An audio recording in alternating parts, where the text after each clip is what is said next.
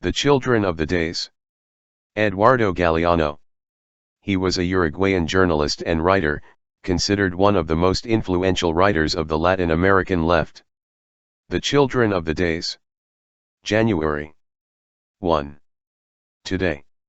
Today is not the first day of the year for the Mayans, the Jews, the Arabs, the Chinese and many other inhabitants of this world.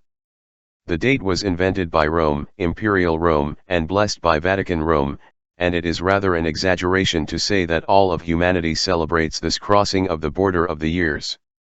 But yes, we must admit it, time is quite kind to us, its fleeting passengers, and it gives us permission to believe that today could be the first of days, and to want it to be as happy as the colors in a greengrocer's. January 2. From fire to fire. On this day in 1492 Granada fell, and with it Muslim Spain fell. Victory of the Holy Inquisition. Granada had been the last Spanish kingdom where mosques, churches, and synagogues could be good neighbors. In the same year the conquest of America began, when America was still a nameless mystery. And in the years that followed, in distant bonfires, the same fire burned Muslim books, Hebrew books, and indigenous books. The fire was the destination of the words that were born in hell. January 3. The Walking Memory. On the third day of the year 47 BC, the most famous library of antiquity burned down. Roman legions invaded Egypt, and during one of Julius Caesar's battles against Cleopatra's brother, fire devoured most of the thousands upon thousands of papyrus scrolls in the Library of Alexandria.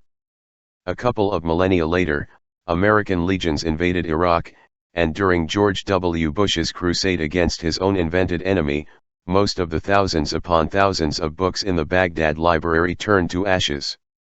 In all of human history, there was only one war and fireproof haven of books. The walking library was an idea that occurred to the Grand Vizier of Persia, Abdul Qasim Ismail, at the end of the 10th century. Forewarned, this tireless traveler took his library with him. 400 camels carried 117,000 books, in a caravan 2 kilometers long. The camels also served as a catalogue of works. Each group of camels bore titles beginning with one of the 32 letters of the Persian alphabet. January 4. Land That Calls. Today, in 1643, Isaac Newton was born. Newton never had, as far as is known, lovers or mistresses. She died a virgin, touched by no one, terrified by the threat of contagion and ghosts. But this fearful gentleman had the courage to investigate and reveal the movement of the stars, the composition of light, the speed of sound, the conduction of heat, and the law of gravity, that irresistible force of attraction. Of the land that calls us and calling us reminds us of our origin and our destiny. Land that says. George Carver dreamed of God. Ask me what you want, God offered. Carver asked him to reveal the secrets of the peanut. Ask him Almany, God told him. George, the son of slaves, dedicated his life to the resurrection of the lands murdered by slave plantations. In his laboratory, which resembled an alchemist's kitchen, he made hundreds of products derived from peanuts and sweet potatoes, oil, cheese, butter, sauces, mayonnaise, soap, dyes, inks, molasses, glues, talc. The plants say so, he explained. They offer it to whoever knows how to listen to them. When he died, today in 1943, he was in his 80s, still spreading recipes and advice, and teaching at a rare university that had been the first to accept black students in Alabama. Land that waits. In 2009, Turkey restored the nationality denied to Nazım Hikmet and finally recognized that its most loved and most hated poet was Turkish. He could not find out this good news. He had died half a century ago in exile, where he had spent most of his life. His land awaited him, but his books were forbidden, and so was he. The banished wanted to return. I still have things to do. I met the stars, but I couldn't count them. I drew water from the well, but could not offer it. Never came back. January 7. The granddaughter. Soledad, Rafael Barrett's granddaughter, used to remember a phrase from her grandfather. If the good does not exist, it must be invented. Rafael, a Paraguayan by choice, a revolutionary by vocation, spent more time in jail than at home, and died in exile. The granddaughter was riddled with bullets in Brazil, today in 1973. Corporal Anselmo, an insurgent sailor, revolutionary leader, was the one who handed her over. Tired of being a loser, sorry for everything he believed in and wanted, he betrayed, one by one, his comrades in the fight against the Brazilian military dictatorship, and sent them to torture or slaughter. He left Soledad, who was his wife, until last. Corporal Anselmo pointed out the place where she was hiding, and walked away. I was already at the airport when the first shots rang out. January 8. I don't say goodbye. In 1872, by order of the President of Ecuador, Manuela Leon was shot. In his sentence, the President called Manuela Manuel, so as not to record that a gentleman like him was sending a woman to the wall, even if she was a brute Indian.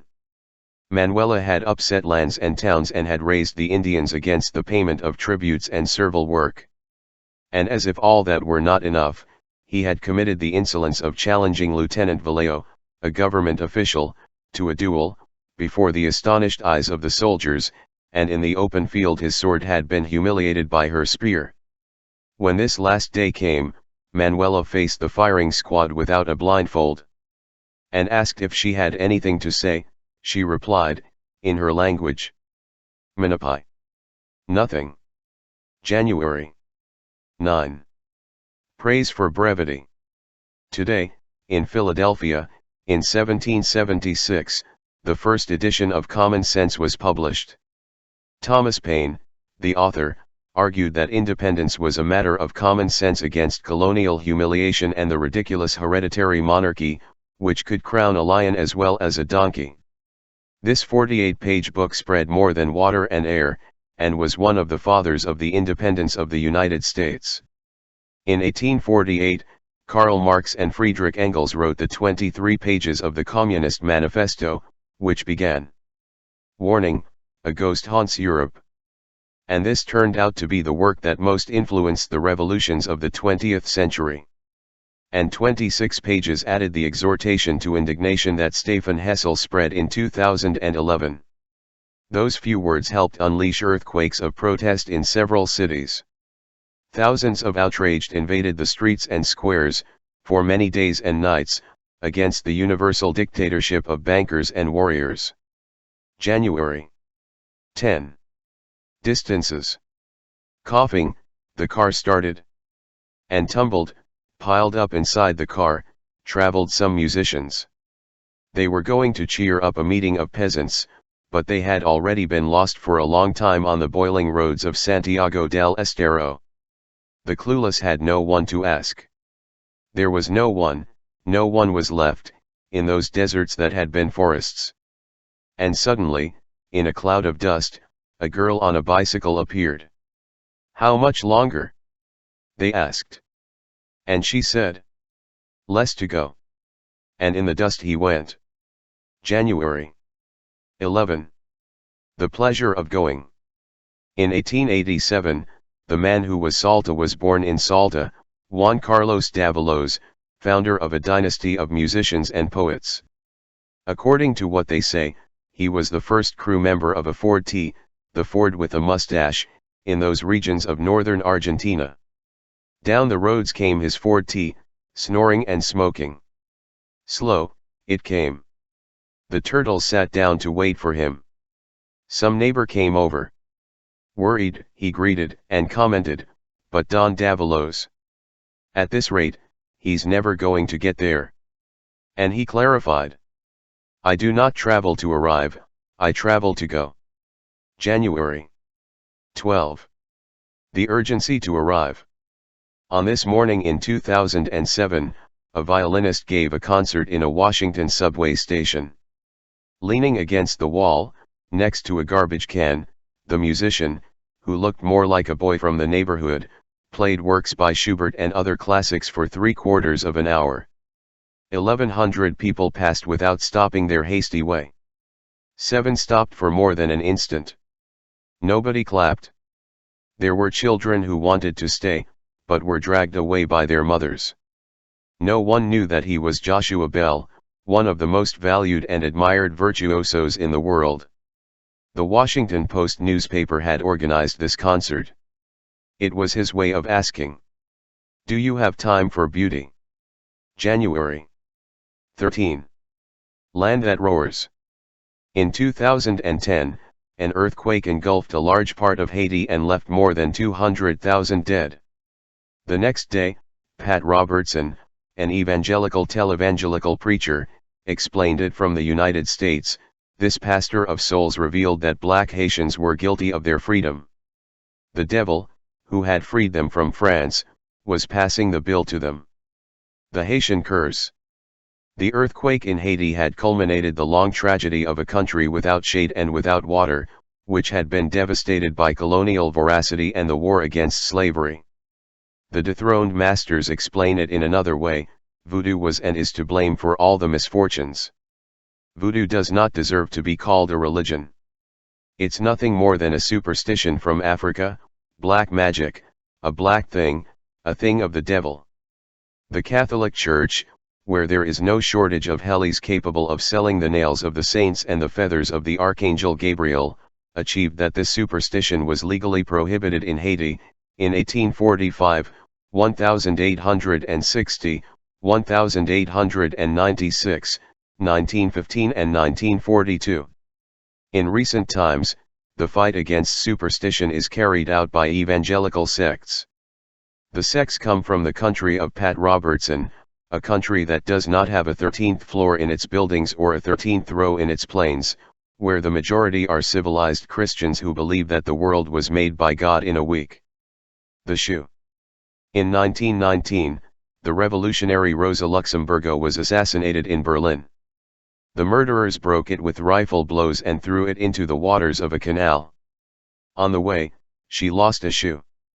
Some hand picked up that shoe, lying in the mud. Rosa wanted a world where justice was not sacrificed in the name of freedom, nor was freedom sacrificed in the name of justice. Every day, some hand picks up that flag. Lying in the mud, like the shoe. January 16. The wet law. On this day in 1920, the United States Senate passed prohibition. Thus it was confirmed, once again, that prohibition is the best publicity.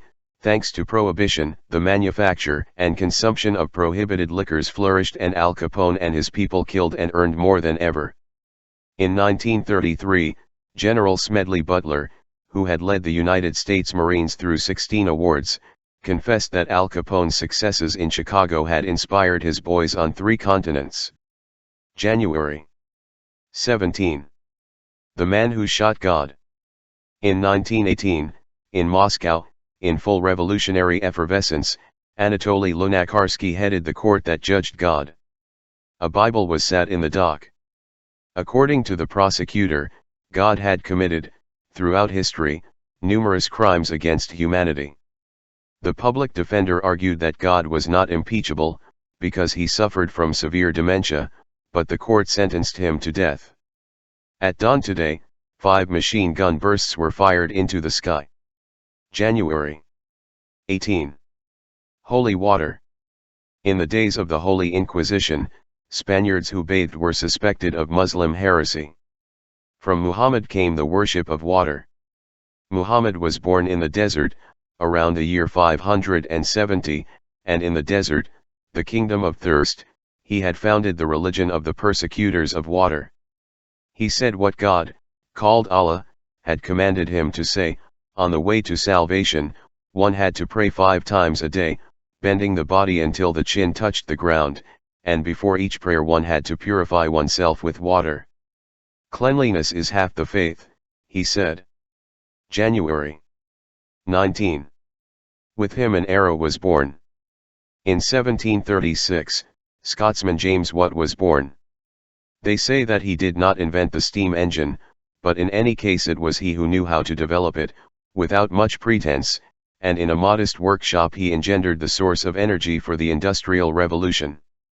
From then on, other machines were born from that machine, which turned peasants into workers, and at a dizzying pace today was made tomorrow and yesterday was sent to prehistory. January 20. Holy Serpent.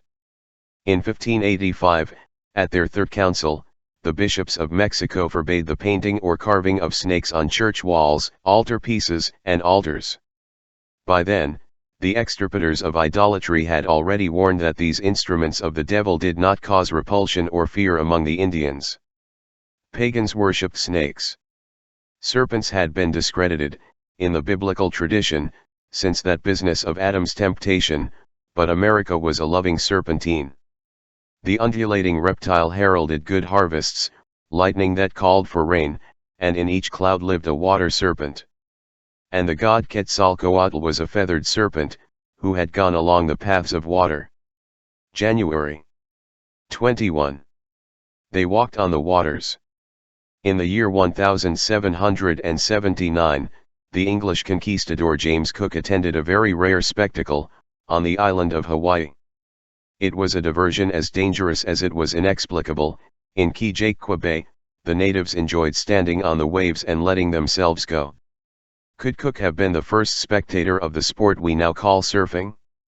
Maybe it was something more than that. Perhaps there was something more to that wave ritual. After all, these primitives believed that water, the mother of all life, was sacred, but they did not kneel or bow to its divinity. On the sea they walked, in communion with its energy. 3 weeks later, Cook was stabbed to death by those water walkers. The generous navigator, who had already given Australia to the British Crown, was left with the desire to give Hawaii away. January 22. The change of a kingdom. On this day in January 1808, the exhausted ships that had left Lisbon 2 months before arrived on the Brazilian coast, without bread and without water. Napoleon trampled the map of Europe, and was already crossing the border of Portugal when the stampede broke out. The Portuguese court, forced to change its address, was leaving for the tropics. Queen Mary spearheaded the move. And after her went the prince and the dukes, counts, viscounts, marquises and barons, with the wigs and the lavish outfits that the Carnival of Rio de Janeiro later inherited. And behind, huddled together in despair, came priests and military chiefs, courtesans, seamstresses, doctors, judges, notaries, barbers, clerks, shoemakers, gardeners. Queen Mary was not doing very well in the head, not to say that she was completely crazy, but she uttered the only sane phrase that was heard in the middle of that madhouse. "Don't run so much, it's going to look like we're running away." January 23. Civilizing Mother. In 1901, the day after Queen Victoria's last breath, her solemn funeral services began in London. The organization was not easy. That queen who had given her name to an entire era and had set an example of female self-sacrifice wearing mourning for 40 years in memory of her deceased husband deserved a great death. Victoria, symbol of the British Empire, mistress of the 19th century, had imposed opium in China and the virtuous life in its nation. In the center of his empire, works that taught respect for good manners were required reading. Lady Gough's Book of Etiquette, published in 1863, developed some of the social commandments of the time. The intolerable proximity of authors' books to female authors' books on library shelves had to be avoided. For example, the books could only be joined if the author and the author were united in marriage, as was the case with Robert and Elizabeth Barrett Browning. January 24. Civilizing Father. In 1965, Winston Churchill died. In 1919, when he was president of the British Air Council, he had given one of his frequent lessons in the art of war. "I can't understand so many fuss about the use of gas. I am very much in favor of the use of poison gas against uncivilized tribes. That would have a good moral effect and spread an enduring tenor. And in 1937, speaking before the Palestine Royal Commission, he had offered one of his frequent lectures on human history. I do not admit that anything wrong was done to the Reds of America, or to the Negroes of Australia, when a stronger race, a race of better quality, came along and took their place. January 25. The right to mischief. The people of Nicaragua celebrate the Guigans, and laugh with him. On these days, days of his festival, the streets become stages where this rogue counts, sings and dances, and through his work and grace everyone becomes storytellers, singers, and dancers. El Guigans is the father of street theater in Latin America. Since the beginning of colonial times, he has been teaching the arts of the master entangler. What you can't win, tie it. What you can't tie it up, tangle it up. And since then, from century to century, the Guigans has not stopped playing the fool, invention of words that mean nothing, master of mischief that the devil envy, humiliator of the humiliated, fucker, fucker, fucker. January 26. Second Foundation of Bolivia. Today in 2009, the popular plebiscite said yes to the new constitution proposed by President Evo Morales. Until this day, the Indians were not children of Bolivia, they were nothing more than its workforce. In 1825, the first constitution granted citizenship to 3 or 4% of the population. The rest, Indians, women, poor, illiterate, were not invited to the party. For many foreign journalists, Bolivia is an ungovernable, incomprehensible, intractable, unviable country. They are wrong about it. They should confess that Bolivia is, for them, an invisible country. And there is nothing strange about that, because until today, Bolivia had also been a country blind to itself. January 27. For you to listen to the world. Today, in 1756, Wolfgang Amadeus Mozart was born.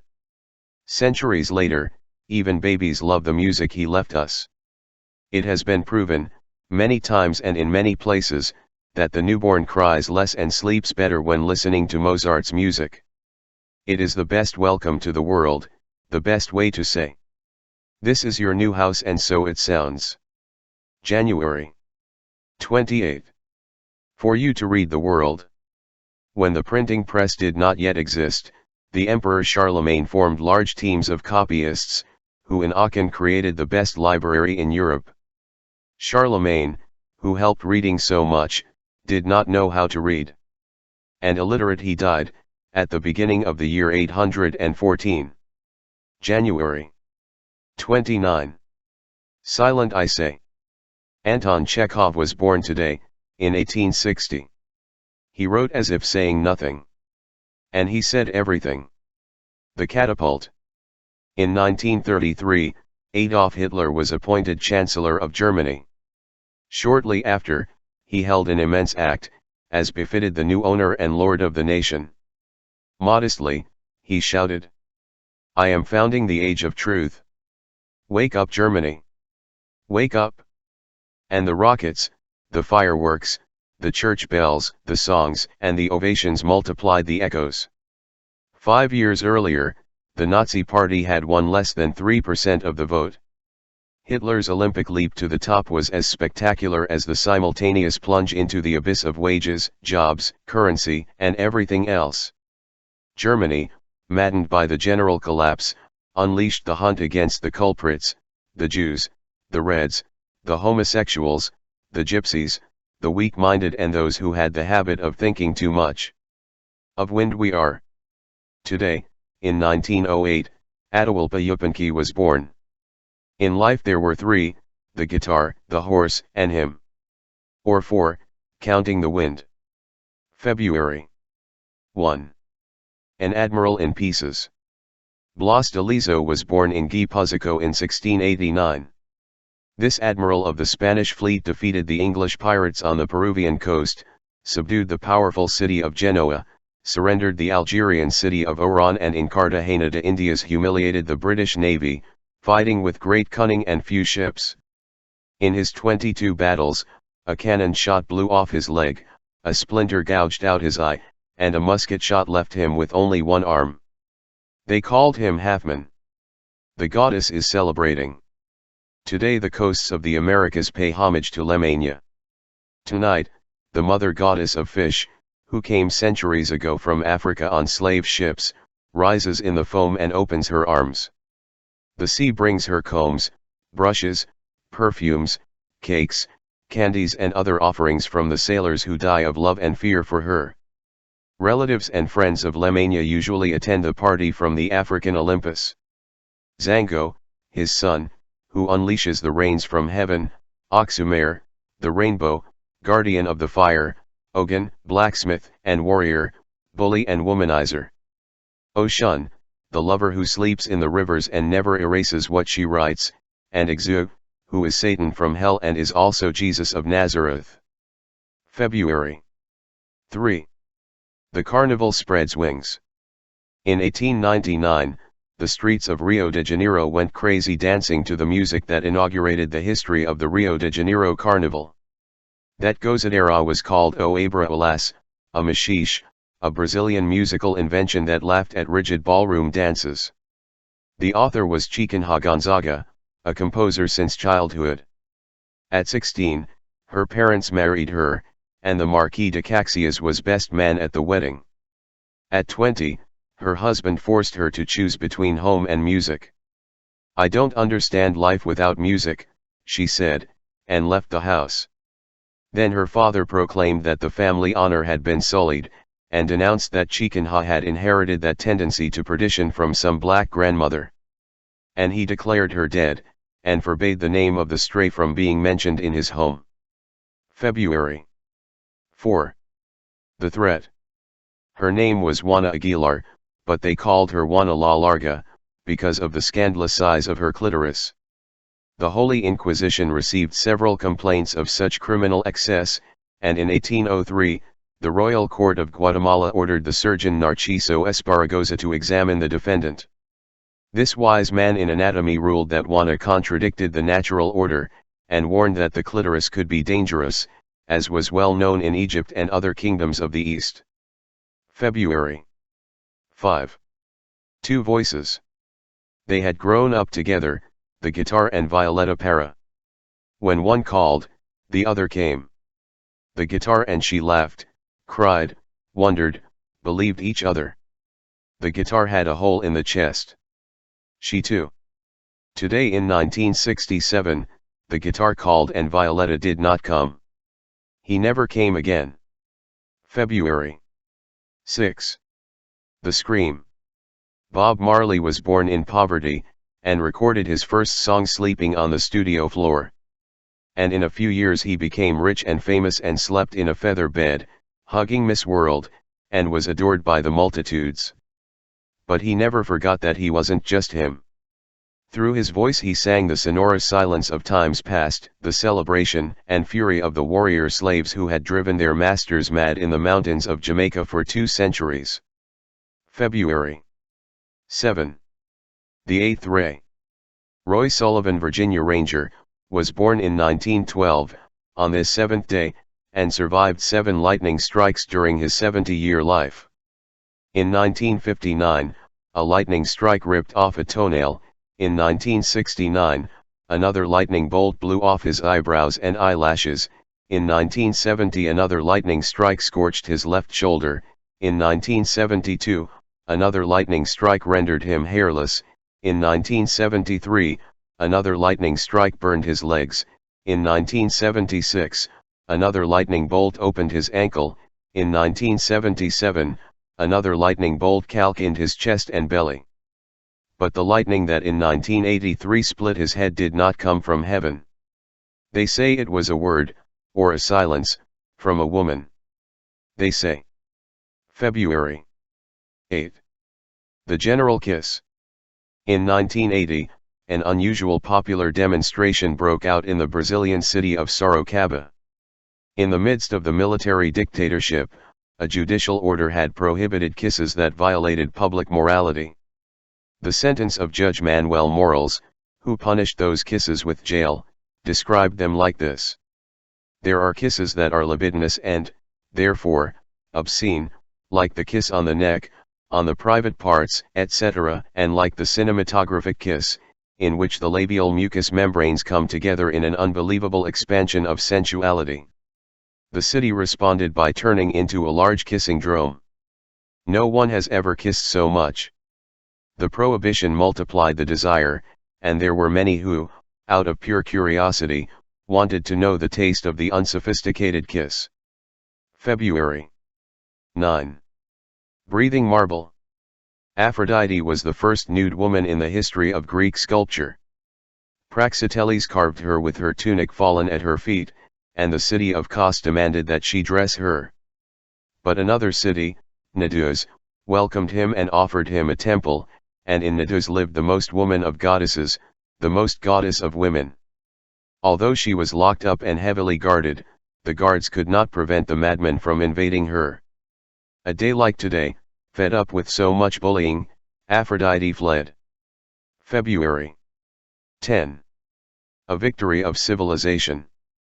It happened north of the Uruguay River.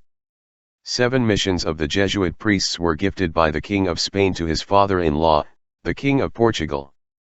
The offering included the 30,000 Guarani Indians who lived there. The Guarani refused to comply, and the Jesuits, accused of complicity with the Indians, were sent back to Europe. Today in 1756, in the hills of Cabot, the indigenous resistance was defeated. The army of Spain and Portugal triumphed, more than 4,000. Soldiers accompanied by horses, cannons, and numerous land robbers and slave hunters. Final balance, according to official data. Indigenous dead, 1,723. Spanish deaths, 3. Portuguese dead, 1. February 11. No. While the year 1962 was born, an unknown musical band, 2 guitars, a bass, a drums, recorded their first album in London. The boys returned to Liverpool and sat down at. Wait. They counted the hours, they counted the days. When they had no nails left to eat, on a day like today they received the answer. Decca Recording, Lompany told them frankly. We don't like its sound. And sentenced. Guitar bands are disappearing. The Beatles did not commit suicide. February 12. Breastfeeding Day. Under the corrugated roof of the Chengdu station in Sichuan, hundreds of young Chinese women smile for the photo. They all wear identical new aprons. They are all freshly combed, washed, ironed. They are all freshly born. They wait for the train that will take them to Beijing. In Beijing, everyone will breastfeed other people's babies. These dairy cows will be well paid and well fed. Meanwhile, far away from Beijing, in the villages of Sichuan, their babies will be breastfed with powdered milk. They all say they do it for them, to pay for a good education. February 13. The danger of playing. In 2008, Miguel Lopez Rocha, who was jumping outside the Mexican city of Guadalajara, slipped and fell into the Santiago River. Miguel was 8 years old. He did not drown. He died poisoned. The river contains arsenic, hydrogen sulfide, mercury, chromium, lead and furans, thrown into its waters by Aventis, Bayer, Nestle, IBM, DuPont, Xerox, United Plastics, Celanese and other companies, which in their countries prohibit such donations. February 14. Stolen children. The children of the enemies were spoils of war of the Argentine military dictatorship, which stole more than 500 children in recent years. But many more children were stolen, for much longer, by Australian democracy, with the permission of the law and the applause of the public. In 2008, Australian Prime Minister Kevin Rudd apologised to the indigenous people, who had been deprived of their children for more than a century. State agencies and Christian churches had kidnapped the children and distributed them among white families, to save them from poverty and crime and to civilize them and keep them from savage ways. To whiten blacks, they said. February 15. Other stolen children. Marxism is the highest form of mental pathology. Colonel Antonio Vallejo Najera had sentenced supreme psychiatrist in the Spain of Generalissimo Francisco Franco. He had studied Republican mothers in prisons, and had verified that they had criminal instincts. To defend the purity of the Iberian race, threatened by Marxist degeneration and maternal criminality, thousands of newborn or very young children, children of Republican parents, were kidnapped and thrown into the arms of families devoted to the cross and of the sword. Who were those children? Who are they, so many years later? It is not known. The Franco dictatorship invented false documents, which erased their traces, and issued an order to forget. It stole the children and stole the memory. February 16. The Condor Plan. Macarena Gelman was one of the many victims of the Condor Plan, which was called the common market of terror articulated by the South American military dictatorships. Macarena's mother was pregnant with her when the Argentine military sent her to Uruguay. The Uruguayan dictatorship took charge of the delivery, killed the mother and gave the newborn daughter to a police chief. Throughout her childhood, Macarena slept tormented by an inexplicable nightmare, which was repeated night after night. She was being chased by men armed to the teeth, and she woke up crying. The nightmare stopped being inexplicable when Macarena discovered the true story of her life. And then she knew that she had dreamed, back in childhood, of her mother's panics, her mother, who was modeling her in the womb as she fled from the military hunt that finally caught her and sent her to her death. February 17. The celebration that was not. The laborers of the fields of Argentine Patagonia had risen up on strike, against the very low wages and the very long hours, and the army took care of restoring order. Shooting tires. On this night in 1922, the soldiers, exhausted from so much killing, went to the brothel in Porto San Julian, to receive their deserved reward. But the 5 women who worked there closed the door in their faces and chased them away shouting, "Murderers, murderers, get out of here." Osvaldo Bayer has kept their names. Their names were Consuelo Garcia, Angela Fortunato, Amalia Rodriguez, Maria Juliac and Maud Foster. The whores. The worthy ones. February 18. Only from him. When Michelangelo found out about the death of Francesco, who was his assistant and much more, he smashed the marble he was sculpting with a hammer. Shortly after, he wrote that his death was a grace of God, but for me it was serious damage and infinite pain. The grace is in the fact that Francesco, who in life kept me alive, dying has taught me to die without sorrow. But I have had it for 26 years. Now I have nothing left but infinite misery. Most of me has gone with him. Michelangelo lies in Florence, in the church of Santa Croce. He and his inseparable Francesco used to sit on the steps of that church, to enjoy the duels that were waged in the vast square, kicked and hit by balls, by the players of what we now call soccer. February 19. Perhaps Horacio Quiroga would have recounted his own death like this. Today I died. In the year 1937, I learned that I had an incurable cancer. And I knew that death, which had always haunted me, had found me. And I faced death, face to face, and I said, "This war is over." And I told him, "Victory is yours." And I told him, "But the win is mine." And before death killed me, I killed myself. February 20. Social Justice Day.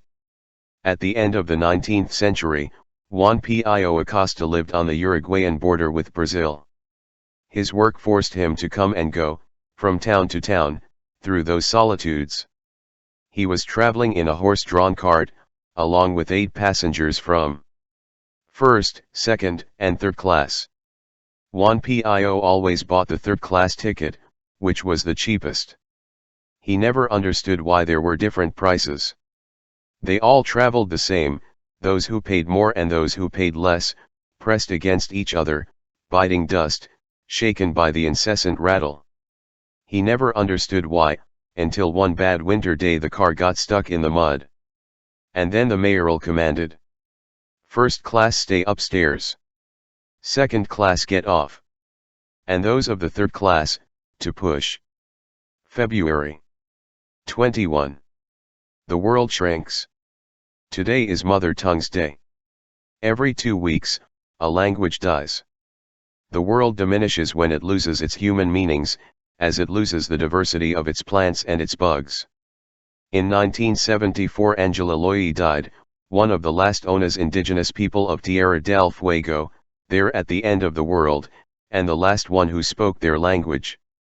Angela sang all by herself, she sang for no one, in that language that no one remembered anymore. I walk in the footsteps of those who left.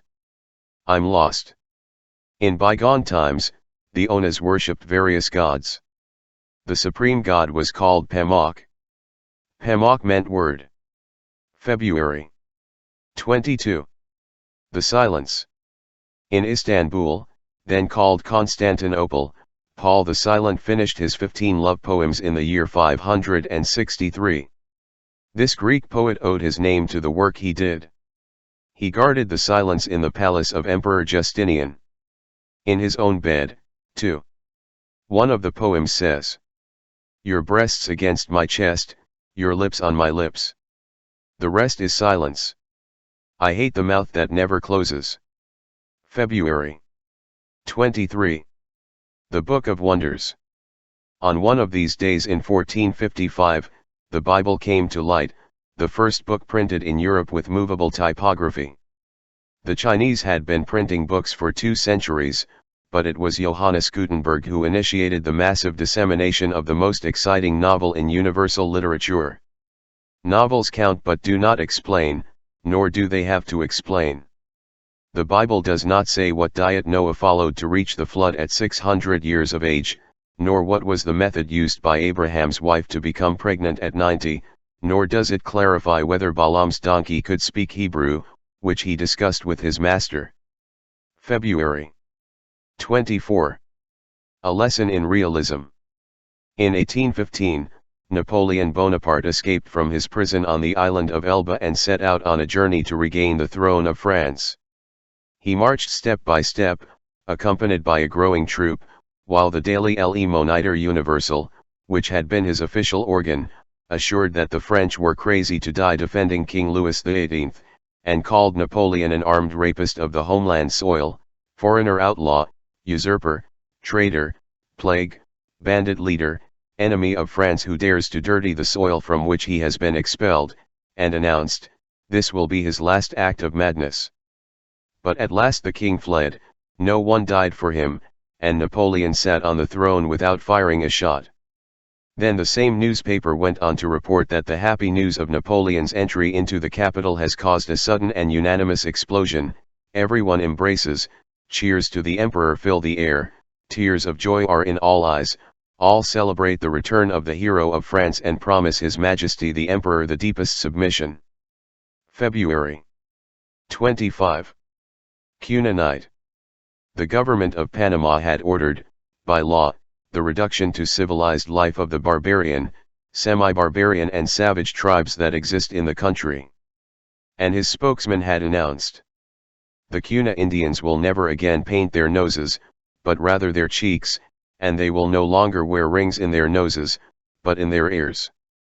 And they will no longer wear molas, but civilized dresses.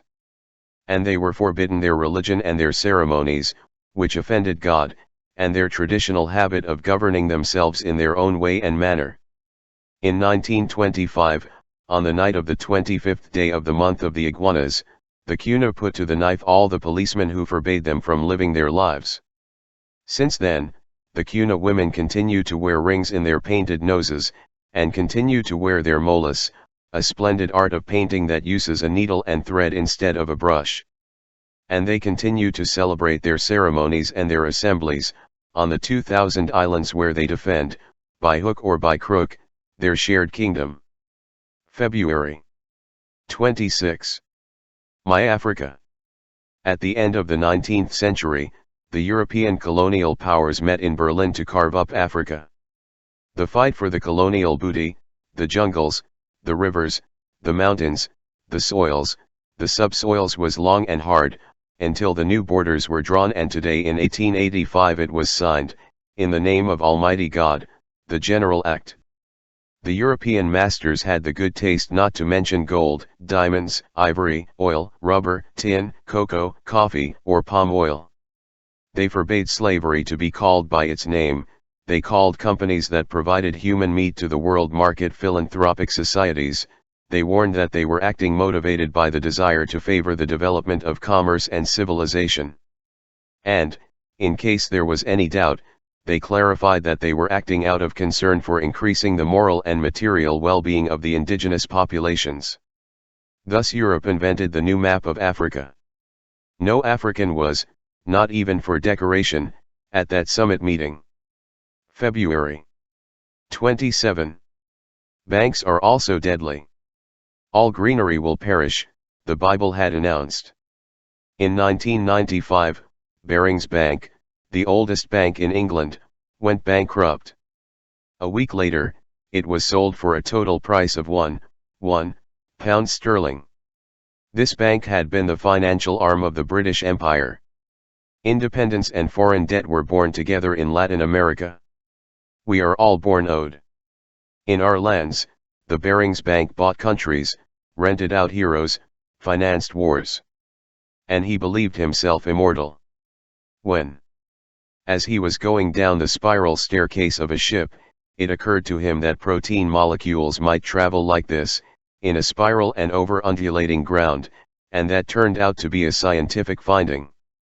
When he discovered that automobiles were to blame for how much he coughed in Los Angeles, he invented the electric car, which was a commercial failure.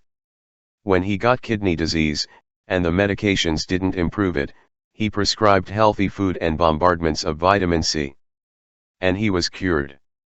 When the bombs went off on Hiroshima and Nagasaki, he was invited to give a scientific conference in Hollywood, and when he found out he hadn't said what he wanted to say, he went on to lead the global campaign against nuclear weapons. When he received the Nobel Prize for the second time, Life magazine denounced that as an insult. On 2 occasions the United States government had already left him without a passport, because he was suspected of communist sympathies, or because he had said that God was an unnecessary idea. His name was Linus Pauling. He had been born at the dawn of the 20th century. Gone with the wind. To this day he is in the habit of running away from the almanac, but he returns every 4 years. It's the weirdest day of the year. But this day of yours is not at all unusual in Hollywood, in 1940.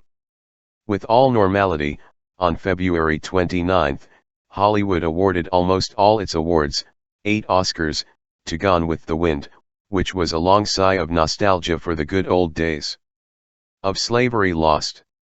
And so Hollywood confirmed their customs. 25 years earlier, his first blockbuster, The Birth of a Nation, had been a hymn in praise of the Ku Klux Klan. March 1. Was. Elisa Lynch was digging the grave with her nails. The victorious soldiers, stunned, let her do it. The claws of this woman raised clouds of red dust and they shook the reddish mane that rained down on her face. Solano Lopez lay next to him. She, mutilated by him, did not weep for him, did not look at him, she was throwing dirt on him, useless slaps that wanted to bury him in the earth that had been his land. He was no longer, and Paraguay was no longer. The war had lasted 5 years. The only Latin American country that denied obedience to bankers and merchants had fallen, assassinated. And while Elisa continued throwing handfuls of earth over the man who had been her man, The sun went down, and with the sun went down this accursed day in the year 1870. From the foliage of the Kora hill, a few birds said goodbye to him. March 2. Whistling I say. The whistle is the language of La Gomera.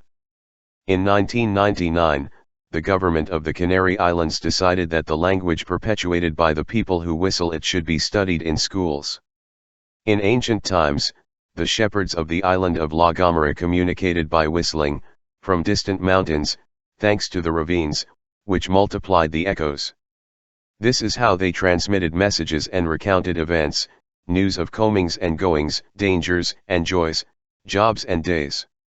Centuries have passed, and on that island human whistles, envied by birds, are still as powerful as the voices of the wind and the sea. March 3. Brazilian liberators. Today ended, in 1770, the reign of Teresa de Benguela in Quaratere. This had been one of the sanctuaries of freedom for runaway slaves in Brazil. For 20 years, Teresa had maddened the soldiers of the governor of Mato Grosso. They couldn't take her alive. In the hideouts of the forest, there were a few women who, in addition to cooking and giving birth, were capable of fighting and commanding, such as Zacimbagamba in Espírito Santo, Mariana Criolla in the interior of Rio de Janeiro, Zeferina in Bahia, and Felipa Maria Aranha in Tocantins. In Para, on the banks of the Trombetas River, there was no one to question the orders of May Domingues. In the vast refuge of Palmares, in Alagoas, the African princess Aquiltune ruled a free village, until it was burnt down by colonial troops in 1677. It still exists, and it is called Conselho das Crioulas, in Pernambuco, the community that in 1802 was founded by two runaway black women, the sisters Francisca and Mendicha Ferreira. When the slave-owning troops were nearby, the freed slaves filled their lush hair with seeds. African. As in other places in the Americas, they turned their heads into barns, in case they had to run away. March 4. The Saudi Miracle. In 1938, the big news broke: the Standard Oil Company had discovered a sea of oil under the immense sandbanks of Saudi Arabia. Currently, this is the country that manufactures the most famous terrorists and the one that most violates human rights, but the Western powers, who so often invoke the Arab danger to sow panic or drop bombs, get along very well with this kingdom of 5,000 princes. Is it because it is also the one that sells the most oil and the one that buys the most weapons? March 5. Divorce as a hygienic measure. In 1953, a film by Luis Buñuel called El was released in Mexico. Buñuel, a Spanish exile, had filmed the novel of a Spanish exile, Mercedes Pinto, which recounted the ordeals of married life. It lasted 3 weeks on the bill. The public laughed as if it were one of Cantinflas. The author of the novel had been expelled from Spain in 1923. She had committed the sacrilege of giving a lecture at the University of Madrid whose title already made her unbearable: Divorce as a Hygienic Measure. The dictator Miguel Primo de Rivera sent for her. He spoke on behalf of the Catholic Church, the Holy Mother, and in a few words he told her everything. You shut up, or leave. And Mercedes Pinto left. From then on, his creative pace, which awakened the ground he stepped on, left its mark in Uruguay, Bolivia, Argentina, Cuba, Mexico. March 6. The Florist. Georgia O'Keeffe lived painting, for almost a century, and painting she died. His paintings raised a garden in the solitude of the desert. Georgia's flowers, clitoris, vulvas, vaginas, nipples, navels, were the chalices of a Thanksgiving Mass for the joy of being born a woman. March 7. The Witches. In the year 1770, an English law condemned deceitful women. These perfidious ones seduced His Majesty's subjects and pushed them into marriage using bad arts such as perfumes, paints, cosmetic baths, false teeth, wigs, wool padding, corsets, frames, earrings, and high-heeled shoes. The authors of these frauds, said the law, will be tried according to the current laws against witchcraft, and their marriages will be declared null and dissolved. Technological backwardness prevented the inclusion of silicons, liposuction, Botox, plastic surgeries, and other surgical and chemical prodigies. March 8. Tributes. Today is Women's Day. Throughout history, various thinkers, human and divine, all male, have dealt with women, for various reasons. And because of his anatomy. Aristotle, the woman is an incomplete man. Saint Thomas Aquinas, the woman is an error of nature, she is born from a bad sperm. Martin Luther, men have broad shoulders and narrow hips. They are endowed with intelligence. Women have narrow shoulders and wide hips, to have children and stay at home. And by its nature. Francisco de Quevedo, chickens lay eggs and women, horns. San Juan Damascene, the women are a stubborn donkey. Arthur Schopenhauer, the woman is an animal with long hair and short thinking. And for his destiny. Yahweh said to the woman, according to the Bible, your husband will dominate you. Allah said to Muhammad, according to the Quran, good women are obedient. March 9. The day Mexico invaded the United States. In this early morning of 1916, Pancho Villa crossed the border, set fire to the city of Columbus, killed some soldiers, took a few horses and ammunition, and the next day returned to Mexico to recount his feat. This fleeting incursion by Pancho Villa's horsemen was the only invasion that the United States suffered in its entire history. Instead, this country has invaded and continues to invade almost the entire world. Since 1947, its war ministry has been called the Defense Ministry, and its war budget has been called the Defense Budget. The name is a more indecipherable enigma than the mystery of the Holy Trinity. March 10. The devil played the violin. On this night in 1712, the devil visited the young violinist Giuseppe Tartini, and played for him in a dream. Giuseppe wanted that music to never end, but when he woke up, the music was gone. In search of that lost music, Tartini composed 219 sonatas, which he executed with useless mastery throughout his life. The public applauded his failures. March 11. The left is the university on the right. In 1931, a baby was born in Australia who was named Rupert. In a few years, Rupert Murdoch became master of the media throughout the world. The astonishing flight to success is not only explained by his cunning and his mastery of foul play. Rupert was also helped by his knowledge of the secrets of how the capitalist system works. And he had learned that when he was a student in his 20s who admired Lenin and read Marx. March 12. Sleep knows more than wakefulness. Mount Fuji, the symbol of Japan, turns red. Red clouds of plutonium, yellow clouds of strontium, purple clouds of cesium cover the sky, all laden with cancer and other monsters. 6 nuclear power plants have exploded. Desperate people flee to nowhere. We've been scammed. They have lied to us. Some throw themselves into the sea or into the void, to hasten fate.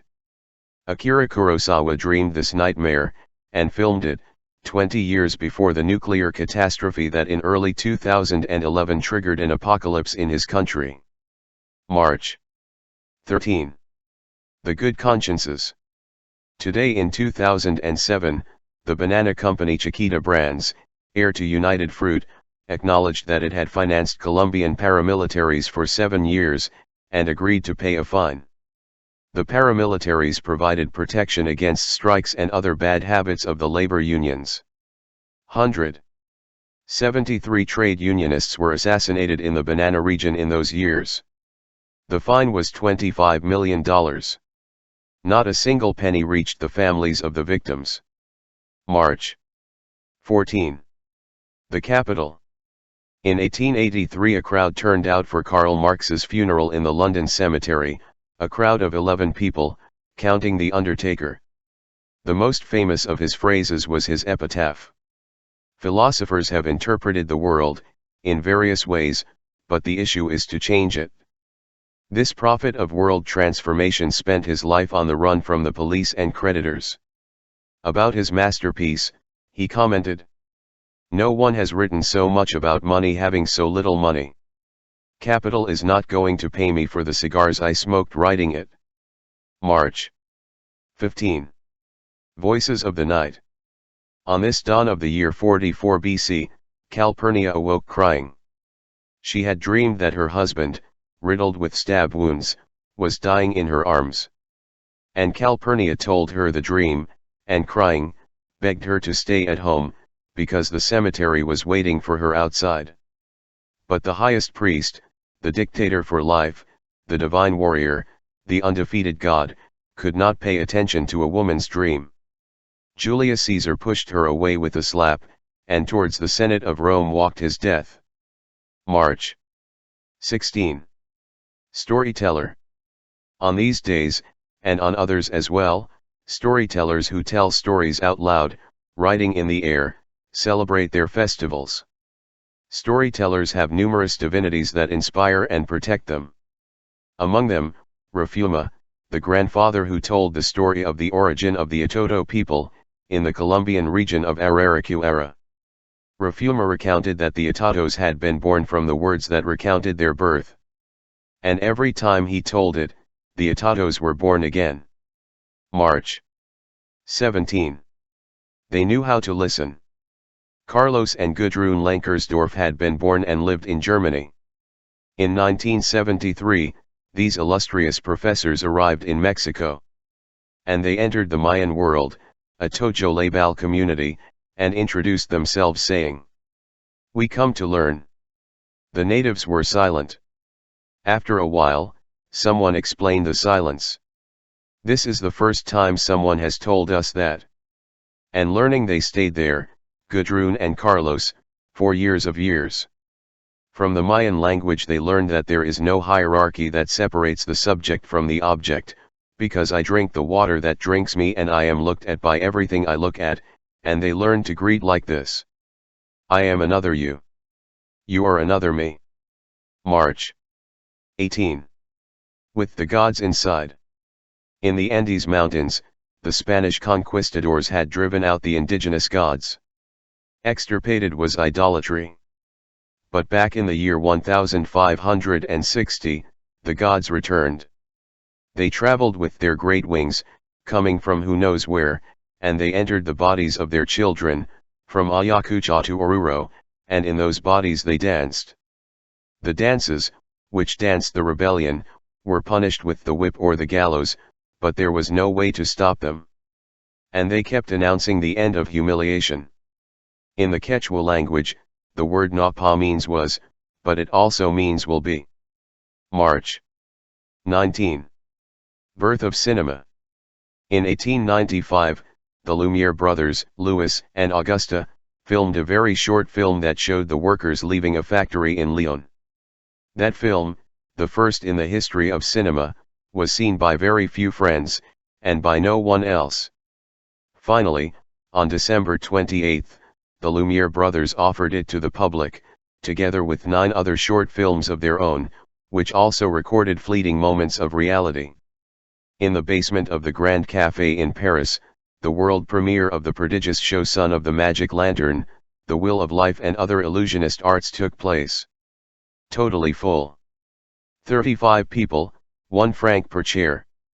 Georges Méliès was one of the spectators. He wanted to buy the camcorder. Since they didn't sell it to him, he had no choice but to invent one. March 20. The World Upside Down. On March 20, 2003, Iraqi planes bombed the United States. After the bombs, Iraqi troops invaded the territory. North American. There was numerous collateral damage. Many U.S. civilians, mostly women and children, lost their lives or were maimed. The exact figure is unknown, because tradition mandates counting the victims of the invading troops and prohibits counting the victims of the invaded population. The war was inevitable. The security of Iraq, and of humanity as a whole, was threatened by the weapons of mass destruction accumulated in the arsenals of the United States. On the other hand, the insidious rumors that Iraq intended to seize Alaska's oil had no foundation. March 21. The world as it is. World War II was the one that killed the most people in the entire history of human carnage, but the count of victims fell short. Many soldiers from the colonies were not on the lists of the dead. They were the native Australians, Hindus, Burmese, Filipinos, Algerians, Senegalese, Vietnamese, and so many other blacks, browns, and yellows forced to die for the flags of their masters. Quotations: there are living creatures of the first, second, third, and fourth category. The same thing happens to the dead. March 22. Water Day. We are of water. Life sprouted from the water. Rivers are the blood that nourishes the earth, and the cells that think about us, the tears that weep and the memory that reminds us are made of water. Memory tells us that today's deserts were yesterday's forests, and that the dry world knew how to be a wet world, in those remote times when water and land belonged to no one and belonged to everyone. Who got the water? The monkey with the club. The unarmed monkey died from a club blow. If I remember correctly, this is how the movie 2001, A Space Odyssey, began. Sometime later, in the year 2009, a spaceship discovered that there is water on the moon. The news hastened the plans of conquest. Poor moon. March 23. Why we massacred the Indians. In 1982, General Efrain Rios Montt overturned another general, through an accurate trip, and proclaimed himself president of Guatemala. A year and a half later, the president, pastor of the California-based Church of the Word, claimed victory in the holy war that wiped out 440 indigenous communities. According to him, this feat would not have been possible without the help of the Holy Spirit, who directed his intelligence services.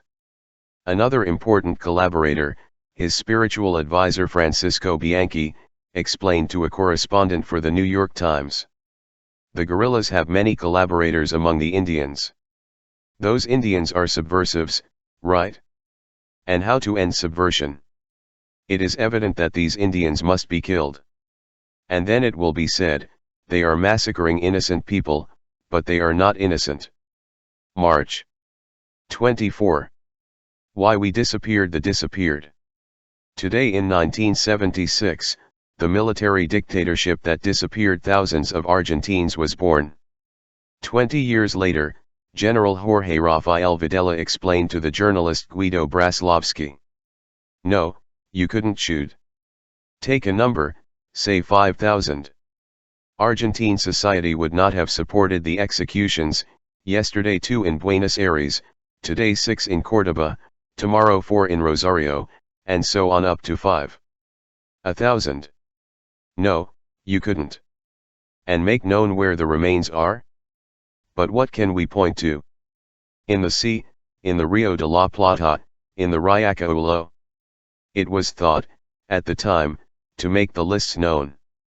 But then it was raised, if they are left for dead, questions immediately come, which cannot be answered: who killed, when, where, how? March 25. The Annunciation. On some day like today, a day more, a day less, the Archangel Gabriel came down from heaven and the Virgin Mary found out that the Son of God inhabited her womb. The relics of the Virgin are now venerated in numerous churches around the world: slippers and slippers that she wore, nightgowns and dresses that were hers, bonnets, diadems, combs, veils and hair. Traces of the milk that Jesus nursed and her 4 wedding rings, although she was married only once. March 26. Mayan liberators. On this night in 1936, Felipa Put, an indigenous Maya, was stoned to death in the town of Quinchil. 3 compañeros fell with her into the stone, also Mayans, who by her side were fighting against sadness and fear. They were killed by the divine caste, as the owners of the land and the people of Yucatan called themselves. March 27. Theater Day. In 2010, the company Murray Hill Incorporated demanded that politicians who pretend to govern stop making theater. Shortly before, the Supreme Court of Justice of the United States had declared that the companies that finance the electoral campaigns of politicians do not violate the law, and since long before, the bribes that legislators receive through lobbies were already legal. Applying common sense, Murray Hill Incorporated announced that it would present its candidacy for the United States Congress, for the state of Maryland. It was time to get rid of intermediaries. It's our democracy. We buy it. We pay for it. Why don't we get behind the wheel? Vote for us, to have the best democracy that money can buy. Many people thought it was a joke. Was. March 28. The Making of Africa. In 1932, shortly after its release, Tarzan, the ape man drew crowds who lined up at theaters. From then on, Tarzan was Johnny Weissmuller, born in Romania, and his howl, broadcast from Hollywood, was the universal language of Africa, even though he had never been there. Tarzan did not have a very rich vocabulary, he only knew how to say "Me Tarzan, Eugene," but he swam like nobody else, he won 5 gold medals in the Olympics, and he shouted like nobody had ever shouted. That howl of the king of the jungle was the work of Douglas Shearer, a sound expert who knew how to mix the voices of gorillas, hyenas, camels, violins, sopranos, and tenors. Until the last of his days, Johnny Weissmuller had to endure the siege of admirers who begged him to howl. Here was a jungle. Miracle in the Amazon jungle. In 1967, a huge jet of oil gushed out of Lago Agrio. From then on, the Texaco company sat at the table, napkin around its neck and fork in hand, fed up with gulping down oil and gas for a quarter of a century, and shitted 77 billion liters of poison over the Ecuadorian jungle. The indigenous people did not know the word contamination. They learned it when the fish died belly up with the rivers, the lagoons turned salty, the trees on the banks dried up, the animals fled, the land no longer bore fruit and people were born sick. Several presidents of Ecuador, all of them safe from any suspicion, collaborated in the task, which was selflessly applauded by the publicists who praised it, the journalists who decorated it, the lawyers who defended it, the experts who justified it, and the scientists who they acquitted her. Domestic Service Day. Marija was ageless. Of his years before, nothing counted. From his later years, he expected nothing. She wasn't pretty, or ugly, or more or less. He walked dragging his feet, clutching the duster, or the broom, or the bucket. Awake, she sank her head in between her shoulders. Asleep, he buried his head between his knees. When they spoke to him, he looked at the ground, like someone counting ants. He had worked in other people's houses since I could remember. He had never left the city of Lima. He busied himself a lot, from house to house, and was nowhere to be found. Finally, she found a place where she was treated as if she were a person. A few days later, he left. He was getting attached. March 30. That flea. In 1631 John Donne died in London. This contemporary of Shakespeare published nothing, or almost nothing.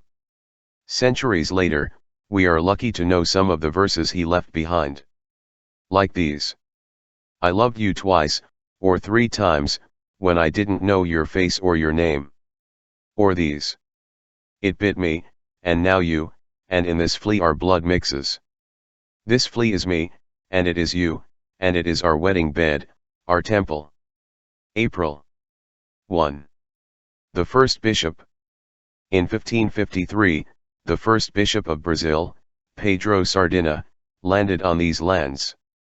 3 years later, south of Alagoas, it was eaten by the Setis Indians.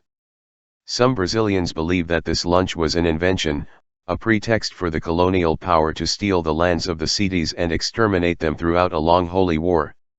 Other Brazilians, on the other hand, believe that this story happened as told. Bishop Sardina, who carried his destiny in his name, was the involuntary founder of national gastronomy. The fabrication of public opinion. In 1917, President Woodrow Wilson announced that the United States was going to enter the First World War. 4.5 months earlier, Wilson had been re-elected for being the peace candidate. Public opinion received his pacifist speeches and his declaration of war with the same enthusiasm. Edward Bernays was the main author of this miracle.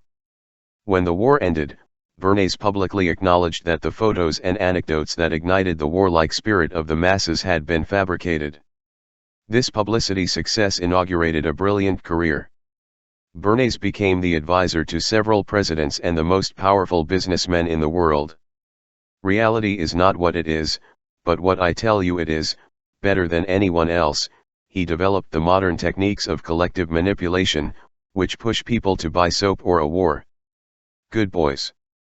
In 1882, a bullet entered the back of the neck of Jesse James. It was shot by his best friend, to collect the reward. Before becoming the most famous bandit, Jesse had fought against President Lincoln, in the ranks of the slave army of the South. When his people lost the war, he had no choice but to change jobs. Thus the Jesse James Band was born. The gang, which wore Ku Klux Klan masks, began its activities by robbing a train for the first time in U.S. history, and after fleecing all the passengers, he dedicated himself to looting banks and stagecoaches. Legend has it that Jesse was something of a Robin Hood from the Wild West, who stole from the rich to help the poor, but no one ever met a poor man who had received a coin from his hands. On the other hand, it is proven that he helped Hollywood a lot. The film industry owes him 40 films, almost all of them successful, in which the most famous stars, from Tyrone Power to Brad Pitt, have wielded their smoking revolver. Ghost. In 1846 Isidore Ducasse was born. It was wartime in Montevideo, and he was baptized with cannon shots. As soon as he could he left for Paris. There he became Count de la Tremont, and his nightmares contributed to the founding of Surrealism. In the world he was just visiting, in his brief life. Set fire to language, in his words burned, and became smoke.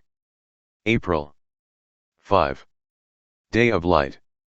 It happened in Africa, in Ife, a sacred city of the Yoruba kingdom, perhaps on a day like today, or who knows when. An old man, already very sick, gathered his 3 sons, and announced to them, "My dearest things will belong to those who can fill completely this room." And he waited outside, sitting, as night fell. One of the sons brought all the straw he could gather, but the room was half full. Another brought all the sand he could gather, but half the room was left empty. The third son lit a candle, and the room was filled. April 6. Night crossing. In certain villages lost in the mountains of Guatemala, anonymous hands create the sorrowful dolls. They are a holy remedy against worries. They do not worry those who are worried and save them from the plague of insomnia. The grief-stricken dolls say nothing. They heal by listening. Crouched under the pillow, they listen to sorrows and sorrows, doubts and debts, torments that plague human sleep, and magically take them away, far away, to the secret place where no night is an enemy. April 7. The Doctor's Account. 3,700 years ago, the king of Babylon, Hammurabi, established by law the medical fees, dictated by the gods. If the doctor has cured a serious wound or abscess in the eye of a free man with his bronze lancet, he will receive 10 silver shekels. If the patient is from a poor family, the doctor will receive 5 shekels of silver. If the patient is the slave of a free man, his master will pay the doctor 2 shekels of silver. The doctor's hands will be cut off if his treatment has caused the death of a free man, or caused him to lose an eye. If the treatment has caused the death of a poor man's slave, the doctor will give him a slave of his own. If the treatment has caused the slave to lose an eye, the doctor will pay half the price of the slave. April 8. The man who was born many times. Pablo Diego José Francisco de Paula Juan Nepomuceno María de los Remedios Cipriano de la Santísima Trinidad Ruiz y Picasso, better known as Pablo Picasso, died today in 1973. He was born in 1881. And you can see that he liked it, because he continued to be born. April 9. Good health. In 2011, for the second time the population of Iceland said no to the orders of the International Monetary Fund. The fund and the European Union had resolved that the 320,000 inhabitants of Iceland should take care of the bankruptcy of the bankers, and pay their international debts at €12,000 a head. This upside-down socialization was rejected in 2 plebiscites. That debt is not our debt. Why are we going to pay for it? In a world maddened by the financial crisis, the small island lost in northern waters gave us all a healthy lesson in common sense. April 10. The manufacture of diseases. Good health. Bad health. Everything depends on the point of view. From the point of view of Big Pharma, poor health is very healthy. Shyness, for example, could be nice, and perhaps attractive, until it became a disease. In 1980, the American Psychiatric Association decided that shyness is a psychiatric illness and included it in his Manual of Mental Alterations, which is periodically updated by the priests of science. Like any disease, shyness needs medication. Since the news broke, the large laboratories have made fortunes selling hopes of cure to patients plagued by this social phobia, allergy to people, severe medical ailment. April 11. Communication fears. Today in 2002, a coup made the president of the businessmen president of Venezuela. Glory did not last long. A couple of days later, the Venezuelans turned to the streets, reinstated the president chosen by their votes. The big television stations and the most widely broadcast radio stations in Venezuela had celebrated the coup, but they did not find out that the people had returned Hugo Chavez to his rightful place. Because it is unpleasant news, the media did not communicate it. April 12. The fabrication of the culprit. A day like today in the year 33, day more, day less, Jesus of Nazareth died on the cross. His judges condemned him for incitement to idolatry, blasphemies, and abominable superstition. A few centuries later, the Indians of the Americas and the heretics of Europe were condemned for those same crimes, exactly the same, and in the name of Jesus of Nazareth they were punished by lashing, hanging, or fire. April 13. We didn't know how to see you. In 2009, in the atrium of the Mani de Yucatan convent, 42 Franciscan friars performed a ceremony of reparation to the indigenous culture. We apologize to the Mayan people, for not having understood their worldview, their religion, for denying their divinities, for not having respected their culture, for having imposed a religion they did not understand for many centuries, for having demonized their religious practices and for having said and written that they were the work of the devil and that their idols were Satan himself materialized. 4.5 centuries earlier, in that same place, another Franciscan friar, Diego de Landa, had burned the Mayan books, which kept 8 centuries of collective memory. April 14. Big or big. In the year 1588, the Invincible Armada, the Spanish fleet that was the largest in the world, was defeated in a few hours.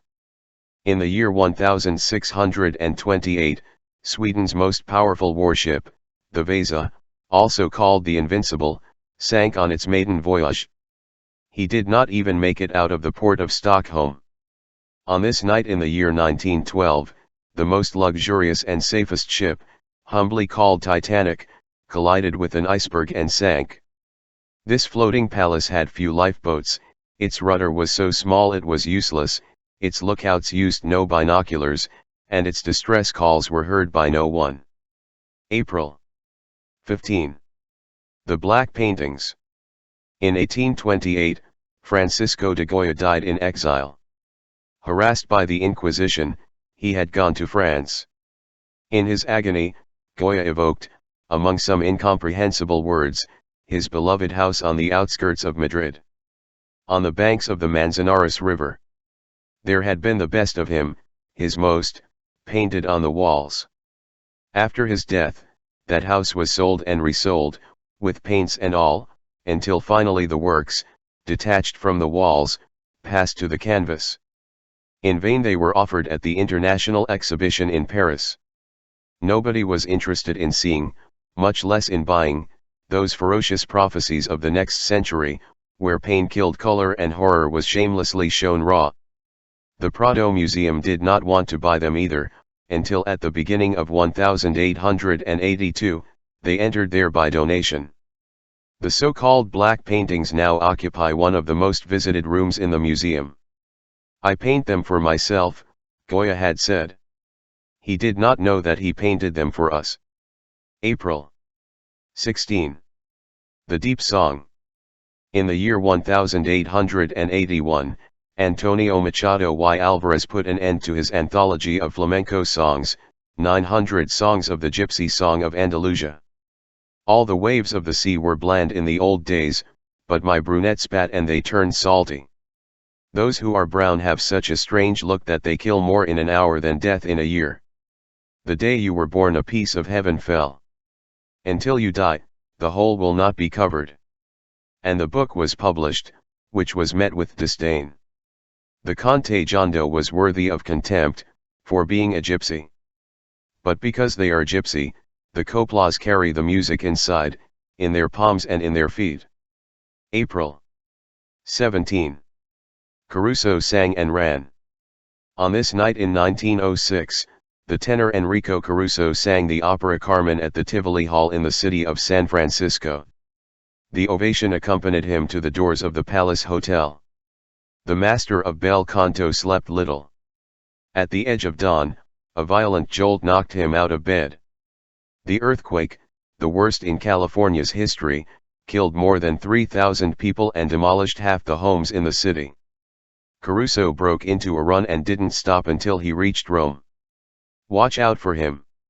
Today, in 1955, Albert Einstein died. Until this day, and for 22 years, the FBI, Federal Bureau of Investigations, tapped your phone, read your letters, and went through your garbage cans. Einstein was spied on because he was a spy. Moscow spy, that's what his leafy mugshot said. And he also said that he had invented an exterminator ray and a robot capable of reading human minds.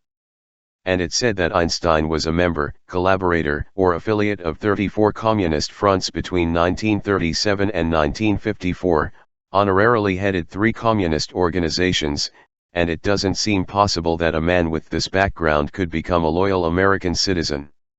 Not even death saved him. He continued to be spied on. No longer by the FBI, but by his colleagues, the men of science, who cut his brain into 240 little pieces and analyzed them in search of an explanation for his genius. They found nothing. Einstein had already warned. The only thing abnormal about me is my curiosity. The Children of the Clouds. In 1987, the Kingdom of Morocco completed the construction of the wall that crosses the Sahara Desert, from north to south, on lands that do not belong to it. This is the longest wall in the world, second only to the ancient wall of China. Throughout, thousands of Moroccan soldiers blocked the path of the Sahrawis towards their usurped homeland.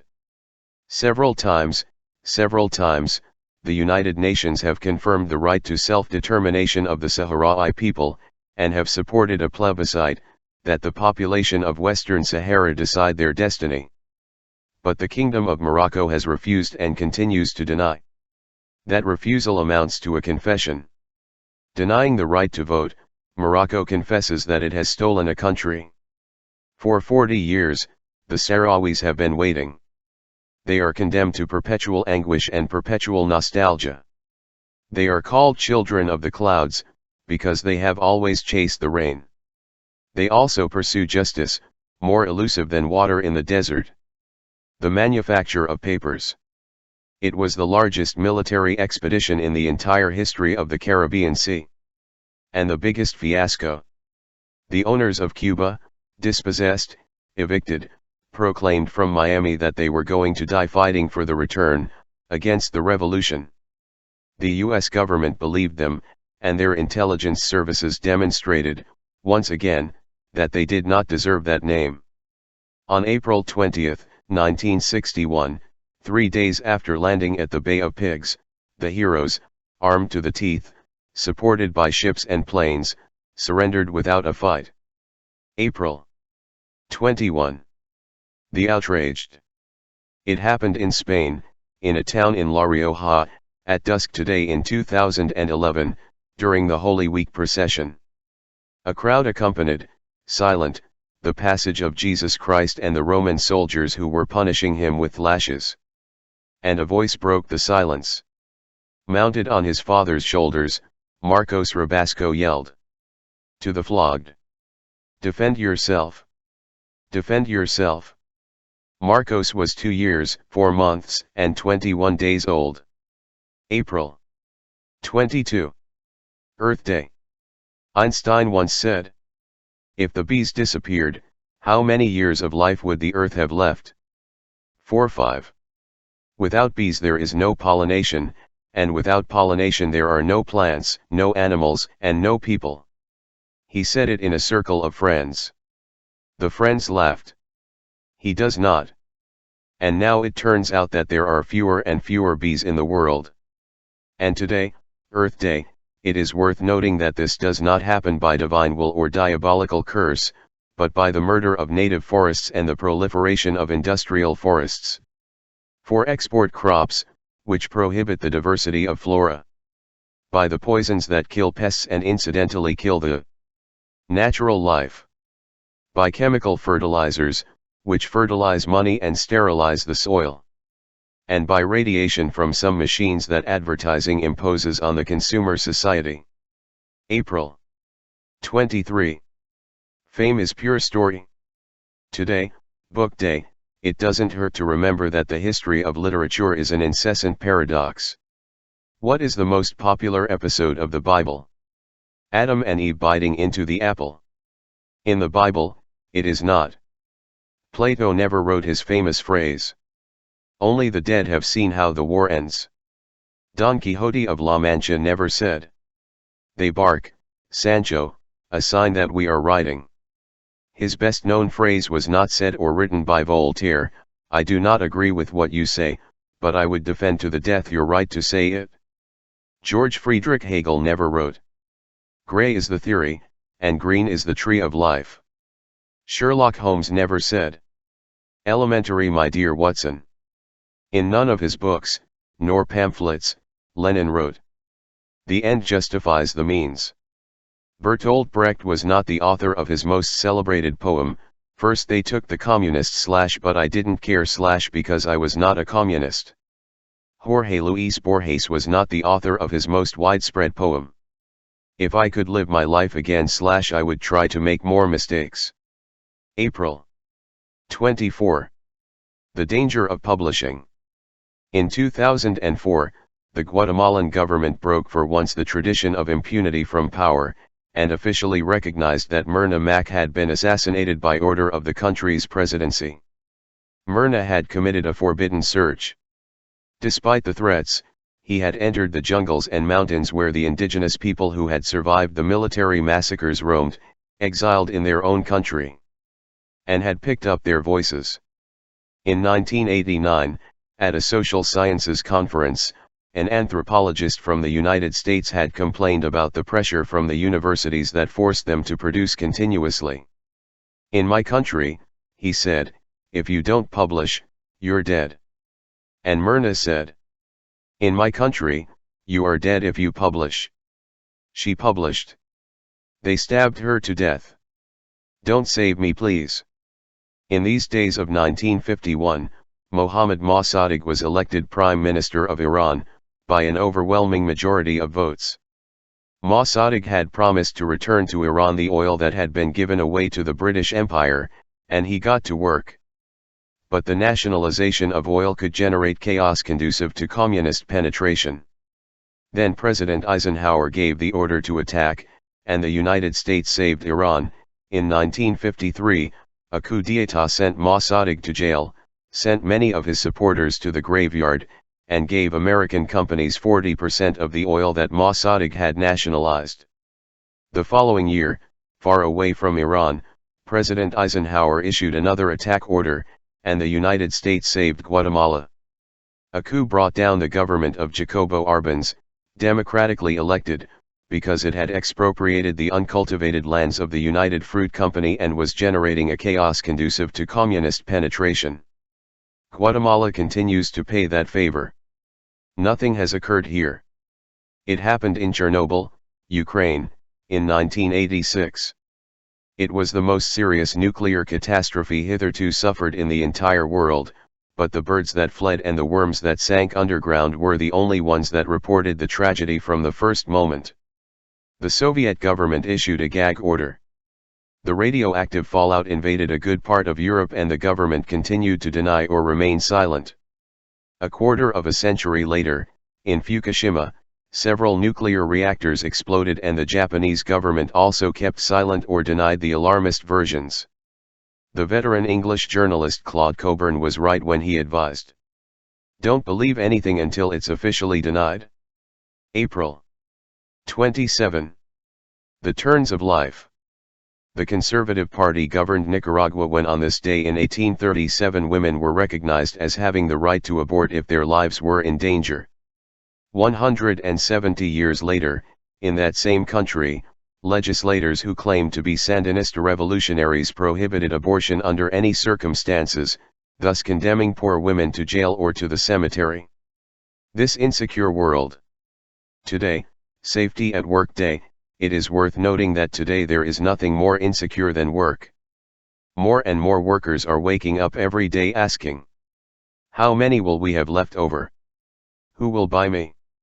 Many lose their jobs and many lose their lives while working. Every 15 seconds a worker dies, killed by what they call work accidents. Public insecurity is the favorite topic of politicians who unleash collective hysteria to win elections. Danger, danger, they proclaim, around every corner lurks a thief, a rapist, a murderer. But those politicians never denounce that working is dangerous, and it is dangerous to cross the street, because every 25 seconds a pedestrian dies, killed by what they call a traffic accident. And it is dangerous to eat, because whoever is safe from hunger can succumb to the poisoning of chemical food. And it is dangerous to breathe, because in cities clean air is, like silence, a luxury item. And it is also dangerous to be born, because every 3 seconds a child dies who has not reached the age of 5 alive.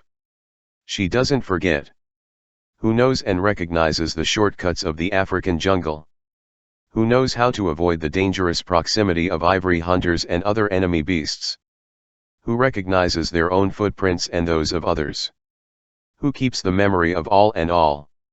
Who emits those signals that humans do not know how to listen or decipher? Those signals that alarm or help or threaten or greet more than 20 kilometers away. It's her, the eldest elephant.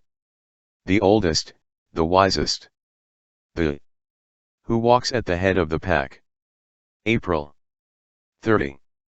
The rounds of memory. This afternoon in 1977, 14 mothers of disappeared children met for the first time. Since then, they searched together, together they knocked on the doors that wouldn't open. All for all, they said. And they said, they are all our children. Thousands and thousands of children had been devoured by the Argentine military dictatorship and more than 500 children had been distributed as spoils of war, and not one. The newspapers, the radios, and the television channels did not say a word. A few months after the first meeting, 3 of those mothers, Azucena Villaflor, Esther Balestrino, and Maria Eugenia Ponce, also disappeared, like their children, and like them they were tortured and murdered. but the Thursday round was already unstoppable. The white handkerchiefs went round and round the Plaza de Mayo, and the world map. May 1. Workers' Day. Shared flight technology, the first duck that takes flight makes way for the second, which clears the way for the third, and the energy of the third lifts the fourth, which helps the fifth, and the momentum of the fifth pushes the sixth, which lends wind to the seventh. When it gets tired, the duck that makes its point goes down to the tail of the flock and gives its place to another, which goes up to the apex of that V that the ducks draw in the air. Everyone takes turns, back and forth, and no one thinks they are a super duck for flying forward, or a subduck for going backwards. Operation Geronimo. Geronimo had led the resistance of the Apache Indians in the 19th century. This chief of the invaded always had a bad reputation, because his courage and cunning had driven the invaders mad for many years, and in the century that followed, he was the baddest of the bad guys in the Far West movies. Following this tradition, the United States government called Operation Geronimo the execution of Osama bin Laden, riddled with bullets and disappeared today in 2011. But what did Geronimo have to do with bin Laden, the delusional caliph manufactured in the United States military laboratories? How was Geronimo like the professional scarer who announced that he was going to eat all children raw every time an American president needed to justify a new war? The name chosen was not innocent, it was saying that the indigenous warriors who defended their dignity and their lands against foreign conquest had been terrorists. Dishonor. At the end of 1979, Soviet troops invaded Afghanistan. According to the official explanation, the invasion wanted to defend the secular government that was trying to modernize the country. I was one of the members of the international tribunal that dealt with the issue in Stockholm in 1981. I will never forget the climax of those sessions. His testimony was given by a senior religious leader, a representative of Islamic fundamentalists, who at that time were called freedom fighters, and are now terrorists. That old man thundered. The communists have dishonored our daughters. They have been taught to read and write. May 4. As long as the night lasts. In 1937, Noel Rosa died at the age of 26. This musician of the Rio de Janeiro nightlife, who only knew the beach through photos in life, wrote and sang sambas in the bars of the city that he still sings them to this day. In one of those bars a friend found him, at 10 o'clock in the morning. Noel was humming a song just born. On the table were two bottles. One for beer and the other for brandy. The friend knew that tuberculosis was killing him. Noel saw the concern on her face and felt compelled to lecture her on the nutritional properties of beer. Pointing to the bottle, he declared, "This nourishes more than a plate of good food." The friend, not very convinced, pointed to the cane bottle. "And that?" And Noel explained. "It's just that it's not funny to eat without something to accompany it." May 5. Singing I Curse. In 1932, Noel Rosa recorded the samba Quien de Mas. Brief history of a country that had been sent to auction. How much will the auctioneer, who is also Brazilian and sold all of Brazil in 3 lots? And a couple of years later, Enrique Santos de Zepolo portrayed, in his tango Cambalache, the time of infamy in Argentina. Today it turns out that it is the same to be right as a traitor, ignorant, wise, generous, swindler. Give it just, give it go. May 6. Appearances. The Wall Street crash had put journalist Jonathan Tillove out of a job. But in 2009, when Jonathan was clearing out his office in Washington, he discovered the Virgin Mary in a coffee stain on his desk, and that revelation changed his luck. In the midst of a crisis, when no one believed in economists, politicians, or journalists anymore, more than one had found the Virgin in a cheese sandwich, in an asparagus plant, or in a dental X-ray. May 7. The Killjoys. In 1954, the Vietnamese rebels inflicted a tremendous beating on the French military in their invulnerable Dien Bien Phu barracks. and after a century of colonial conquests, glorious France had to run out of Vietnam. Then it was the turn of the United States. Unbelievable, the first power in the world and in all outer space also suffered the humiliation of defeat in this tiny, poorly armed country, populated by very poor. A peasant, slow walk, few words, led these two feats. His name was Ho Chi Minh, they called him Uncle Ho. Uncle Ho was little like the leaders of other revolutions. On one occasion, a militant returned from a village and informed him that there was no way to organize these people. They are backward Buddhists, they spend all day meditating. Go back and meditate, commanded Uncle Ho. May 8. The Demon of Tasmania. This diabolical monster, with its open jaws and bone-breaking teeth, is famous throughout the world. But the real Tasmanian devil did not come from hell, it was the British Empire that exterminated the population of this island, neighbouring Australia, with the noble purpose of civilizing it. The last victim of the English War of Conquest was called Truganini. This queen stripped of her kingdom died today in 1876, and with her died the language and memory of her people. May 9. He was born to find it. Howard Carter was born this morning in 1874, and half a century later he learned why he had come into the world. That revelation happened when he found the tomb of Tutankhamun. Carter discovered it out of pure stubbornness, after years of hard work fighting discouragement and the bad omens of the expert Egyptologists. On the day of the great discovery, he sat at the foot of that fleeting pharaoh, that boy surrounded by 1,000 wonders, and spent hours and hours in silence. And he came back many times. In one of those times, he saw what he had not seen before, there were some seeds fallen on the ground.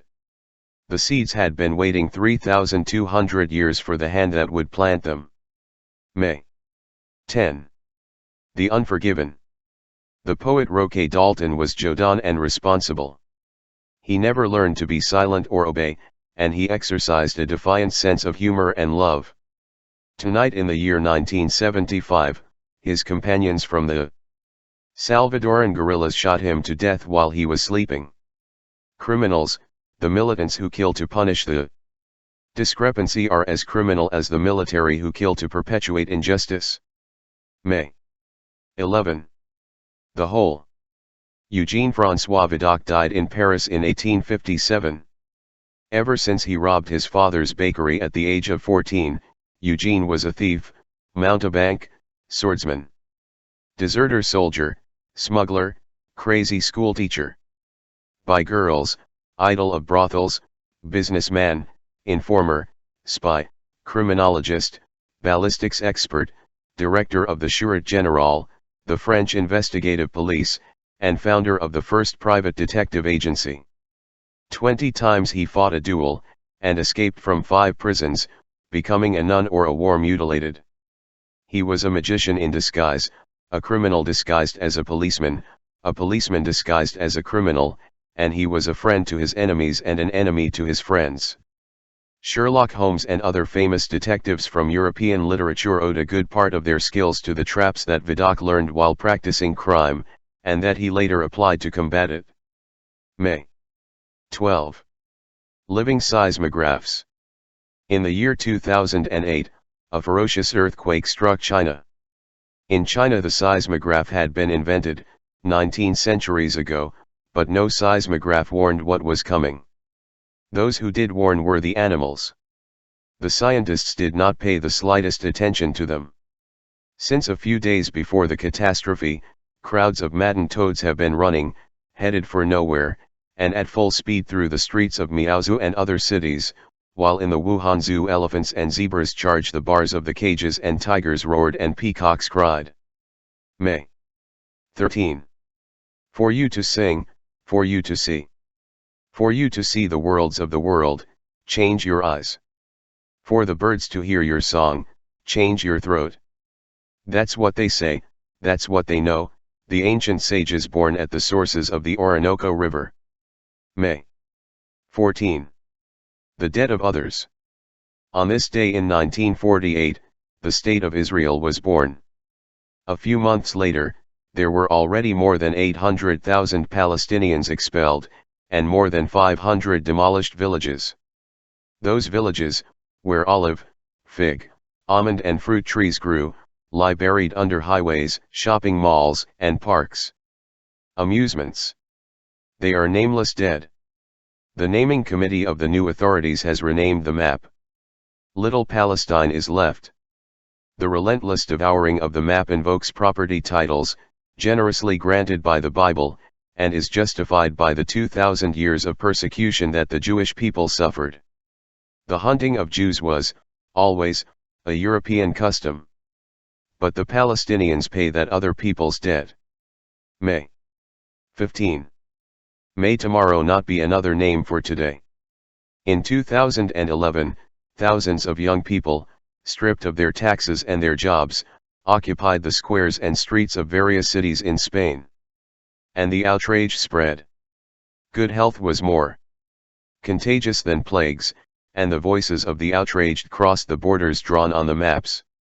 This is how they resonated in the world. They told us to the fucking street, and here we are. Turn off the TV and turn on the street. They call it a crisis, but it's a scam. There is no lack of money, there are plenty of thieves. Markets rule.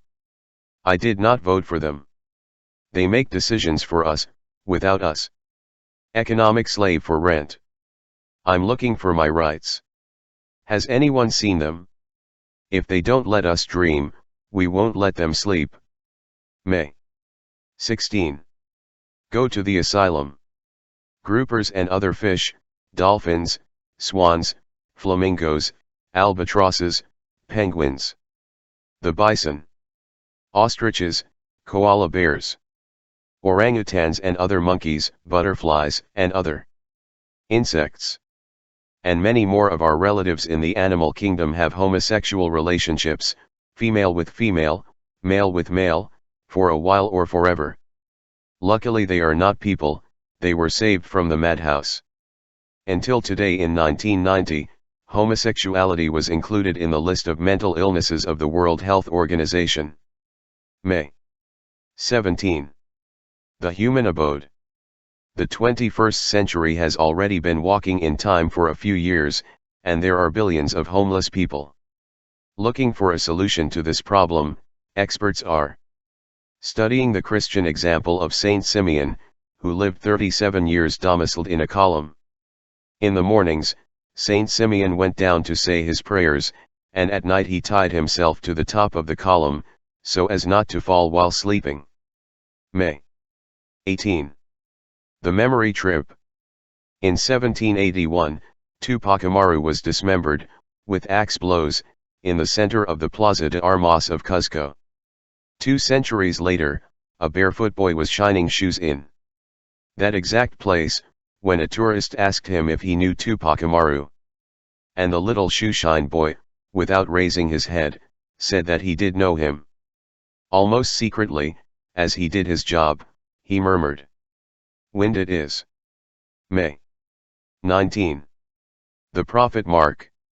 Mark Twain had announced, "I arrived with Halley's Comet, in 1835. The comet will return in 1910, and I hope to go with it." No doubt the Almighty has said, "Here are 2 inexplicable abnormalities.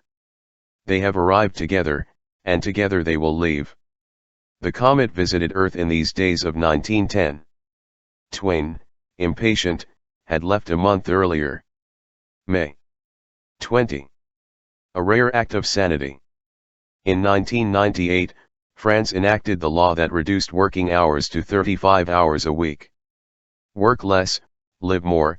Thomas More had dreamed of it, in his utopia, but it took 5 centuries for a nation to finally dare to commit such an act of common sense. After all, what are machines for if not to reduce working time and expand our spaces of freedom? Why does technological progress have to give us unemployment and anguish? For once, at least, there was a country that dared to defy such unreason. But sanity did not last long. The law of 35 hours died at the age of 10. May 21. Day of Cultural Diversity. In 1906, a pygmy hunted in the Congo jungle found its way to the Bronx Zoo in New York. He was named Odie and was exhibited to the public, in a cage, along with an orangutan and 4 chimpanzees. The experts explained to the public that this humanoid could be the missing link, and to confirm that suspicion they showed him playing with his furry brothers. Some time later, the pygmy was rescued by the Christian charity. What was possible was done, but there was no way. Odie refused to be saved. He did not speak. At the table he broke the dishes, he hit anyone who wanted to touch him, he was unable to do any work, he was silent in the church choir, and he bit anyone who wanted to be photographed with him. At the end of the winter of 1916, after 10 years of domestication, Odie sat in front of the fire, undressed, burned the clothes they forced him to wear, and pointed the pistol he had stolen at his heart. May 22. Tintin among the savages. Today, in 1907, the Belgian cartoonist Herge, Tintin's father, was born. Tintin, comic book hero, embodied the civil virtues. Lizards of the white race. In his most successful adventure, Tintin visited the Congo, which was still owned by Belgium, and there he laughed a lot at the ridiculousness of the blacks and amused himself by hunting. He shot 15 antelopes, skinned a monkey to disguise himself with its skin, blew up a rhinoceros with a stick of dynamite, and shot many crocodiles into the open mouths. Tintin said that elephants spoke French much better than blacks. To take a souvenir, he killed one and ripped out its ivory fangs. The trip was very funny. The manufacture of power. In 1937, John D. Rockefeller, owner of the world, king of oil, founder of the Standard Oil Company, died. He had lived almost a century. At the autopsy, no scruples were found. May 24. The Heretics and the Saint. On this day in the year 1543, Nicholas Copernicus died. He died while the first copies of his book, which proved that the world revolves around the sun, were being put into circulation. The Church banned the book, for being false and contrary to the Holy Scriptures, sent the priest Giordano Bruno to the stake for spreading it, and forced Galileo Galilei to deny having read and believed it. 3.5 centuries later, the Vatican regretted having roasted Giordano Bruno alive and announced that it was going to erect a statue of Galileo Galilei in its gardens. God's embarrassment on earth takes its time to do justice. But at the same time that it pardoned these heretics, the Vatican made the Cardinal of the Inquisition Roberto Bellarmino a saint, Saint Roberto who art in heaven, who had accused and sentenced Bruno and Galileo. Heresies. In the year 325, in the city of Nicaea, the first ecumenical council of Christianity was held, convened by the Emperor Constantine. During the 3 months that the council lasted, 300, the bishops approved some necessary dogmas in the fight against heresy, and decided that the word heresy, from the Greek heresis, which meant choice, should come to mean error. In other words, whoever freely chooses and disobeys the owners of the faith makes a mistake. May 26. Sherlock Holmes died twice. The first death of Sherlock Holmes occurred in 1891. His father killed him. The writer Arthur Conan Doyle could no longer bear that his pedantic creature was more famous than him, and from a height in the Alps he threw Sherlock into the abyss. The news broke shortly after, when it was published in the Strand magazine. Then the whole world dressed in mourning, the magazine lost its readers, and the writer lost his friends. The resurrection of the most famous of detectives did not take long. Conan Doyle had no choice but to bring him back to life. Of the second death of Sherlock, nothing is known. In his house on Baker Street, no one answers the phone. His time will have come, that's for sure, because he would have died, although it is striking that his obituary has never been published in the pages of the Times. May 27. Dear Tramp. In 1963, Fernando died. He was a free. It belonged to everyone, and belonged to no one. When he got bored of running cats in the squares, he would take to the streets with his singer and guitar-playing friends, and with them he would go to the music, wherever it sounded, from party to party. At concerts, he was inevitable. A critic with a fine ear, he would shake his tail if he liked what he heard. If not, he growled. When the kennel captured him, a village released him. When he was stepped on by a car, the best doctor treated him, and admitted him to his office. His carnal sins, committed in the middle of the public thoroughfare, used to be punished with kicks that left him battered, and then the children's brigades of the Progreso Club lavished intensive care on him. In his city, Resistencia, in the Argentine Chaco, there are 3 statues of Fernando. May 28. Oswi Sim. Today in 2006, Pope Benedict, Supreme Pontiff of the Catholic Church, walked among the gardens of the city called, in Polish, Oswi Sim. At a certain point in the walk, the landscape changed. In German language, the city of Oswi Sim is called Auschwitz. And in Auschwitz, the Pope spoke. From the factory of death. Most famous in the world, asked. And God, where was he? And no one informed him that God had never changed his address. And asked. Why did God remain silent? And no one made it clear to him that the one who had remained silent was the Church, his Church, which spoke in the name of God. May 29. Vampires. In the summer of 1725, Petr Blagojevic rose from his coffin, in the village of Kisiljevo, bit 9 neighbors and drank their blood. By order of the Austrian government, which at that time was in charge of those payments, the forces of order definitively killed him by driving a stake through his heart. Petr was the first officially recognized vampire, and the least famous. The most successful, Count Dracula, was born from the pen of Bram Stoker, in 1897. More than a century later, Dracula retired. He wasn't at all worried about the competition from the kitschy vamps that Hollywood was making, but instead other insurmountable feats anguished him. He had no choice but to withdraw. He felt an incurable inferiority complex before the powerful gluttons who found banks and sucked the blood of the world like it was a neck. May 30. From the bonfire to the altar. On this day in 1431, a 19-year-old girl was burned alive in the old market of Rouen. She went up to the scaffold with an enormous cap, where it was read, "Heretical, backslidden, apostate, idolater." After being burned, it was thrown into the Seine River from the top of a bridge, so that the waters would carry it away. She had been condemned by the Catholic Church and the Kingdom of France. Her name was Joan of Arc. Does it ring a bell? May 31. The Fireproof.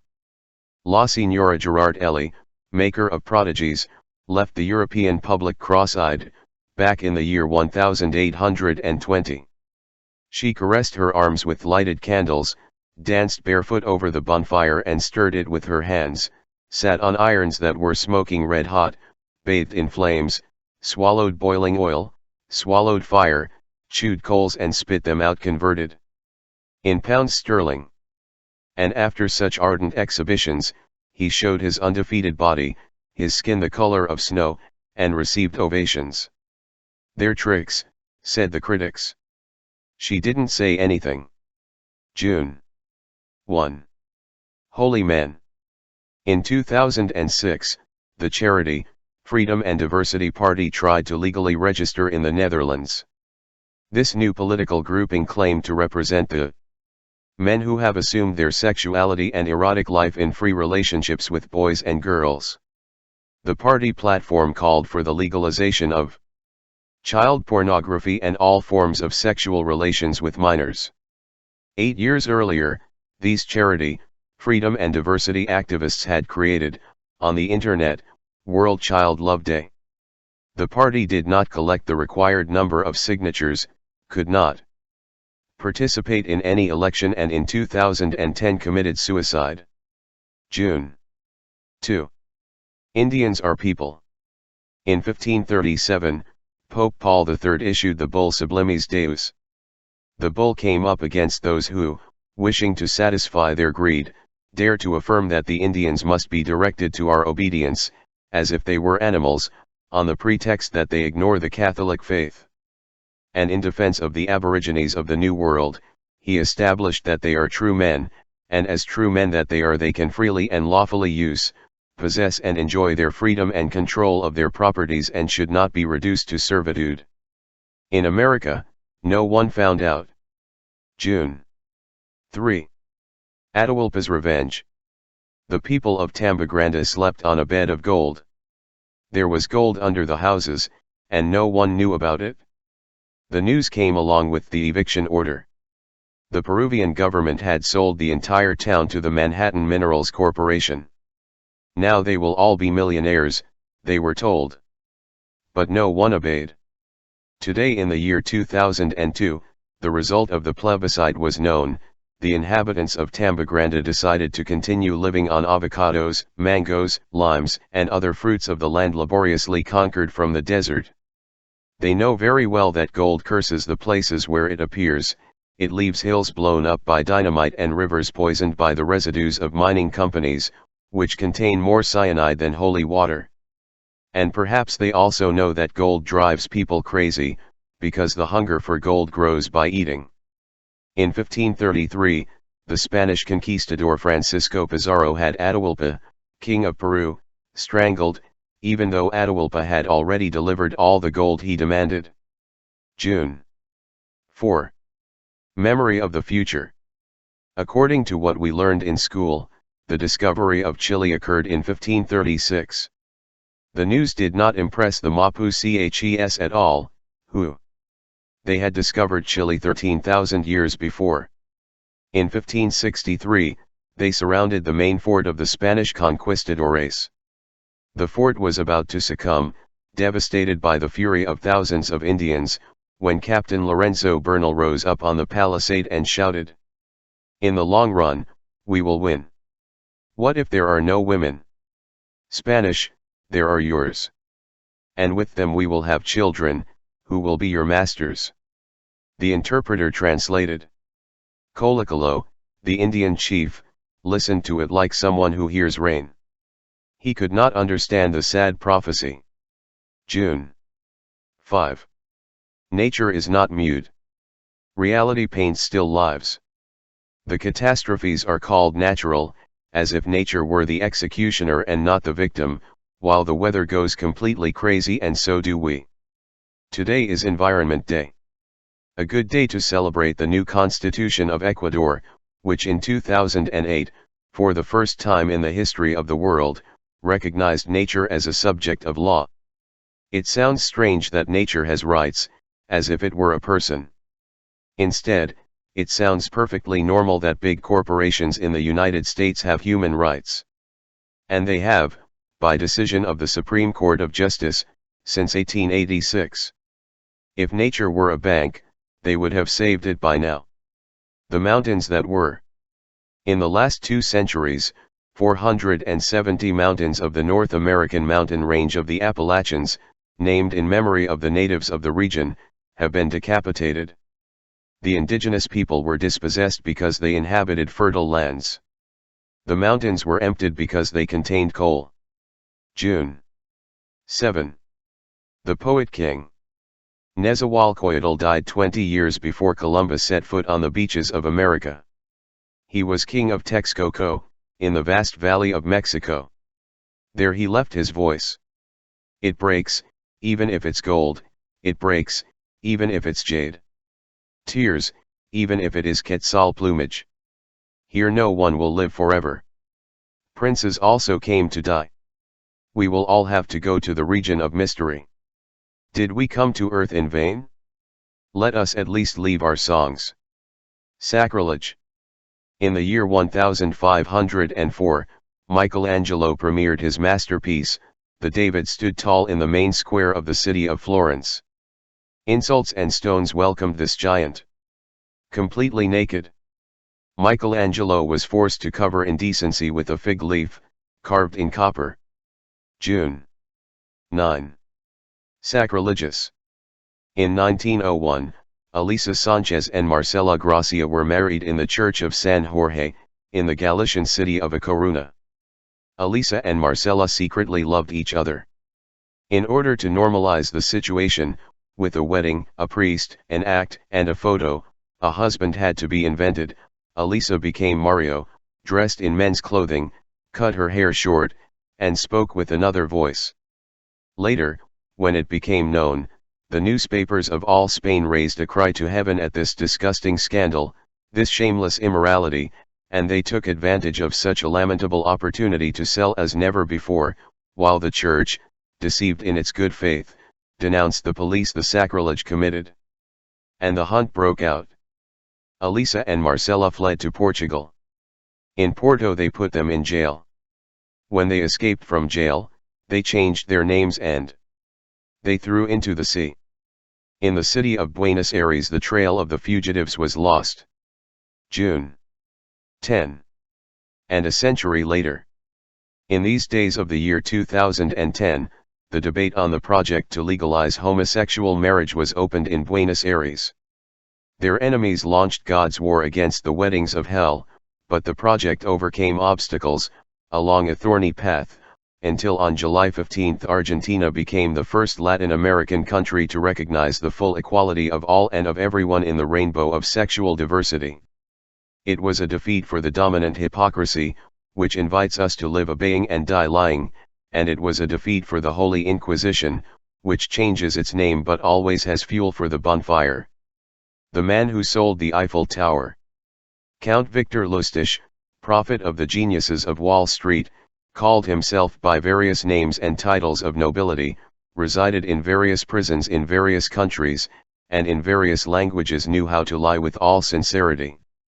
On this noon in the year 1925, the Count was reading the newspaper at the Crillon Hotel in Paris, when one of those good ideas occurred to him that allowed him to kill his hunger when he got bored playing poker. And he sold the Eiffel Tower. He printed papers and envelopes with the emblem of the Paris mayor's office, and with the complicity of some engineer friend, he invented technical reports that showed that the tower was falling due to irreparable construction errors. The Count visited the possible candidates, one by one, and invited them to buy, at a bargain price, thousands and thousands of tons of iron. The matter was secret. Being the most notorious symbol of the French nation, public scandal had to be avoided at all costs. The sales were carried out in silence and with urgency, because the collapse of the tower was not going to take long. The explanation of the mystery. In 2010, the war against Afghanistan confessed its reason. The Pentagon revealed that there were deposits in that country worth more than $1 million. Those sites did not contain Taliban. They contained gold, cobalt, copper, iron, and above all lithium, essential in cell phones and laptops. June 13. Collateral damage. In these days of the year 2010 it was learned that more and more American soldiers are committing suicide. The suicides are being almost as many as those killed in combat. To solve this problem, the Pentagon has decided to multiply its mental health specialists, who make up the most promising sector of the armed forces. The world is turning into a huge barracks, and the huge barracks is turning into an insane asylum the size of the world. In this madhouse, who are the crazy ones? The soldiers who kill each other or the wars that order them to kill? The flag as a disguise. Today in 1982, the Argentine dictatorship lost the war. The generals who had sworn to give their lives for the recovery of the Malvinas Islands, usurped by the British Empire, meekly surrendered, without even shaving. Military division of labor, these heroic rapists of bound women, these brave torturers and thieves of babies and everything they could steal, had engaged in jingoistic harangues, while sending young recruits from the poorest provinces to the slaughterhouse, who in those distant southern islands they died of bullets or cold. June 15. A woman counts. Several Argentine generals were put on trial for their exploits committed during the military dictatorship. Silvina Paradis, a student accused of being a protester, was one of the many prisoners who disappeared forever. Cecilia, her best friend, testified in court in 2008. She recounted the torture she had suffered in the barracks, and said that it was she who had given Silvina's name when she could no longer bear the torture of every day and every night. It was me. I took the executioners to the house where Silvina was. I saw her leave, pushing, kicking. I heard her scream. As he was leaving the court, someone approached him and asked him, in a low voice, "And after that, how did you manage to continue living?" And she answered, in an even lower voice, "And who told you that I'm alive?" June 16. I have something to tell you. Oscar Liniero was another of the thousands of boys who disappeared in Argentina. In military language, he was transferred. Piero de Monte, imprisoned in the same barracks, heard his last words. "I have something to tell you. Do you know something? I never made love. And now they are going to kill me without knowing that." June 17. Thomas did not pay. In 1782, the justice of the city of Quito ruled that Tomas's Ureta was obliged to pay the taxes corresponding to some fabrics that he had bought in Guayaquil. Only men had the legal capacity to buy or sell. "Let them charge my husband," Tomas said. "The law considers us idiots. If women are idiots to collect, we are also idiots to pay." June 18. Susan didn't pay either. The United States of America vs. Susan Anthony, Northern District of New York, June 18, 1873. District Attorney Richard Crowley, on November 5, 1872, Susan B. Anthony voted for a representative in the United States Congress. At that time she was a woman, and I suppose there will be no doubt about that. She did not have the right to vote. He is guilty of breaking the law. Judge Ward Hunt, the prisoner has been tried in accordance with what the laws establish. Susan Anthony, yes, Your Honor, but they are laws made by men, interpreted by men, and administered by men for men and against women.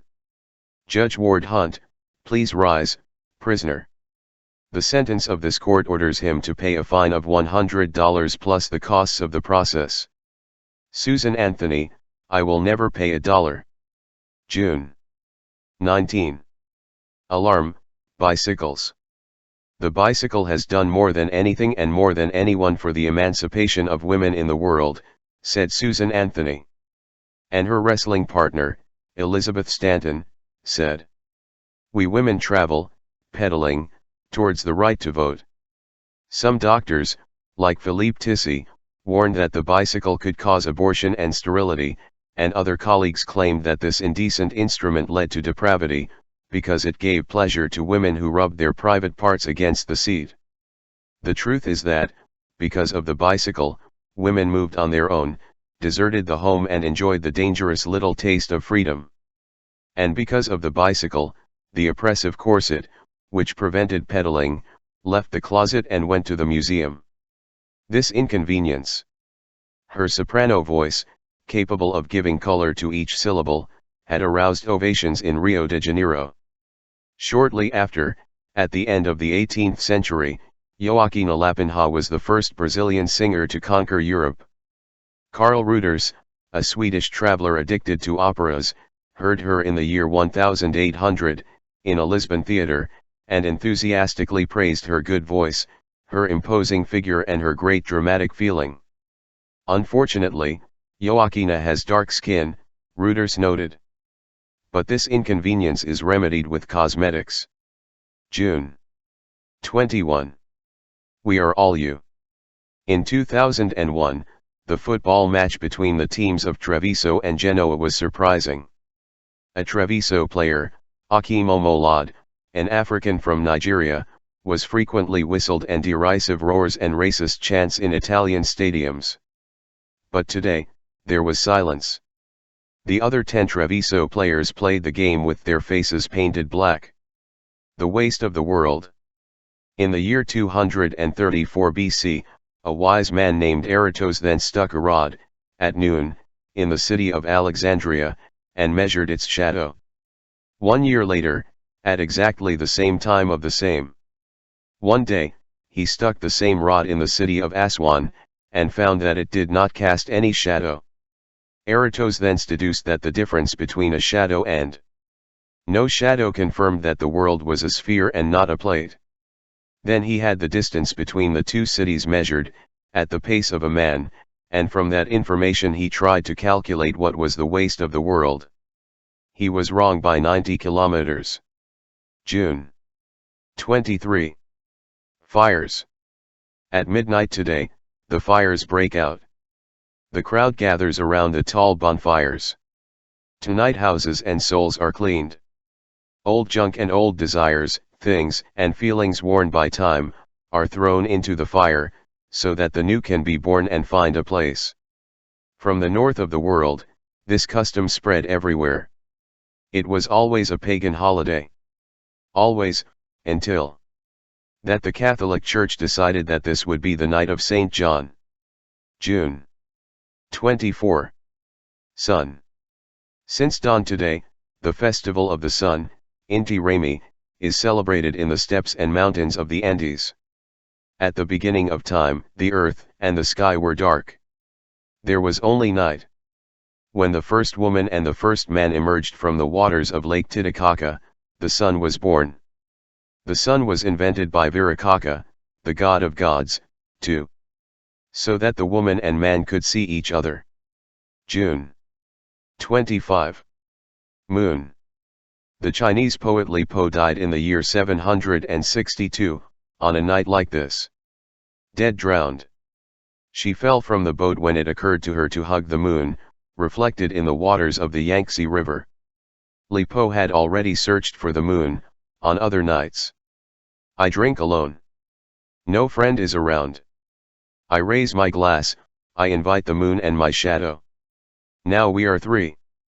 But the moon doesn't know how to drink and my shadow only knows how to imitate me. June 26. The Kingdom of Fear. Today is the day against torture. By tragic irony, Uruguay's military dictatorship was born the next day, in 1973, turning the entire country into one vast torture chamber. The tortures served little or nothing to start in training, but they were very useful to sow fear, and fear forced Uruguayans to live in silence or lie. In exile, I received an anonymous letter. It's fucking lying, and it's fucking getting used to lying. But worse than lying is teaching to lie. I have 3 children. June 27. We are all guilty. The Directorium Inquisitorium, published by the Holy Inquisition in the 14th century, spread the rules of torture, and the most important commanded. The defendant who hesitates in his answers will be tortured. June 28. Hell. Around the year 960, Christian missionaries invaded Scandinavia, and threatened the Vikings, if they persisted in their pagan customs, they would end up in hell, where eternal fire burned. The Vikings welcomed the good news. They trembled from cold, not from fear. June 29. The more here. They say that today is St. Peter's Day, and they say that he has the keys to heaven. Go want to know. Well-informed sources say that heaven and hell are nothing more than 2 names of the world, and each one of us carries them inside. June 30. The more here. They say that today is St. Peter's Day, and they say that he has the keys to heaven. Go want to know. Well-informed sources say that heaven and hell are nothing more than 2 names of the world, and each one of us carries them inside. July 1. One less terrorist. In 2008, the United States government decided to remove Nelson Mandela from the list of dangerous terrorists. For 60 years, the most prestigious African in the world had integrated that dark catalogue. July 2. Olympic prehistory. An applauded anthropological parade opened the 1904 Olympic Games in the North American city of St. Louis. The blacks, the natives, the Chinese, the dwarfs, and the women paraded. None of them were able to participate in the athletic competitions, which began the next day and lasted for 5 months. Fred Lors, white and male, won the marathon, which was the most popular competition. Soon after, it was learned that he had run half the circuit in a friend's car. That was the last Olympic trap outside the chemical industry. Since then, the sports world has modernized. Athletes no longer compete alone. The pharmacies that contain them also compete with them. July 3. The stone in the hole. It had been 3 months since King James II had banned golf in 1457, and no Scotsman was paying attention. In vain, the monarch repeated the order. It was necessary for the young people to dedicate their best energies to the art of archery, essential in national defense, instead of wasting time hitting little balls.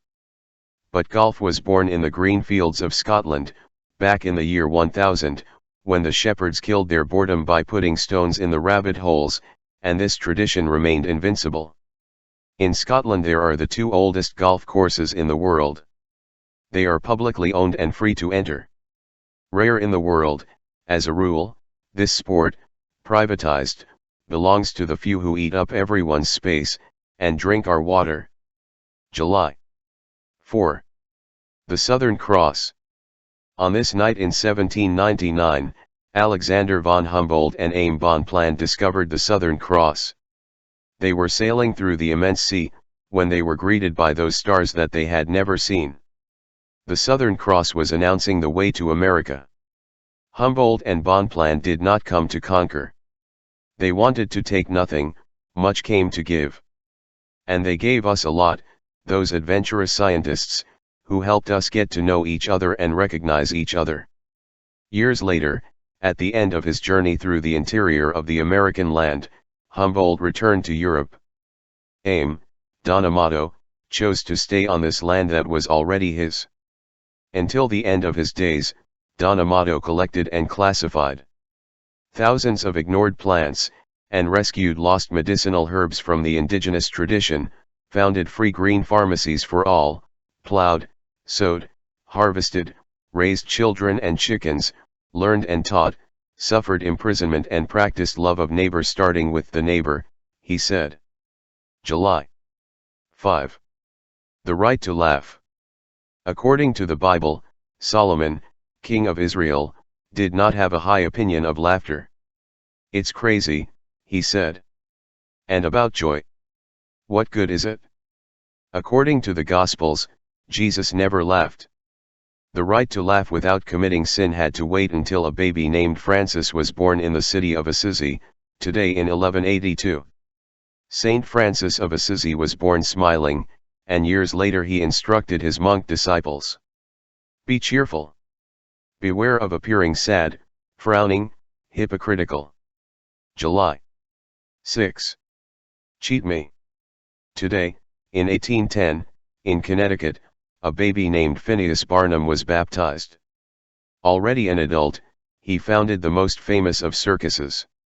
The circus began as a museum of oddities and monstrosities, where the crowds flocked. They bowed to a blind slave, who was 161 years old and had nursed George Washington.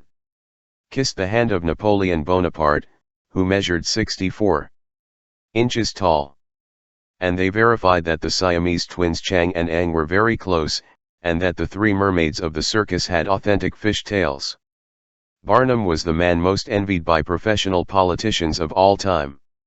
He put into practice, better than anyone, his great discovery: people love to be fooled. July 7. Freedomania. In 1954, a communist demonstration walked the streets of Mexico City. Frida Kahlo was there, in a wheelchair. It was the last time they saw her alive. He died, soundlessly, soon after. And a few years passed until the Freedomania, tremendous uproar, woke her up. Resurrection or business? Did an artist alien to success and beauty, the author of ruthless self-portraits that showed her with eyebrows and a mustache, riddled with needles and pins, stabbed by 32 operations, deserve this? What if all this was much more than a mercantile manipulation? A tribute of time, that celebrates a woman capable of turning her pain into color? July 8. The Perpetual Leader. In 1994, the immortal died. He died, but he did not die. According to the North Korean constitution, drawn up by himself, Kim Il-sung was born on the first day of the new age of humanity, and was the eternal president. The new era, inaugurated by him, continues, and he too, Kim Il-sung, continues to command from his statues, which are the tallest buildings in the country. July 9. The suns that the night hides. In the year 1909, Vitalino was born in the northeast of Brazil. And the dry land, where nothing grows, was wet land, so that their children of mud could sprout. At first they were toys, which his hands modeled to accompany his childhood. And the passage of time turned the toys into little ones. Sculptures, tigers and hunters, farmers with their hoes digging up the hard earth, desert warriors raising rifles, caravans of retirees expelled by drought, guitar players, dancers, lovers, processions, saints. And so Vitalino's magic fingers recounted the tragedy and the celebration of his people. July 10. The making of novels. On this fateful day in 1844, the French were left with nothing to read. The magazine Le Siècle published the final installment of the 16 chapters of the adventure novel that all of France was devouring. It's over. And now? Without the Three Musketeers, which were actually four, who would risk their lives every day for the honor of a queen. The author, Alexandre Dumas, wrote this work, and 300 more, at a rate of 6,000 words per day. The envious said that this feat of literary athleticism was possible due to his habit of signing other people's pages, stolen from other books or underpaid pen workers who worked for him. Perhaps his endless banquets, which inflated his belly and emptied his pockets, forced him to mass-produce commissioned works. The French government paid him, for example, for the novel Montevideo or the New Troy. Its pages were dedicated to the heroic defenders of that port that Adolphe Thiers called our colony of Montevideo, and Dumas did not even know about it. The work was to grant epic heights to the defense of the port against the men of the earth, those barefoot gauchos that Dumas called savage scourges of civilization. July 11. The Making of Tears. In 1941, all of Brazil mourned the first radio drama. Colgate toothpaste presents The Pursuit of Happiness. The drama had been imported from Cuba and adapted to the national reality. The characters had money to spare, but they were miserable. Every time they were about to achieve happiness, cruel fate spoiled everything. This is how almost 3 years went by, chapter after chapter, and not even flies flew when it was time for the novel. There were no radios in some hidden villages in the interior of Brazil. But there was always someone willing to ride a few leagues, listen to the chapter, memorize it well, and gallop back. Then the writer told what he had heard. And his story, much longer than the original, summoned a crowd of neighbors eager to savor the latest misfortunes, with that priceless pleasure of the poor when they can feel sorry for the rich. July 12. The Consecration of the Scorer. In 1949, Gianpiero Bonaparti was the top scorer in the Italian championship and its brightest star. As the saying goes, he was born upside down, with one little foot kicking the air, and from the cradle he traveled towards soccer glory. The Juventus club paid him a cow per goal. Altri Tempi.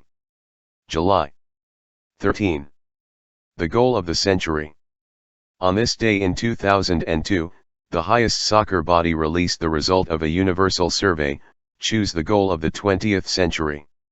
He won, by an overwhelming majority, Diego Maradona's goal in the 1986 World Cup, When dancing, with the ball stuck to his foot, he left 6 Englishmen lost along the way. That was the last image of the world that Manuel Alba saw. Olive groves. He was 11 years old, and in that magical moment his eyes went dark forever. He has kept the goal intact in his memory, and he tells it better than the best announcers. Since then, to watch football and other not so important things, Manuel borrows the eyes of his friends. Thanks to them, this blind Colombian founded and presides over a soccer club, was and still is the team's technical director, comments on matches on his radio show, sings to entertain the audience, and in his free time works as a lawyer. July 14. The Trunk of Losers. Helena Villagra dreamed of a huge trunk. She would open it with a very old key, and from the trunk would sprout lost goals, missed penalties, defeated teams, and the lost goals went into the goal, the deflected ball corrected its course, and the losers celebrated their victory. And that backwards match was never going to end, as long as the ball kept flying, and the dream too. July 15. An exorcism ceremony. On this night in 1950, the eve of the Soccer World Championship final, Moser Barbosa fell asleep, lulled to sleep by angels. He was the most loved man in all of Brazil. But the next day, the best goalkeeper in the world became a traitor to his country. Barbosa had not been able to save the Uruguayan goal that snatched the world trophy from Brazil. 13 years later, when the Maracana Stadium renewed its goals, Barbosa took the 3 sticks where that goal had humiliated him. And he split the sticks with blows of the axe, and burned them to ashes. The exorcism did not save him from the curse. July 16. My dear enemy. White was the Brazil shirt. And it was never white again, since the 1950 World Cup showed that that color was unfortunate. 200,000 stone statues in the stadium of Maracana. The final game was over, Uruguay was world champion, and the public did not move. Some players were still wandering on the field. The 2 best, Obdulio and Citzenho, came across each other. They passed each other, looked at each other. They were very different. Obdulio, the winner, was made of iron. Citzenho, the loser, was made of music. But they were also very similar. The 2 had played injured for almost the entire tournament, one with a swollen ankle, the other with a swollen knee, and neither had heard a complaint. At the end of the match, they didn't know whether to punch each other or hit each other. Hug.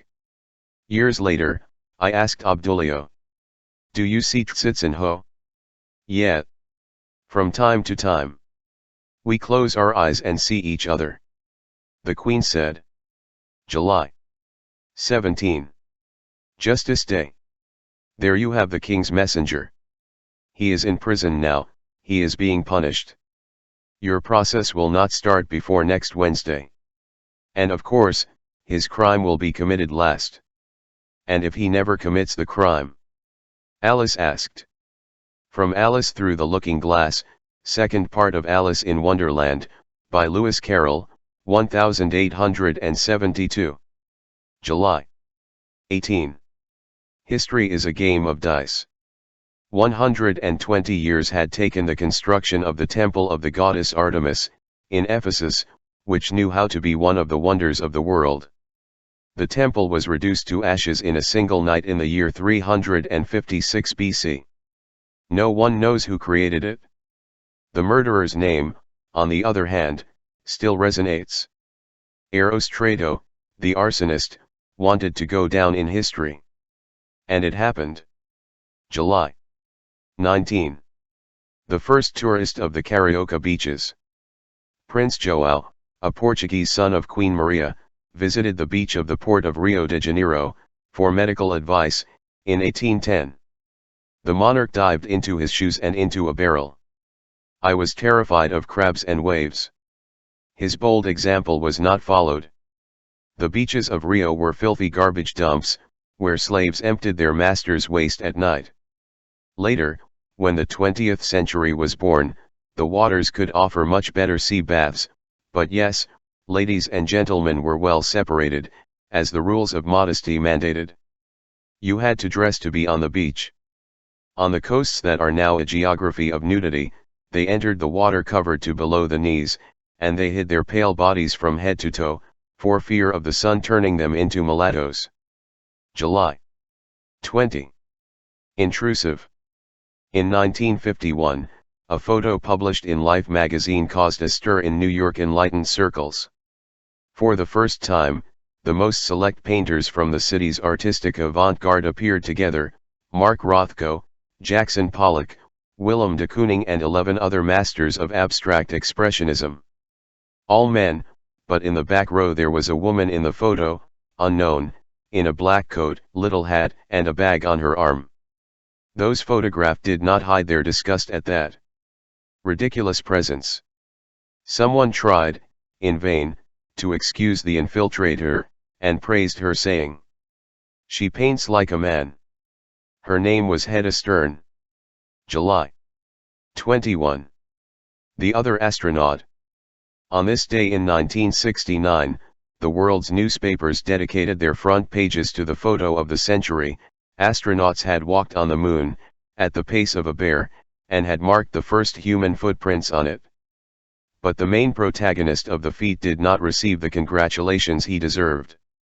Wernher von Braun had invented and launched that spaceship. Before undertaking the conquest of space on behalf of the United States, von Braun had carried out the conquest of Europe on behalf of Germany. This engineer, an SS officer, was Hitler's favorite scientist. But the day after the end of the war, he knew how to take a prodigious leap and landed on the other shore of the sea. He instantly became a patriot of his new homeland, became a devotee of a Texas evangelical sect, and went to work in the space laboratory. July 22. The other moon. The astronauts were not the first to arrive. 1800 years before, Luciano da Samosata had visited the moon. Nobody saw it, nobody believed it, but in the Greek language, he wrote it. Around the year 150, Luciano and his sailors set out to sail from the Pillars of Hercules, which was where the Strait of Gibraltar is now, and a storm caught the ship and took them up into the sky and threw them to the moon. On the moon, no one died. The very old men dissolved in the air. The Lunaros ate smoke and sweated milk. The rich wore crystal clothes, the poor, no clothes. The rich had many eyes and the poor one or none. The Lunaros saw, in a mirror, everything that the terrestrials did. During the visit, Luciano and his sailors received, day after day, the news from Athens. July 23. Twins. In 1944, in the tourist paradise of Bretton Woods, it was confirmed that the twin brothers that humanity needed were in the making. One was to be called the International Monetary Fund and the other the World Bank. Like Romulus and Remus, the twins were nursed by the she-wolf, and in the city of Washington, close to the White House, they found residence. Since then, the two govern the governments of the world. In countries where they have been voted for by no one, the twins impose the duty of obedience as a fatality of fate. They watch, threaten, punish, take an exam. Have you been good? Have you done your homework? July 24. Cursed be the sinners. In the Aramaic language, which Jesus and his apostles spoke, the same word meant debt and it meant sin. 2 millennia later, the debts of the poor are the sins that deserve the worst punishments. Private property punishes those deprived of property. July 25. Recipe to spread the plague. In the 14th century, fanatical custodians of the Catholic faith declared war on cats in European cities. Cats, devilish animals, tools of Satan, were crucified, impaled, skinned alive, or thrown into the flames. Then the rats, freed from their worst enemies, became masters of the cities. And the Black Plague, transmitted by rats, killed 30 million Europeans. July 26. It rains cats. On the great island of Borneo, cats ate lizards, which ate cockroaches, and roaches ate wasps, which ate mosquitoes. DDT was not on the menu. In the mid-20th century, the World Health Organization bombarded the island with massive volleys of DDT, to fight malaria, and killed the mosquitoes and everything else. When the rats learned that the cats had also been poisoned, they invaded the island, devoured the fruits of the fields, and spread typhus and other calamities. Faced with the unexpected attack of rats, experts from the World Health Organization assembled their crisis committee and decided to send cats by parachute. In these days of 1960, dozens of cats crossed the sky of Borneo. The cats landed softly, cheered on by the humans who had survived international aid. July 27. The Prague locomotive. Today, in Helsinki, the 1952 Olympics culminated. Emil Zatopek, an unbeatable long-distance runner, strong and fast as a locomotive, won 3 gold medals. In his country he was declared a national hero and awarded the rank of colonel in the Czechoslovak army.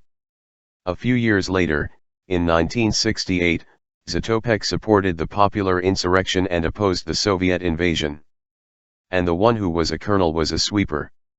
July 28. Will. In 1890, in a letter to his brother Theo, Vincent van Gogh wrote, "Let my paintings be the ones to say." He killed himself the next day. His paintings continue to say. July 29. We want another time. Over the course of 3 days, in 1830, 6,000 barricades turned the city of Paris into a battlefield, defeating the king's soldiers. And when this day became night, the crowd riddled the clocks with stones and bullets, the great clocks of the churches and other temples of power. July 30. Friendship's Day. As Carlos Fonseca Amador said, a friend is the one who criticizes from the front and praises from behind. And according to experience, a true friend is a friend in all 4 seasons. The others are summer friends, just. July 31. The announced time. In ancient times, the insurrection of things had occurred. As the Maya know, before they had revolted. The mistreated kitchen utensils, burned pots, crushed molcajetes, dull knives, broken casseroles, and the gods had accompanied that rebellion of things.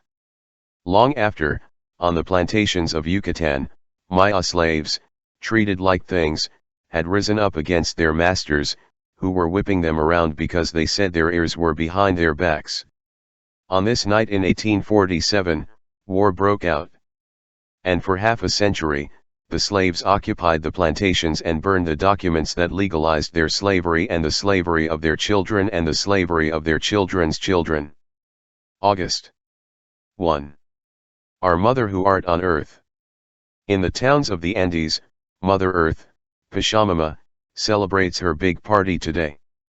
Their children dance and sing, in this endless journey, and they invite the earth to have a bite of each of the corn delicacies and a sip of each of the strong drinks that drench their joy. And in the end, they ask him for forgiveness for so much damage, looted land, poisoned land, and beg him not to punish them with earthquakes, frosts, droughts, floods and other furies. This is the oldest faith in the Americas. This is how the Tojolabal Maya greet their mother in Chiapas: "You give us beans, which are very tasty with chili, with tortilla. You give us corn, and good coffee. Dear mother, take care of us well, well. And may we never think of selling to you." She does not inhabit heaven. He lives in the depths of the world, and there he waits for us. The land that feeds us is the land that will eat us. August 2. Champion. On this day in 1980, Colombian boxer Kid Pambil lost his world crown, knocked out on the canvas. He was born in Palenque, a former refuge for rebel slaves, and before being world champion he sold newspapers, shined shoes, and boxed, in exchange for food, in little towns lost on the map. 8 years the glory lasted. Over 100 fights, only 12 losses. He ended up throwing punches against his shadow on the wall. August 3. The Loved Ones. This story began when the gods, envious of human passion, punished Xinnu, the weaver, and her forgotten name lover. The gods cut off their embrace, which had made one of two, and condemned them to solitude. Since then, they have lived separated by the Milky Way, the great celestial river, which prohibits their passage. But once a year, and for a single night, the seventh night of the seventh moon, the mismatched may meet. The magpies help. Joining their wings, they build the bridge on the night of the meeting. Weavers, embroiderers, and seamstresses from all over China. They pray that it doesn't rain. If it doesn't rain, the weavers in new sets out on the road. The clothes that you wear, and that you will soon undress, are the work of the mastery of your hands. But if it rains, the magpies do not come. In the sky there is no bridge that unites the disunited, and on earth there is no party that celebrates the arts of love and the needle. August 4. Clothes that count. About 2,000 years ago, the great city of the Miaos was annihilated. According to ancient Chinese manuscripts, somewhere in the vast plain between the Yellow and Yangtze rivers there was a city where people who have wings and are called Miao lived. There are nearly 10 million Miaos in present-day China. They speak a language that never had writing, but they wear clothes that tell of their lost greatness. With silk threads they weave the story of their origins and their exodus, their births and their funerals, the wars of gods and men, and also the monumental city that is no longer there. "We're wearing it," explains one of the oldest old men. Old dash. The door is in the hood. The streets run through the entire layer, and on the shoulder pads our orchards flourish. August 5. The liar who was born 3 times. In 1881, when Pinocchio was no more than 2 months old, he was already the idol of Italian childhood. The book that narrated his adventures was sold like candy. Pinocchio had been created by the carpenter Geppetto, who in turn had been created by the writer Carlo Collodi. No. Well, Geppetto made his hands of pine wood. The doll blew off his wig, exposing his bald head. And as soon as he made his legs, Pinocchio ran away and reported him to the police. Collodi was already fed up with the misfortunes of this unbearable wuss when he decided to hang him, leaving him hanging from an oak branch. But soon after, compelled by the children of all Italy, he had no choice but to resuscitate him, and that was his second birth. The third birth took a few years. In 1940, Walt Disney baptized it in Hollywood. Pinocchio emerged from a jelly of honey and tears and came back to life, miraculously blessed. August 6. God's Bomb. In 1945, as this day was being born, Hiroshima died. At the world premiere of the atomic bomb, the city and its people were turned to coal in an instant.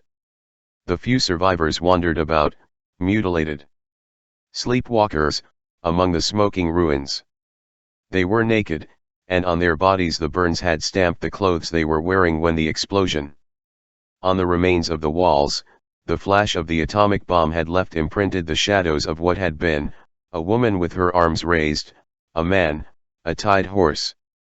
3 days later, President Harry Truman spoke on the radio. Said, "We thank God that He has placed the bomb in our hands, and not in the hands of our enemies, and we beseech you to guide us in its use according to your ways and your purposes." August 7. Spy on Me.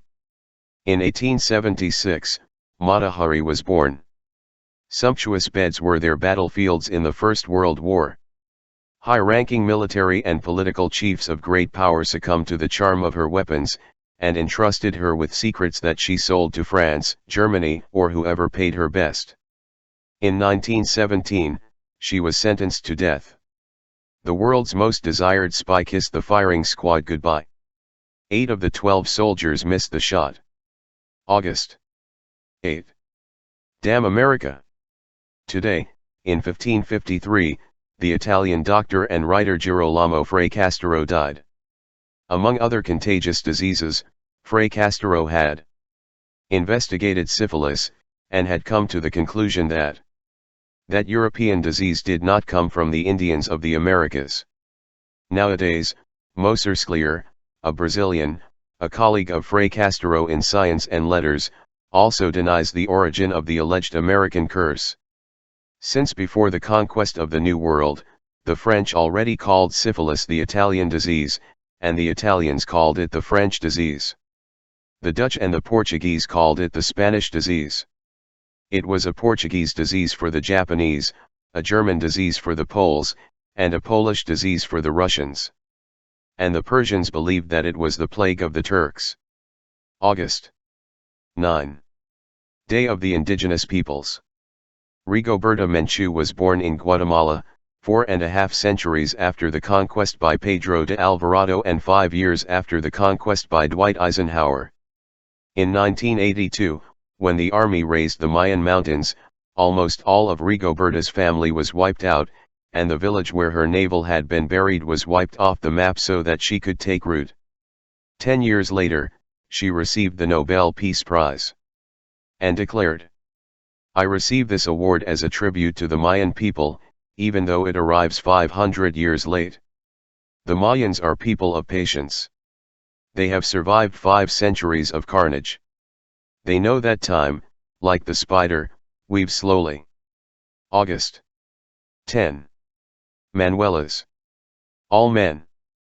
But it was a woman, Manuela Canizares, who recruited them and brought them together to conspire in her house. On the night of August 9, 1809, the men spent hours and hours arguing, yes, no, who knows, and they couldn't decide to proclaim the independence of Ecuador once and for all.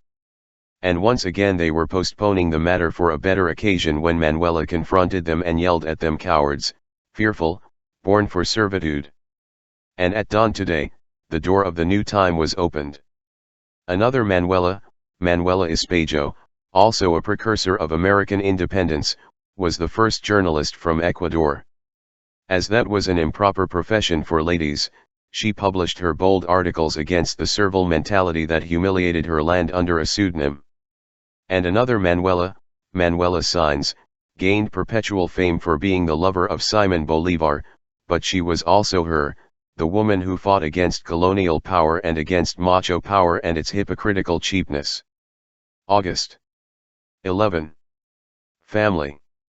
As is known in Black Africa and Indigenous America, your family is your complete village, with all its living and its dead. And your kin don't end with humans. Your family also speaks to you in the crackling of the fire, in the sound of running water, in the breath of the forest, in the voices of the wind, in the fury of the thunder, in the rain that kisses you, and in the song of the birds that greet your steps. August 12. Athletes and athletes. In 1928, the Amsterdam Olympics culminated. Tarzan, alias Johnny Weissmuller, was a swimming champion, and Uruguay, a soccer champion. And for the first time the Olympic flame, lit in a tower, accompanied the days from beginning to end. But these games were memorable for another novelty: for the first time, women participated. Never, in all the history of the Olympics, from Greece onwards, had anything like it been seen. In the Greek Olympics, women were prohibited from competing, and could not even attend the shows. And the founder of the modern Olympics, the Baron of Coubertin, was opposed to the feminine presence during his reign. For them, grace, home and children. For them, the sports competition. August 13. The right to bravery. In 1816, the government of Buenos Aires granted the rank of lieutenant colonel to Juana Azurduy, by virtue of her manly effort. In the War of Independence, she had led the guerrillas who wrested the Potosí Hill from Spanish hands. Women were forbidden to meddle in the masculine affairs of war, but macho officers had no choice but to admire this woman's manly courage. After much galloping, when the war had already killed her husband and 5 of her 6 children, Juana also died. She died in poverty, poor among the poor, and was thrown into the common grave. Almost 2 centuries later, the Argentine government, headed by a woman, promoted her to the rank of General of the Army, in homage to her feminine courage. August 14. The mosquito maniac. In 1881, the Cuban physician Carlos Finlay revealed that yellow fever, also called black vomit, was transmitted by a certain female mosquito. At the same time, he released a vaccine that could kill off that plague. Carlos, known in the neighborhood as the mosquito maniac, explained his discovery before the Academy of Medical, Physical and Natural Sciences of Havana. 20 years took the world to take notice. During those 20 years, while prestigious scientists from prestigious places investigated false leads, yellow fever continued to kill people. August 15. The Pearl and the Crown. Winston Churchill had announced, "It is alarming and nauseating to see this Mr. Gandhi, this evil and fanatical subversive. The truth is that sooner or later we will have to face him and all those who support him and finally crush them. There is no use trying to calm the tiger by giving it cat food. And we have no intention of abandoning the most brilliant and precious pearl of our crown, glory and power of the British Empire." But some years later, the pearl left the crown. In the present day of 1947, India gained its independence. The hard road to freedom had been opened in 1930, when Mahatma Gandhi, scrawny, almost naked, arrived on a beach in the Indian Ocean. It was the Salt March. There had been only a few when the march started, but a crowd reached its destination. And they each picked up a handful of salt and put it in their mouths, thus each breaking British law, which forbade Hindus from consuming their own country's salt. August 16. The suicide seeds. For about 360 million years, plants have been producing fertile seeds, which generate new plants and new seeds, and they have never charged anything for this favor they do us. But in 1998, the company Delta and Pine was granted a patent that sanctifies the production and sale of sterile seeds, which make it necessary to buy new seeds with each sowing. In mid-August 2006, the Monsanto Company, of sacred name, took over Delta and Pine, and also the patent. This is how Monsanto consolidated its universal power, the seeds. Sterile, called suicide seeds or terminator seeds, are part of the very lucrative business that also forces you to buy herbicides, pesticides and other poisons from the transgenic pharmacy. At Easter 2010, a few months after the earthquake, Haiti received a great gift from Monsanto. 60,000 bags of seeds produced by the chemical industry. The peasants gathered to receive the offering, and burned all the bags in a huge bonfire. August 17. Dangerous woman. In 1893 Mae West was born, sin flesh, voracious vampire. In 1927 he went to jail, with his entire cast, for staging an invitation to pleasure, subtly called sex, in a Broadway theater. When he finished purging his crime of public obscenity, he decided to move from Broadway to Hollywood, from theater to cinema, believing that he was reaching the realm of freedom. But the United States government imposed a certificate of moral correctness on Hollywood, which for 38 years was essential to authorize the release of any film.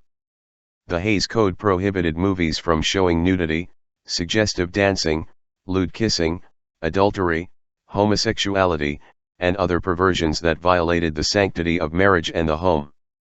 Not even the Tarzan movies could be saved, and Betty Boop was forced to wear a long skirt. And Mae West kept getting into trouble. August 18. The network of networks. In these days of 1969, a group of scientists launched a new project of the United States Armed Forces. A network of networks was to be created to connect and coordinate military operations on a scale never seen before. In the war for the conquest of the earth and the sky, this invention, which was not yet called the Internet, turned out to be a victory for the United States against the rival power, which was still called the Soviet Union. Paradoxically, over the years, This instrument of war has also served and serves to multiply the voices of peace, which previously sounded in a wooden bell. August 19. The War on the Board. In 1575, the first major battle in chess history was fought. The winner, Leonardo da Cutri, received a prize of 1,000 ducats, an ermine cape and a congratulatory letter from the Spanish King Felipe II. The loser, Ruy López de Segura, had written the book that founded the art of combat for black against white on a grid field. In that work, the author, who was a clergyman, beatifically advised: when you start to play, if it's a clear day and the sun, make sure that the enemy has the sun facing him, because it blinds him. And if it were dark, and you play with fire, make it light to the right hand, because it disturbs his vision, and the right hand, which he carries around the board, shadows him, so that he does not see clearly where he is playing the pieces. August 20. The Heavenly Workforce. In the Ecuadorian highlands, stands the Church of Licto. This fortress of faith was rebuilt, with gigantic stones, as the 20th century was born. Since there was no longer slavery, or so the law said, Indians free, they fulfilled the task. They carried the stones on their backs, from a distant quarry, several leagues from there, and a few left their lives on the path of deep ravines and narrow paths. The priests quoted in stones the salvation of sinners. Each baptism was paid with 20 blocks and 25 cost a wedding. 15 stones was the price of a burial. If the family did not deliver them, the deceased did not enter the cemetery, he was buried in bad soil, and from there he went straight to hell. At Stanford University in the United States, a revealing experiment was carried out on the relationship between man and his function. The psychologists recruited some white students, who were well educated, well behaved, and in good physical and mental health. The flight of a coin decided who would be the jailer and who would be a prisoner in a fictitious jail, invented in the basement of the university. The unarmed prisoners were nameless numbers. The jailers, names without numbers, carried clubs. It seemed like a game, but from the first day those who played the role of jailers began to like it. Permission to go to the bathroom was only granted after much begging. The prisoners slept naked on the concrete floor, and in punishment cells, without eating or drinking. They paid for the insolence of speaking out loud. Hits, insults, humiliation. The experiment did not last long. Not more than a week. Today in 1971, it was terminated. The French priest Jean-Baptiste Labat recommended in one of his books, published in 1742. African children from 10 to 15 years old are the best slaves to take to America. You have the advantage of educating them to set the pace as best suits their masters. Children more easily forget their native country and the vices that reign there, become fond of their masters, and are less inclined to rebellion than older Negroes. This pious missionary knew what he was talking about. In the French islands of the Caribbean Sea, Père Labat offered baptisms, communions, and confessions, and between Mass and Mass he watched over their properties. He owned land and slaves. August 23. The Impossible Homeland. In 1791, another land and slave owner sent a letter from Haiti. Negroes are very obedient, and always will be, he said. The letter was sailing to Paris when the impossible happened. On the night of August 22 to 23, a stormy night, the greatest slave insurrection in all of human history erupted from the depths of the Haitian jungle, and those very obedient blacks humiliated the army of Napoleon Bonaparte, who had invaded Europe from Madrid to Moscow. August 24. It was the day of the Roman god of fire. And it was the year 79. Pliny the Elder was sailing in command of a Roman fleet. Entering the Bay of Naples, he saw black smoke rising from the Vesuvius volcano, a tall tree. It opened its branches towards the sky, and suddenly night fell in broad daylight. The world trembled violently and a bombardment of fiery stones buried the festive city of Pompeii. A few years before, Fire had ravaged the city of Lugdunum, and Seneca had written, "There was only one night between the largest city and none." Lugdunum was resurrected, and is now called Leon. And Pompeii did not disappear, intact under the ashes, it was saved by the volcano that killed it. August 25. The rescue of the prisoner city. At dawn on this day in 1944, Paris went mad. The Nazi occupation was over. The first tanks and armored cars had entered. A few hours before. "Are they Americans?" asked the crowd. But the names of those tanks and those armored vehicles, clumsily written in white paint, said, Guadalajara, Ebro, Teruel, Brunt, Madrid, Don Quixote, Durruti. The first liberators of Paris were the Spanish Republicans.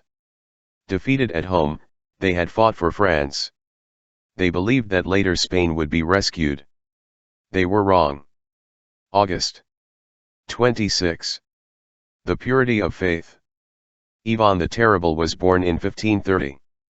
To educate the people in the Christian faith, he erected in Moscow the great temple of Saint Basil, which is still the beautiful symbol of the city, and to perpetuate his Christian power he sent to hell a few sinners, his rivals, his relatives.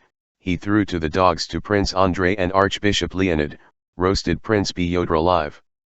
Hacked Princes Alexander, Renan, Snuyan, Nikolai, Dmitry, Telepna and Teodin with axe blows. He drowned his cousin Vladimir, his sister-in-law Alexandra and his aunt Eudoxia in the river.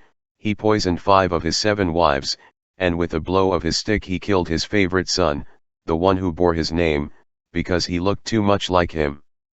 August 27. The purity of the race. In 1924, Adolf Hitler dictated his book My Struggle while in prison. On a day like today, he transmitted to the scribe his fundamental teaching on the history of humanity. All the great cultures of the past have succumbed only because the originally creative race died from Sanare poisoning. 14 years later, Benito Mussolini proclaimed, in his Breed Manifesto, the purely European physical and psychological characters of Italians must not be altered in any way. It is time for Italians to openly proclaim themselves racist. August 28. I have a dream. On this day in 1963, before a huge crowd lining the streets of Washington, Pastor Martin Luther King dreamed aloud. I dream that one day my children will not be judged by the color of their skin. I dream that one day every plane will rise and every mountain will shrink. By then, the FBI ruled that King was the most dangerous black for the future of this nation, and numerous spies haunted his days and nights. But he continued to denounce racial humiliation and war. Of Vietnam, who turned blacks into cannon fodder, and without mincing words said that his country was the greatest purveyor of violence in the world. In 1968, a bullet split his face. August 29. Man of color. Dear white brother. When I was born, I was black. When I grew up, I was black. When the sun hits me, I'm black. When I'm sick, I'm black. When I die, I'll be black. And meanwhile, you. When you were born, you were pink. When you grew up, you were white. When the sun hits you, you are red. When you feel cold, you are blue. When you feel fear, you are green. When you are sick, you are yellow. When you die, you will be gray. So which of us two is a colored man? From Leopold Senghor, Senegalese poet. August 30. Day of the Disappeared. Disappeared, the dead without a grave, the graves without a name. And also, native forests. The stars in the night of the cities, the aroma of the flowers, the taste of the fruits, the letters written by hand, the old cafes where there was time to waste time, street football, the right to walk, the right to breathe, secure jobs, secure retirements, houses without bars, doors without locks, community sense and common sense. August 31. Heroes. In 1943, during World War II, General George Patton harangued his soldiers thus: "You are here because you are real men, and all real men love war. We Americans are proud to be macho men, and we are macho men. America loves winners. America doesn't tolerate losers. America despises cowards. We Americans always bet to win. That's why America has never lost and never will lose a war." He was a reincarnated. Before joining the United States Army, he had been a warrior in Carthage and Athens, a knight at the English court, and a marshal to Napoleon Bonaparte. General Patton died, on the last day of 1945, hit by a truck. September 1. Traitors. In 2009, a monument to deserting soldiers was erected in Germany. A recognition like this is rare, among so many moments. Monuments that the history of humanity is watering in its path. Tribute to the traitors. Yes, deserters are traitors. Traitors to wars. September 2. The inventor of preventive wars. In 1939, Hitler invaded Poland because Poland was going to invade Germany. As 1.5 million German soldiers spilled onto the Polish map, and bombs rained down from planes, Hitler expounded his doctrine of preventive wars: "Prevention is better than cure, I kill before they kill me." Hitler made school. Since then, all digestive wars, countries that eat countries, claim to be preventive wars. September 3. Grateful people. A year after the invasion of Poland, Hitler continued his relentless onslaught, and was devouring half of Europe. Austria, Czechoslovakia, Finland, Norway, Denmark, the Netherlands, Belgium, and France had already fallen, or were about to fall, and the nightly bombing raids on London and other British cities had already begun. In today's 1940 edition, the Spanish newspaper ABC reported that 116 enemy planes had been shot down, and did not hide its satisfaction at the great success of the Reich's attacks. On the cover of the newspaper, Generalissimo Francisco Franco smiled triumphantly. Gratitude was one of his virtues. September 4. I give you my word. In 1970, Salvador Allende won the elections and became president of Chile. And said, "I am going to nationalize copper." And said, "I'm not leaving here alive." And he kept his word. September 5. Fight poverty, kill a poor man.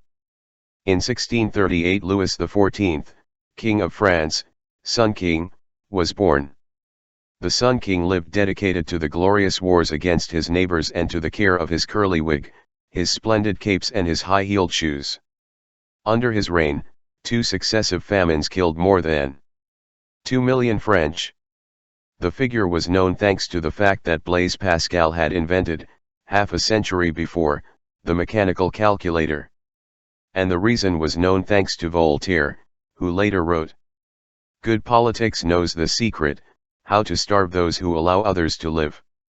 September 6. The international community. The cook summoned the calf, the suckling pig, the ostrich, the goat, the deer, the chicken, the duck, the hare, the rabbit, the partridge, the turkey, the dove, the pheasant, the hake, sardines, cod, tuna, octopus, shrimp, squid, and even crab and turtle, which were the last to arrive. And when they were all there, the cook explained, "I have gathered them to ask them what sauce they want to be eaten with." Then one of the guests said, "I don't want to be eaten in any way." The cook ended the meeting. September 7. The visitor. In these days of the year 2000, 189 countries elaborated the Millennium Declaration, which committed them to solving all the dramas of the world. The only goal that has been met was not on the list. The number of experts needed to carry out such difficult tasks has been multiplied. According to what I heard in Santo Domingo, one of those experts was touring the outskirts of the city when he stopped in front of the chicken coop of Dona Maria de los Mercedes Homes, and asked her, "If I tell you exactly how many chickens you have, will you give me one? And he turned on his touch-screen tablet computer, activated the GPS, he connected through his 3G cell phone with the satellite photo system and put the pixel counter into operation. You have 132 chickens. And caught one. Dona Maria de las Mercedes did not remain silent. If I tell you what you do, will you give me back the chicken?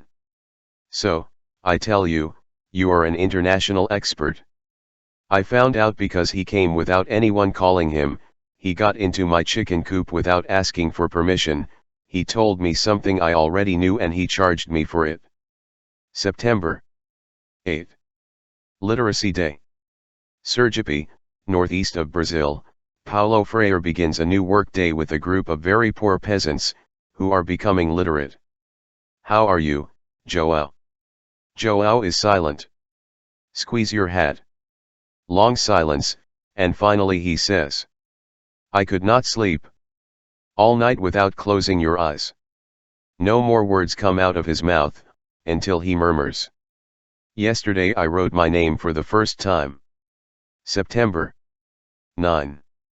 Statues.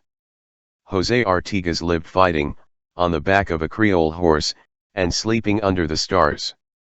While he governed his free lands, he had a cow's skull for a throne and a poncho for his only uniform. Wearing what he wore, he went into exile, and died in poverty.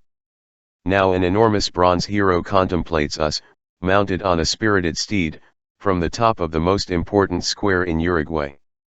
That victorious hero, decked out for glory, is identical to all the effigies of all the military heroes that the world venerates.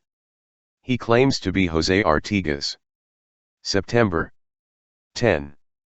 The first agrarian reform in America. It happened in 1815, when Uruguay was not yet a country, nor was it called that. In the name of the rebellious people, José Artigas expropriated the lands of the bad Europeans and worse Americans, and ordered that they be divided up. It was the first agrarian reform in America, half a century before Lincoln and a century before Emiliano Zapata. Criminal project, the offended cried out, and to top it off, Artigas warned. The most unfortunate will be the most privileged. 5 years later, Artigas, defeated, went into exile, and in exile he died. The distributed lands were snatched from the most unfortunate, but the voice of the defeated continues to say, mysteriously. Nobody is more than nobody. September 11. Day Against Terrorism. Country hijackers are wanted. Wage stranglers and job killers are wanted. They are looking for the violators of the earth, the poisoners of the water and the thieves of the air. The fearmongers are wanted. September 12. Living Words. On this day in 1921, Amilcar Cabral was born in the Portuguese colony of Guinea-Bissau, in West Africa. He led the War of Independence for Guinea-Bissau and the Cape Verde Islands. His words. Beware of militarism. We are armed militants, we are not military. The joy of living is above all. Ideas do not live only in the head. They also live in the soul and the heart and the stomach and everything else. You have to listen to people, learn from people. Do not hide anything from the people. Do not tell lies, report them. Don't put masks on difficulties, mistakes, falls. Do not claim easy victories. In 1973, Amilcar Cabral was assassinated. He could not celebrate the independence of the new countries that he had helped so much to be born. September 13. The Immobile Traveler. If I remember correctly, Sandakang, Prince and Pirate, Tiger of Malaysia, was born in 1883. Sandakang sprouted from the hand of Emilio Salgari, like other characters that accompanied my childhood. The father, Emilio Salgari, was born in Verona, and never sailed beyond the Italian coast. He was never in the Gulf of Maracaibo, nor in the Yucatan jungle, nor in the slave ports of the Ivory Coast, nor did he meet the pearl fishermen of the Philippine Islands, nor the sultans of the Orient, nor the pirates of the sea, nor the giraffes of Africa, nor the buffaloes of the far west. But thanks to him, I was there, I did know. When my mom wouldn't let me go beyond the corner of my house, Salgari's novels took me to sail the 7 seas of the world and other seas. Salgari introduced me to Sandakan and Lady Mariana, his impossible love, Yanez the navigator, the black corsair and Honorata, the daughter of his enemy, and so many friends that he had invented to save him from hunger and accompany him from loneliness. September 14. Independence as preventive medicine. On today's night in 1821, a few gentlemen drafted the Central American Declaration of Independence, which they solemnly signed the following morning. The act says, or rather confesses, that independence had to be declared without delay, to prevent the consequences that would be terrible in the event that the same people actually proclaimed it. September 15. Adopt a banker. In 2008, the New York Stock Exchange crashed. Hysterical days, historic days, the bankers, who are the most dangerous bank robbers, had looted their companies, although they were never filmed by surveillance cameras and no alarm sounded. And there was no way to avoid the general collapse. The whole world collapsed, and even the moon was afraid of losing her job and being forced to find another sky. Wall Street wizards, experts in selling castles in the air, stole millions of homes and jobs, but only one banker went to jail. The others cried out for a little help for the love of God and received, for their efforts, the greatest reward ever given in human history. That fortune would have been enough to feed all the hungry in the world, including dessert, from here to eternity. Nobody came up with the idea. Fancy dress ball. At 2 in the morning today, in the year 1810, Miguel Hidalgo shouted the cry that opened the way for the independence of Mexico. When the cry was about to turn a century old, in 1910, the dictator Porfirio Diaz anticipated the celebration by 1 day, to coincide with his birthday, and the centenary was celebrated in style. The City of Mexico, polished and made up, received the distinguished guests from more than 30 countries, top hats, feathered hats, fans, gloves, gold, silk, speeches. The ladies' committee hid the beggars and put on shoes to street children. The Indians were given pants distributed free of charge, while those wearing their traditional blanket pants were prohibited from entering. Don Porfirio laid the foundation stone of the Lecumberri prison and solemnly inaugurated the General Asylum, with capacity for 1,000 insane people. An impressive parade recounted the national history. A student from the dental school represented Hernan Cortez, the first volunteer who came to improve the breed, and a sad Indian paraded disguised as Emperor Moctezuma. A French court, in the Louis XVI style, occupied the float that drew the most ovations. Mexican liberators. And the Centennial Party is over, and all that glittering garbage was swept away. And the revolution broke out. History remembers the revolutionary chiefs, Zapata, Villa, and other machos. The women, who lived in silence, went into oblivion. A few female warriors refused to be erased. Juana Ramona, the tigress, who took several cities by assault. Carmen Velez, the general, who directed 300 men. Angela Jimenez, a dynamite teacher, who claimed to be Angel Jimenez. Encarnacion Marrez, who cut off her braids and became second lieutenant hiding under the brim of her hat, so that the woman cannot be seen in my eyes. Amelia Robles, who had to be Emilio, and became a colonel. Petra Ruiz, who had to be Pedro, the one who fired the most bullets to open the doors of Mexico City. Rosa Bobadilla, a female who refused to be a man and fought more than 100 battles with her name. And Maria Quinteros, who had made a pact with the devil and not lost a single battle. The men obeyed his orders. Among them, her husband, the first doctor. In 1915, Susan La Flecha died. At 25, Susan had been the first Native American medical doctorate in the United States. Until then, there was not a single doctor on the reservation where the Omaha Indians lived poorly. Susan was the first and only, everyone's doctor, through the days and nights, alone in the snow and in the sun.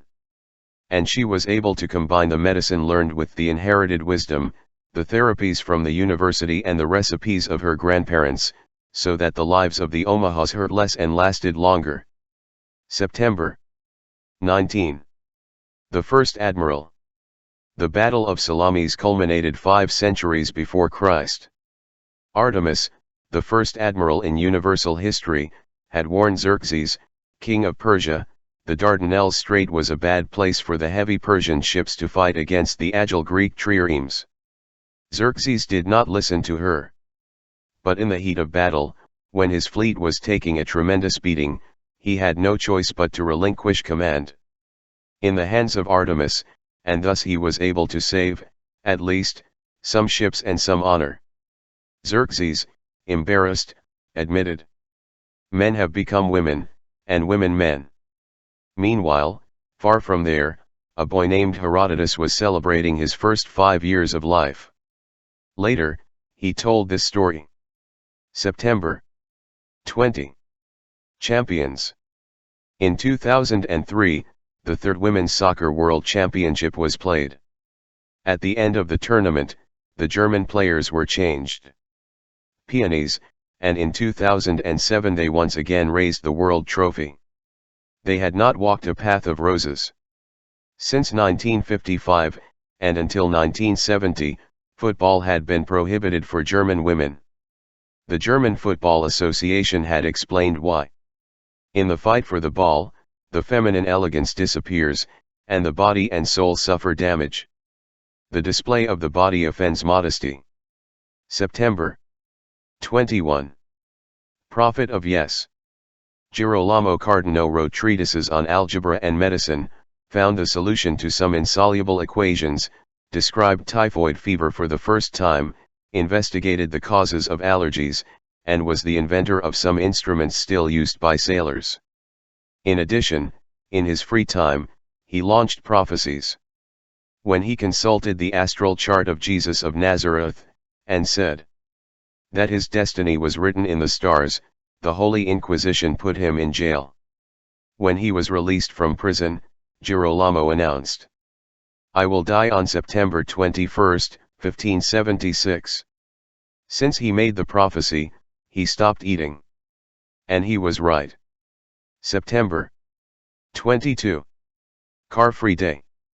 Environmentalists and other irresponsibles propose that for one day, today, cars disappear from the world. A day without cars? What if the example spreads and that day becomes every day? God forbid, and neither does the devil. Hospitals and cemeteries would lose their largest clientele. The streets would be filled with ridiculous cyclists and pathetic pedestrians. The lungs could no longer breathe the tastiest of poisons. The legs, which have forgotten to walk, would stumble with any stone. The silence would stun the ears. Highways would be depressing deserts. Radios, televisions, magazines, and newspapers would lose their most generous advertisers. The oil countries would be condemned to misery. Corn and sugar cane, now turned into car food, would return to the humble human plate. September 23. Navigations. They called her the Mulatta of Córdoba, it is not known why. She was a mulatta, but she was born in the port of Veracruz, and has always lived there. It was said that she was a witch. Back in the 1600s, the touch of his hands healed the sick and drove the healthy mad. Suspecting that the devil inhabited her, the Holy Inquisition locked her up in the fortress on the island of San Juan de Ulua. In her cell, she found a coal, which some ancient fire had left there. With that coal he began to scribble on the wall, and his hand drew, unintentionally wanting, a ship. And the ship came off the wall and into the open sea took the prisoner. September 24. The Inventor Magician. In 1912, the magician Houdini premiered his new show at the Busch Circus in Berlin. The Aquatic Torture Chamber. the most original invention of this time and of all times. It was a tank filled to the brim with water, hermetically sealed, where Houdini dunked, face down, with shackles binding his hands and ankles. The public could see him through a glass wall, Houdini immersed in the water without breathing, until at the end of a long time, like centuries, the drowned man emerged from the tank. Houdini did not suspect that many years later the suffocation would be the torture preferred by the Latin American military dictatorships, and the most praised by the expert George W. Bush. The wise questioner. Miguel Ignacio Lillo did not study at the university, but he knew how to put together, book after book, a scientific library that occupied his entire house. On a day like today, back in 1915, a few Tucumán students spent an entire afternoon in that house of books, and they wanted to know how Don Miguel managed to preserve them so well. "My books take air," explained the wise man. I open them and ask them. Reading is asking. Don Miguel asked the books, and much more asked the earth. For the pleasure of asking questions, he traveled the entire north of Argentina on horseback, inch by inch, step by step, and thus learned secrets that the map hid, ancient sayings and living, the songs of the birds that the cities ignored, the wild pharmacies that were offered in the open field. There are many birds and plants that he named. What was the world like when it began to be a world? Florentino Ameghino was another wise questioner. A paleontologist since childhood, he was still a child when, around 1865, he built his first prehistoric giant in a town in the province of Buenos Aires. A day like today he emerged loaded with bones, from the depths of a deep cave, and in the street he was placing jaws, vertebrae, hips. "It's a monster from the Mesozoic era," he explained to the neighbors. "Very old. You can't even imagine." And behind her back, Dona Valentina, the butcher, could no longer contain her laughter. "But Majito, they are fox bones." And were. That did not discourage him. Throughout his life he collected 60,000 bones from 9,000 extinct animals, real or imaginary, and wrote 19,000 pages that earned him the gold medal and the diploma of honor from the World's Fair in Paris. Funeral parlor. During the 11 presidencies of Antonio López de Santa Anna, Mexico lost half of its territory and the president lost a leg. Half of Mexico was eaten by its neighbor to the north, after some battles and in exchange for $15 million, and the leg, fallen in combat, was buried today in 1842, with military honors, in the Santa Paula Cemetery. The president, called hero, eagle, benemerito, immortal warrior, father of the nation, Serene Highness, Napoleon of the West, and Mexican Caesar, lived in a mansion in Jalapa that looked more like a Versailles palace. The president had brought from Paris all the furniture and decorations and trinkets. In the bedroom he had a huge, curvilinear mirror that enhanced whoever contemplated himself in it. Every morning, when he woke up, he would stop before the magical mirror that gave him back the image of a tall and handsome gentleman.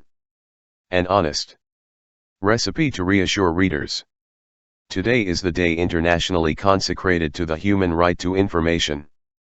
Perhaps it is appropriate to remember that a month or so after the atomic bombs that destroyed Hiroshima and Nagasaki, the New York Times denied the rumors that were scaring the world. On September 12, 1945, this newspaper published, on the front page, an article signed by its scientific editor, William L. Lawrence. The article went out to meet the alarmist versions and assured that there was no radioactivity in those devastated cities, and that such radioactivity was nothing more than a lie from Japanese propaganda. Thanks to this revelation, Lawrence won the Pulitzer Prize. Some time later, it was learned that he received 2 monthly salaries, the New York Times paid him one, and the other was paid by the United States military budget.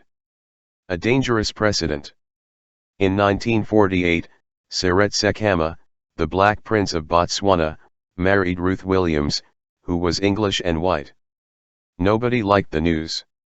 and the British Crown, owner and mistress of a good part of Black Africa, appointed a commission of experts to study the matter. The cross-race wedding sets a dangerous precedent, the British Kingdom's commission ruled, and the couple were sentenced to exile. Camel led, from exile, the fight for the independence of Botswana.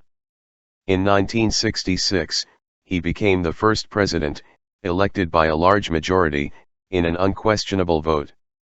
He then received, in London, the title of Sir. September 30. Translator's Day. From the south of Veracruz, a boy jumped onto the road. Upon returning, years later, the father wanted to know what he had learned. The son replied, "I am translator. I learned the language of the birds." And when a bird sang, the father demanded, "If you're not a fucking liar, tell me what that bird said." The son denied, begged that you better not know, that you won't like to know, but finally, compelled, he translated the song of the bird. The father blanched and kicked him out of the house. October 1. The Empty Island. The gulls will be the only indigenous population, the British government had announced. And in 1966, he kept his word. All the inhabitants of Diego Garcia Island, except the seagulls, were sent into exile, bayoneted and shot. And the British government leased the emptied island to the United States. United, for half a century. And this paradise of white sands, in the middle of the Indian Ocean, became a military base, a spy satellite station, a floating prison and a torture chamber for suspected terrorists, and a launching pad for the annihilation of countries that deserve punishment. It also has a golf course. This world in love with death. Today, International Day of Nonviolence, it may be useful to remember a phrase from General Dwight Eisenhower, who was not exactly a pacifist militant.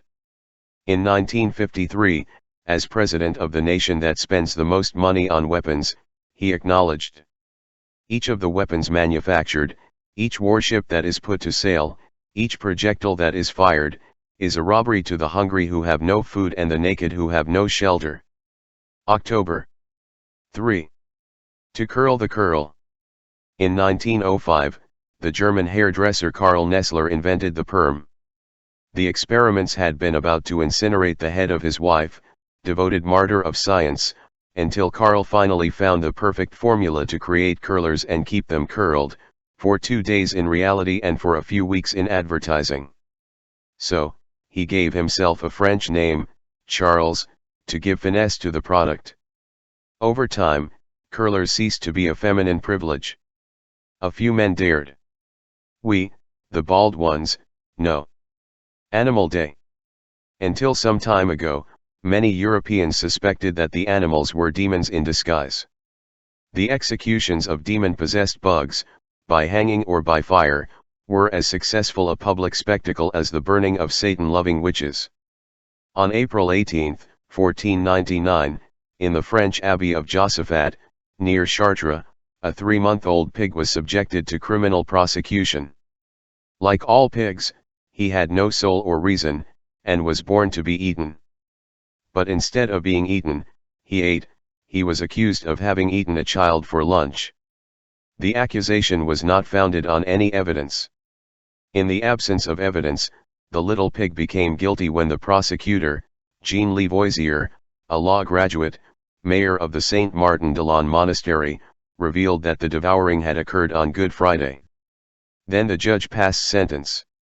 Capital punishment. October 5. The last voyage of Columbus. In 1992, the Dominican Republic completed the erection of the most enormous lighthouse in the world, so tall that its lights disturb God's dream. The lighthouse was erected in homage to Christopher Columbus, the admiral who inaugurated European tourism in the Caribbean Sea. On the eve of the ceremony, Columbus's ashes were moved from the Cathedral of Santo Domingo to the mausoleum built at the foot of the lighthouse. While the removal of the ashes was taking place, he died of sudden death. Emma Balaguer, who had directed the works, and the platform where the Pope of Rome was going to pronounce his blessing collapsed. Some ill-considered confirmed, thus, that Columbus brings bad luck. October 6. The last trips of Cortés. In 1547, when he felt that death was tickling him, Hernán Cortés ordered him to be buried in Mexico, in the convent of Coyoacán, which was going to honor his memory.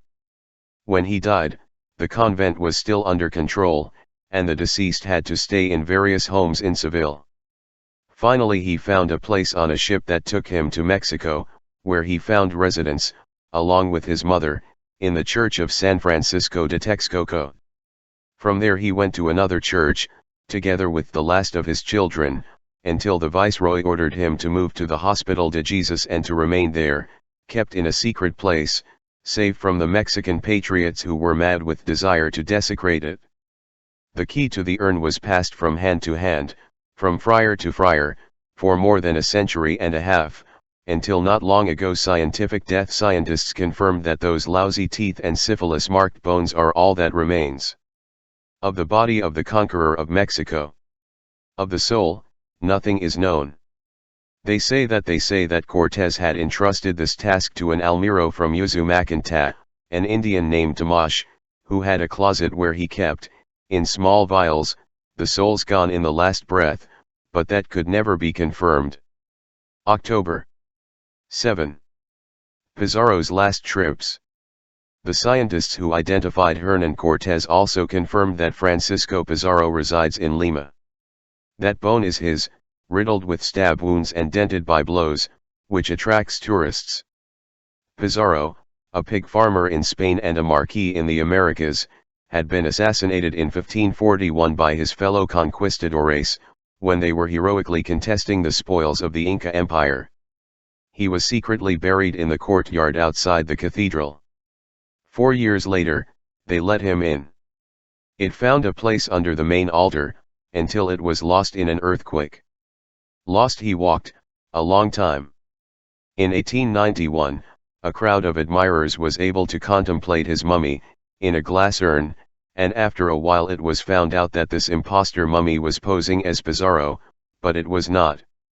In 1977, masons repairing the cathedral crypt found a skull, which had once been attributed to the hero. 7 years later, a body came to meet the skull, and Pizarro, finally complete, was transferred with great pomp to a funeral chapel in the cathedral. Since then it has been exhibited in Lima, the city he founded. October 8. The Three. In 1967, 1,700 soldiers cornered Che Guevara and his few guerrillas in Bolivia, in the Quebrada del Uro. Che, a prisoner, was assassinated the following day. In 1919, Emiliano Zapata had been shot in Mexico. In 1934, Augusto Cesar Sandino was killed in Nicaragua. All three were the same age, about to turn 40 years. The three fell to bullets, treason, in an ambush. The three of them, Latin Americans of the 20th century, shared the map and the time. And all three were punished for refusing to repeat history. October 9. I saw him that he saw me. In 1967, when Che Guevara was lying in the La Higuera school, murdered by order of the Bolivian generals and their distant commanders, a woman recounted what she had seen. She was one more peasant among the many peasants who entered the school and slowly walked around the dead man. We were walking by and he was looking at us. We would pass by and he would look at us. He was always looking at us. He was very nice. October 10. The Godfather. According to what my Sicilian friends told me, Don Genco Russo, capo dei capi of the Mafia, arrived at the appointment with a studied delay of 2.5 hours. In Palermo, at the Hotel Sol, Frank Sinatra was waiting for him. And on this noon in 1963, the Hollywood idol paid homage to the monarch of Sicily. Frank Sinatra knelt before Don Genco and kissed his right hand. Throughout the world, Sinatra was the voice, but in the land of his ancestors, more important than the voice was silence. Garlic, symbol of silence, is one of the 4 sacred foods in the mass of the crafty table, the others are bread. Union symbol, salt, emblem of courage, and wine, which is blood. October 11. The lady who crossed 3 centuries. Alice was born a slave, in 1686, and a slave lived 116 years. When she died in 1802, a part of the memory of Africans in America died with her. Alice could not read or write, but she was full of voices that told and sang legends from far away and also stories lived up close. Some of those stories came from the slaves she helped escape. At 90, she was blind. At 102, he regained his sight. "It was God," she said. "He couldn't let me down." They called her Alice of the Dunks Ferry. In the service of his owner, he worked on the ferry that took and brought passengers across the Delaware River. When the passengers, always white, made fun of this very old woman, she left them stranded on the other bank of the river. They called out to her, but there was no case. The one who had been blind was deaf. October 12. The discovery. In 1492, the natives discovered that they were Indians, they discovered that they lived in America, they discovered that they were naked, they discovered that there was sin, they discovered that they owed allegiance to a king and queen from another world and a god from another heaven. And that this god had invented guilt and clothing and had ordered that whoever worshipped the sun and the moon and the earth and the rain that wets it be burned alive. October 13. The winged robots. Good news. As of today in 2011, the world's military chiefs have reported that drones will be able to continue killing people. These pilotless, unmanned, remote-controlled planes are in good health. The virus that attacked them was just a passing nuisance. So far, drones have rained down their bombs on defenseless victims in Afghanistan, Iraq, Pakistan, Libya, Yemen, and Palestine, with other countries awaiting their services. In the age of cyber wars, drones are the perfect warriors. They kill without remorse, obey without question, and never betray their bosses. October 14. A defeat of civilization. In 2002, the 8 McDonald's restaurants in Bolivia closed their doors. Barely 5 years had lasted the civilizing mission. Nobody forbade it. It simply happened that the Bolivians turned their backs on him, or rather, they refused to give him their mouths. These ungrateful people refused to recognize the gesture of the most successful company on the planet, which selflessly honored the country with its presence. The love of backwardness prevented Bolivia from catching up with junk food and the dizzying rhythms of modern life. Homemade empanadas defeated progress. Bolivians continue to eat without haste, in slow ceremonies, stubbornly attached to the ancient flavors born in the family kitchen. Gone, never to return, is the company that throughout the world is dedicated to bringing happiness to children, firing unionized workers and multiplying the fat. October 15. Without corn there is no country. In 2009, the Mexican government authorized the experimental and limited planting of transgenic maize. A clamor of protest went up from the fields. No one was unaware that the winds would take care of spreading the invasion, until the transgenic corn became a fatality of fate. Fed by corn, many of the first villages in America had grown. Corn was people, people were corn, and corn had, like people, all colors and flavors. Will the children of corn, those who make the corn that made them, be able to resist the onslaught of the chemical industry, which imposes its poisonous dictatorship on the world? Or will we end up accepting, throughout America, this merchandise that claims to be called corn but has only one color and has no taste or memory? October 16. He believed that justice was fair. The English jurist John Cook defended those that no one wanted and attacked those that no one could. And thanks to him, for the first time in history, human law humiliated the divine monarchy. In 1649, the prosecutor Cook accused King Carlos I, and his accurate argument convinced the jury. The king was condemned for the crime of tyranny, and the executioner cut off his head. And a few years later, the prosecutor paid the bill. They charged him with regicide, locked him up in the Tower of London. He defended himself by saying, "I applied the law." That mistake cost him his life. Any jurist should know that the law lives up and spits down. On this day in 1660, Cook was hanged and quartered in the very room where he had challenged power. October 17. Silent Wars. Today is the day against poverty. Poverty does not explode like bombs, nor does it sound like shots. We know everything about the poor: what they don't work for, what they don't eat, how much they don't weigh, how much they don't measure, what they don't have, what they don't think, what they don't vote, what they don't believe in. We only need to know why the poor are poor. Could it be because his nakedness clothes us and his hunger feeds us? October 18. Women are people. In the present day of the year 1929, the law recognized, for the first time, that the women of Canada are persons. Until then, they believed they were, but the law did not. The legal definition of person does not include women, the Supreme Court of Justice had ruled. Emily Murphy, Nellie McClung, Irene Parlby, Henrietta Edwards, and Louise McKinney conspired over tea. They defeated the Supreme Court. October 19. Invisible.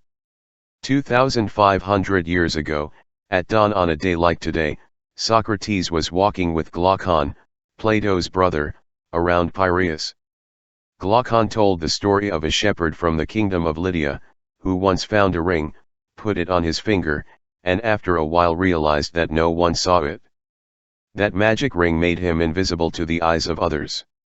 Socrates and Glaucon philosophized at length about the ethical implications of this story. But neither of us. He wondered why women and slaves were invisible in Greece, even though they did not wear magic rings. October 20. Yale the Prophet. In 1843, Linus Yale patented the most invulnerable lock of all, inspired by a 4,000-year-old Egyptian invention. Thereafter, Yale secured the gates of all countries, and was the best guardian of property rights. In our days, cities, sick with panic, are gigantic locks. The keys are in a few hands. October 21. Blow up each other.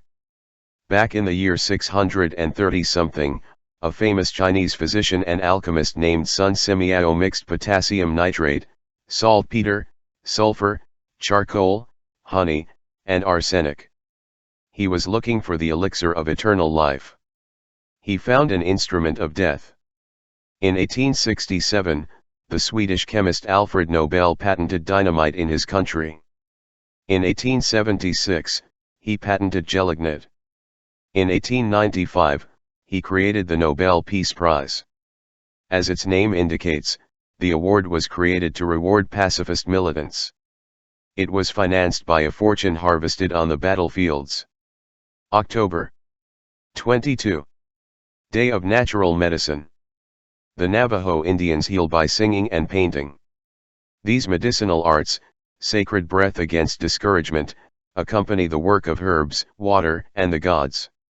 For 9 nights, night after night, the patient listens to the song that scares away the bad shadows that have entered his body, while the painter's fingers paint arrows, suns, moons, birds, rainbows, lightning bolts, snakes, and everything in the sand. What to heal helps. After the healing ceremonies are over, the patient returns home, the songs fade and the painted sand flies. October 23. Sing. On warm nights in the south of the world, springtime, crickets call the grids. They call them by rubbing their 4 wings.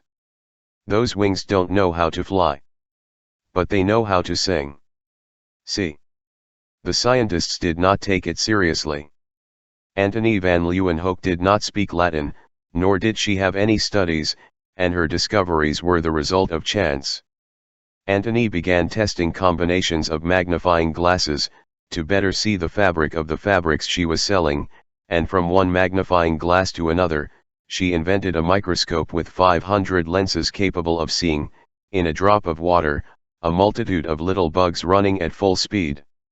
This fabric merchant discovered, among other trivia, red blood cells, bacteria, sperm, yeast, the life cycle of ants, the sex life of fleas, and the anatomy of bee stingers.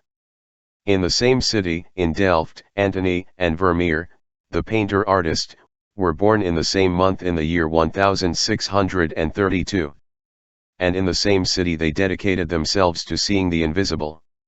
Vermeer pursued the light that was hidden in the shadows, and Antony spied on the secrets of our smallest relatives in the kingdom of this world. Stubborn man. The life of a man was worth little in Colombia. That of a peasant, almost nothing. Nothing was worth the life of an Indian, and the life of a rebellious Indian, less than nothing. However, inexplicably, Quintin Lame died of old, in 1967. He was born on this day in 1880, and had spent his many years in prison or fighting. In Tolima, one of the scenes of his malondances, he was imprisoned 108 times. In the mugshots, he always appeared with stewed eyes, due to the entrance greetings, and his head shaved, to reduce his strength.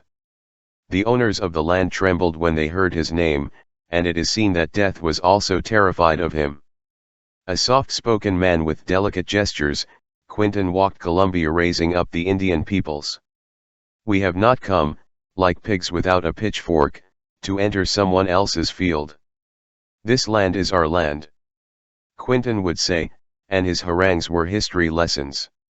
He recounted the past of that present, the why and when of so much misfortune, from the before, one could invent another after. War on drugs. After 20 years of cannon fire and thousands of Chinese dead, Queen Victoria sang Victory. China, which prohibited drugs, opened its doors to the opium that English merchants sold. While the imperial palaces were burning, Prince Gong signed the surrender, in 1860. It was a triumph of freedom, freedom of trade. October 27. War on drugs. In 1986, President Ronald Reagan picked up the spear that Richard Nixon had raised a few years earlier, and the war on drugs received a multi-billion-dollar boost. Since then, drug traffickers and the big banks that launder their money have increased their profits. Drugs, more concentrated, kill twice as many people as before. Every week a new prison is inaugurated in the United States, because drug addicts are multiplying in the nation that contains the most drug addicts. Afghanistan, a country invaded and occupied by the United States, has come to supply almost all the heroin that the world buys. And the war on drugs, which has turned Colombia into a great U.S. military base, is turning Mexico into a maddened slaughterhouse. October 28. Simon's Follies. Today Simon Rodriguez was born in Caracas, in 1769. The church baptized him as a foundling child, nobody's son, but he was the sanest son of Hispanic America. In punishment for his sanity, they called him El Loco. He said that our countries are not free, even if they have an anthem and a flag, because free are those who believe, not those who copy, and free are those who think, not those who obey. Teaching, said El Loco, is teaching to doubt. October 29. Good-hearted man. In 1981, in a gesture of generosity that honors his memory, General Augusto Pinochet sold Chile's rivers, lakes, and groundwater at a gift price. Some mining companies, such as the Swiss Strata, and electricity companies such as the Spanish Endesa and the American AES Gener, became owners, in perpetuity, of the largest rivers in Chile. Endesa received a water extension equivalent to the map of Belgium. Peasants and indigenous communities have lost the right to water, condemned to buy it, and since then the desert has advanced, eating away at fertile land, and the rural landscape is being emptied of people. October 30. The Martians are coming. In 1938, spaceships landed on the shores of the United States, and the Martians launched their attack. They had ferocious tentacles, huge black eyes that shot fiery rays, and a drooling V-shaped mouth. Many terrified citizens took to the streets, wrapped in wet towels to protect themselves from the poisonous gas emitted by the Martians, and many more preferred to lock themselves in, well armed, waiting for the final battle. Orson Welles had invented this alien invasion, and had broadcast it on the radio. The invasion was a lie, but the fear was true. And the fear continued. The Martians were Russians, Koreans, Vietnamese, Cubans, Nicaraguans, Afghans, Iraqis, Iranians. October 31. The grandparents of political cartoons. In the year 1517, the German monk Martin Luther nailed his words of defiance to the door of the Wittenberg Castle Church. Thanks to an invention called the printing press, those words did not stop there. Luther's theses reached the streets and squares and entered the houses, taverns, and temples of Germany and beyond.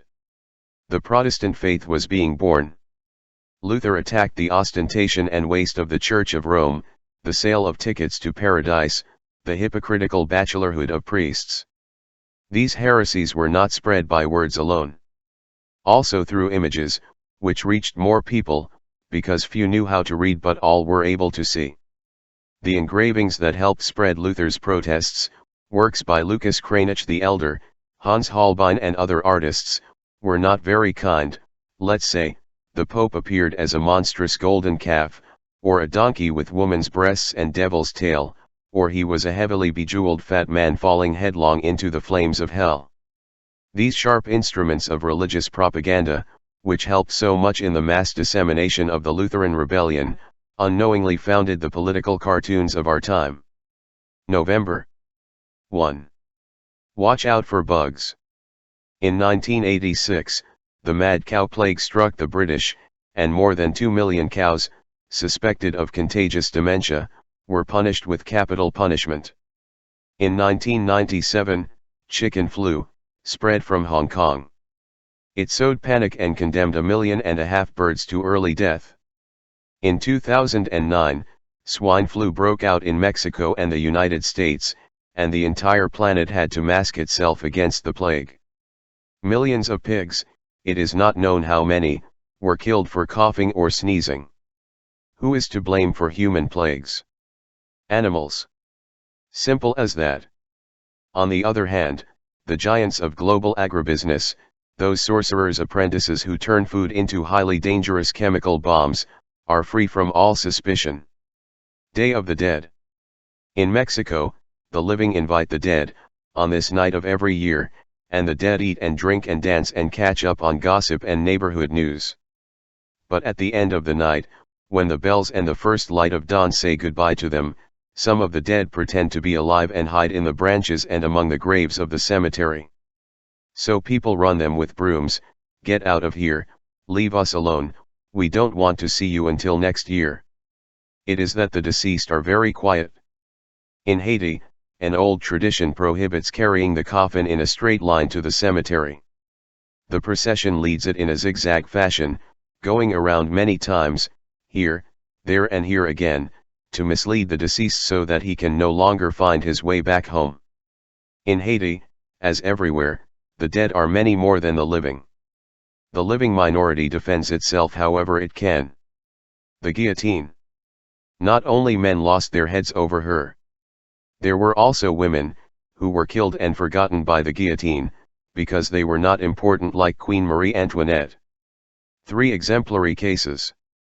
Olympia de Gouges was beheaded by the French Revolution in 1793, so that she would not continue to believe that women are also citizens.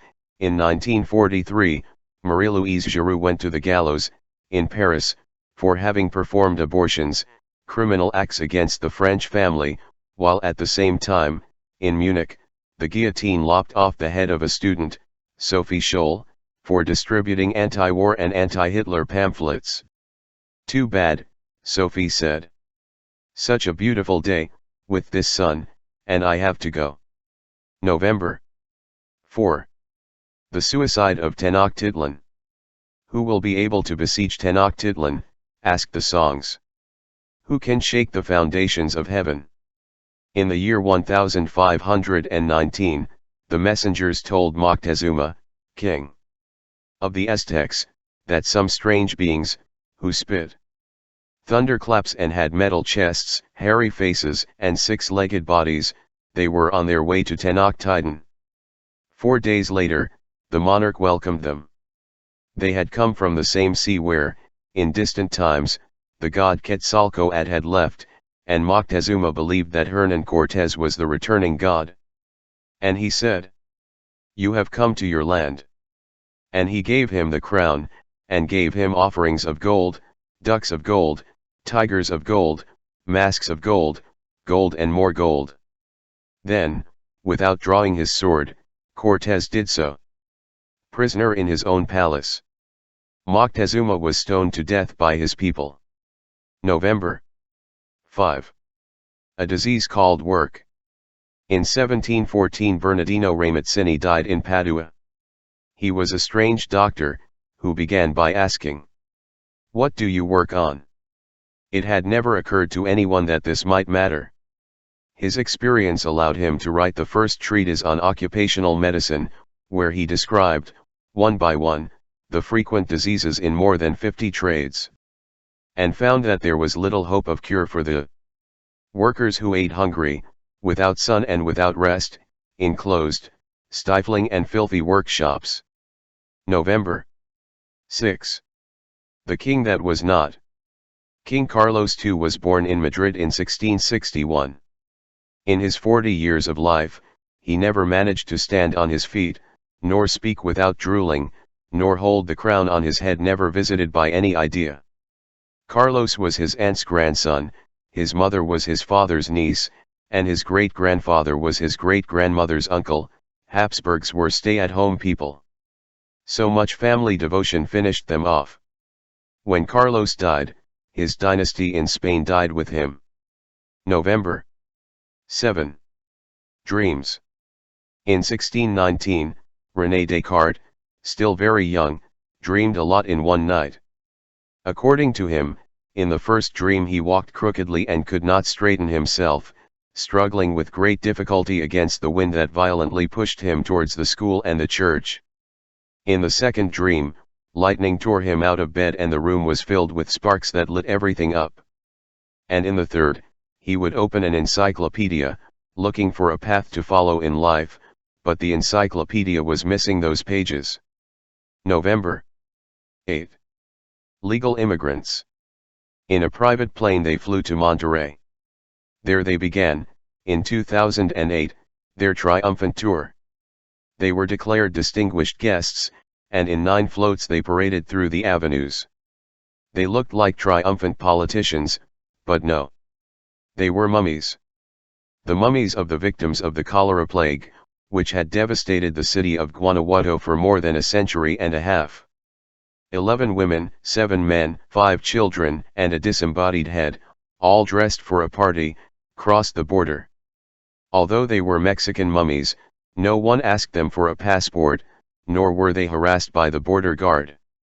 And they calmly continued their journey to Los Angeles, Las Vegas, and Chicago, where they paraded, cheering, under arches of flowers.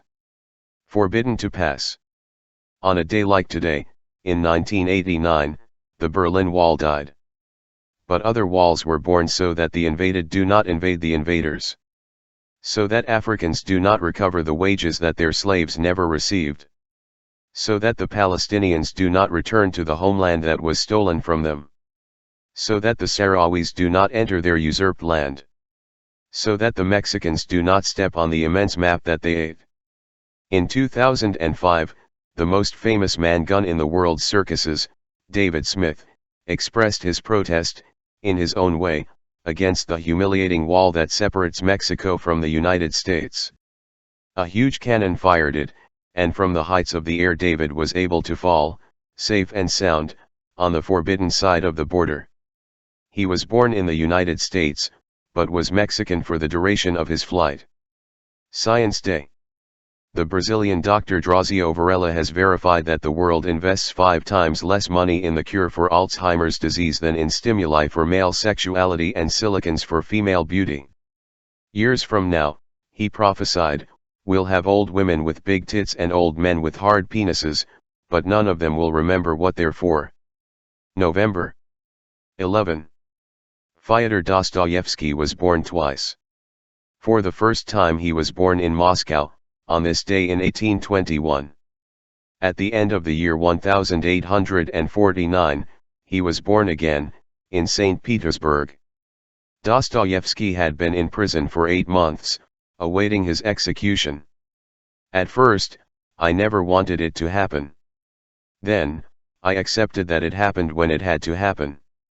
And finally he wanted it to happen as soon as possible, to happen now, because waiting was worse than death. And so it was until dawn when he and the other condemned men dragged their chains to Semenovsk Square, on the banks of the Neva River. And the voice of command commanded, and at the first cry the shooters blindfolded their victims. At the second cry, the click-clack of the loading of the weapons was heard. At the third cry, aim, there were pleas, moans, some crying, and then silence. And silence.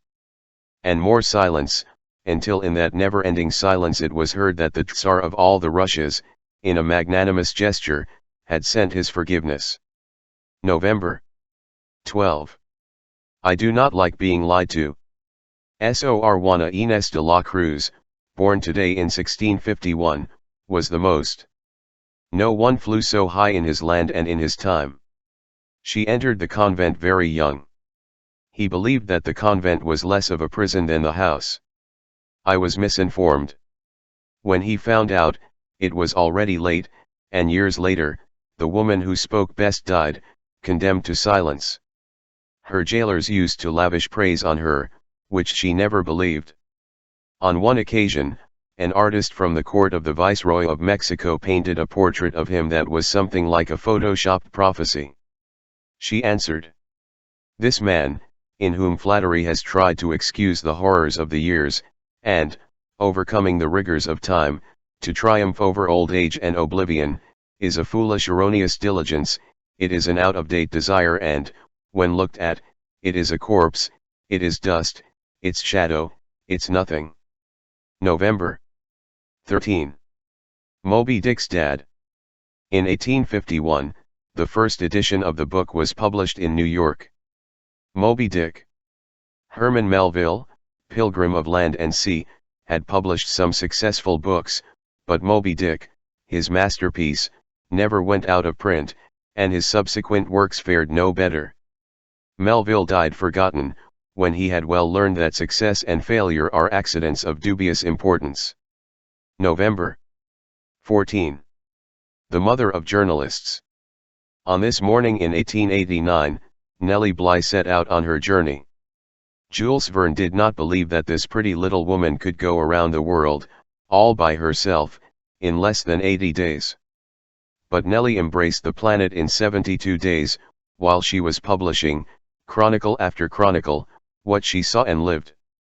This was not the first challenge for the young journalist, nor was it the last.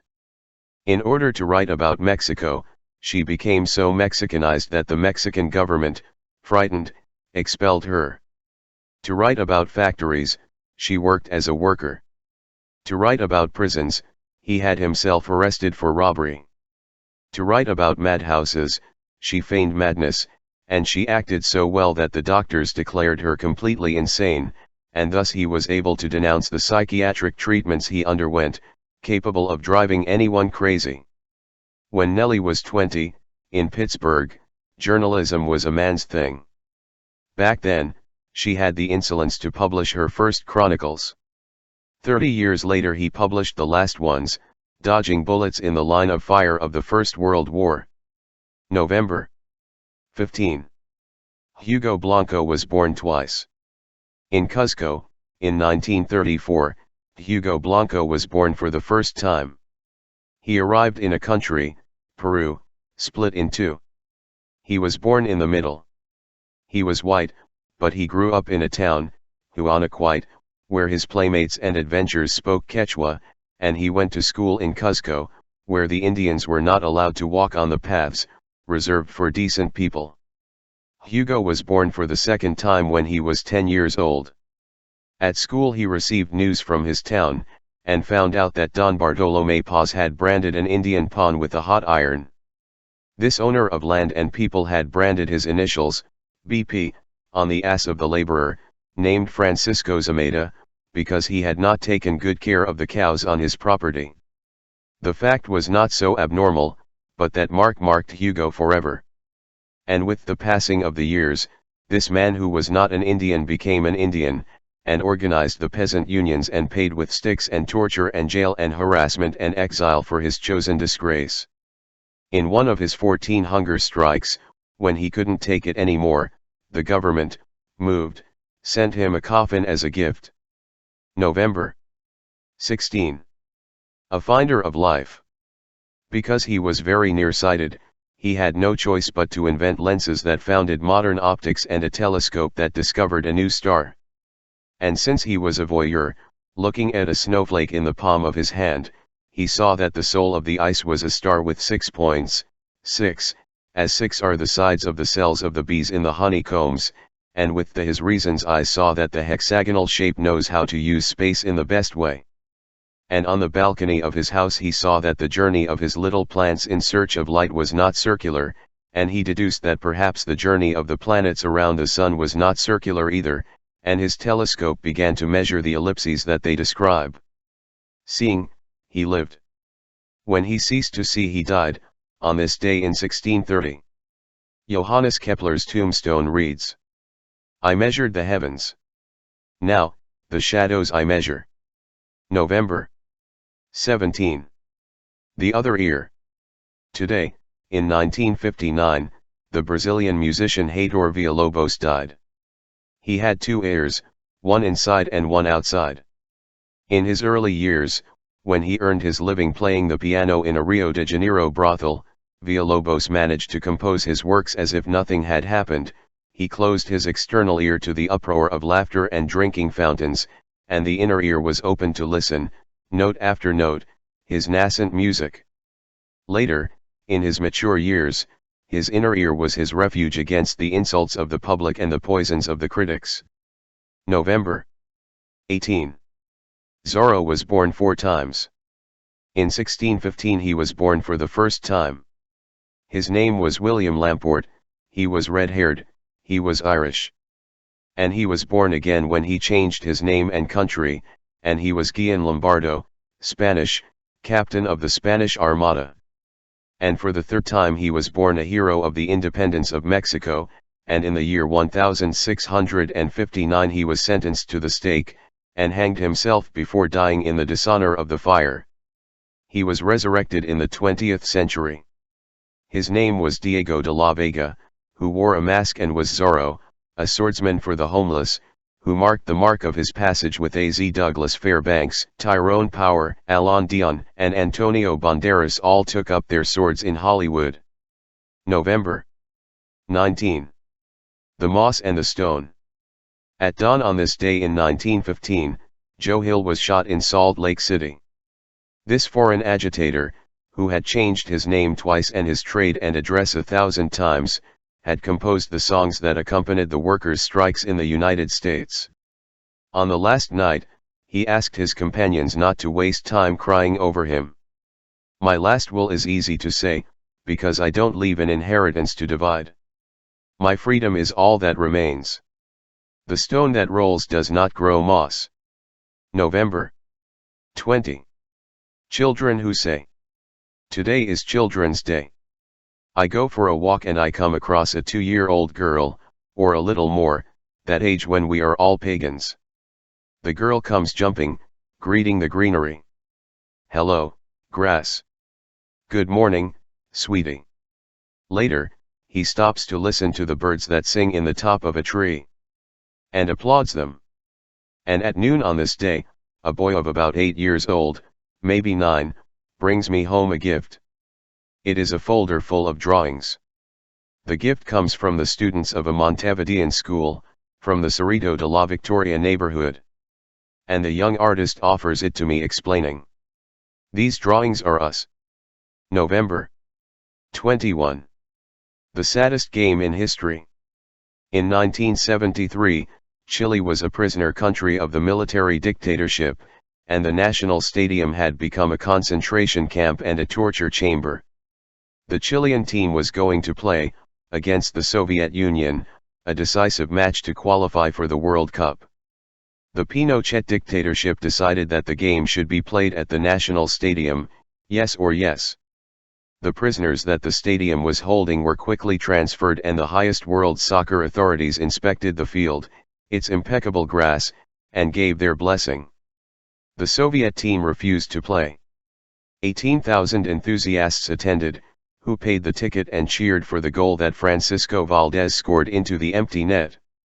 The Chilean team played against nobody. November 22. Music's Day. According to those who remember, in other times the sun was the owner of the music, until the wind stole it. Since then, to console the sun, the birds offer concerts at the beginning and end of each day. But the winged singers are no match for the roars and screeches of engines that rule the great cities. Now little or nothing is heard the song of the birds. In vain they break their chests trying to be heard, and the effort to sound louder and louder ruins their trills. And the females no longer recognize their males. They call them virtuoso tenors, irresistible baritones, but in the urban hubbub you can't distinguish who is who, and they end up accepting the coat of strange wings. November 23. Grandfather. Today, in 1859, the first copy of The Origin of Species, by Charles Darwin, came off the press. In the original manuscript, the book had another name.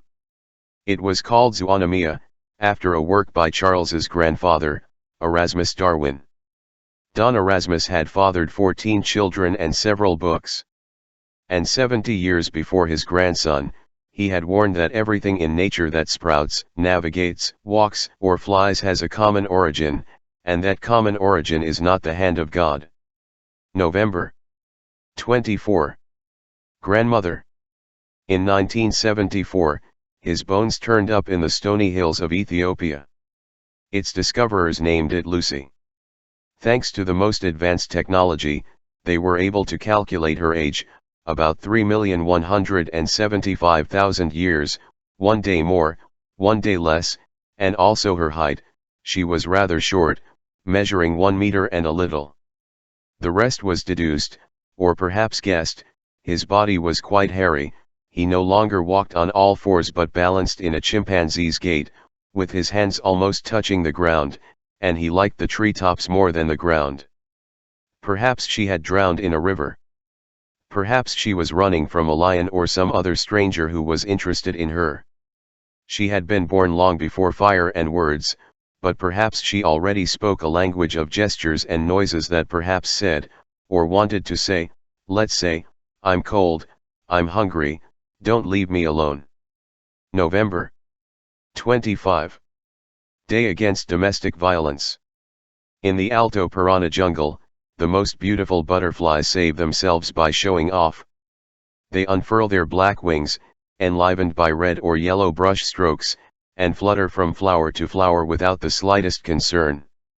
After thousands and thousands of years of experience, their enemies have learned that these butterflies contain poison.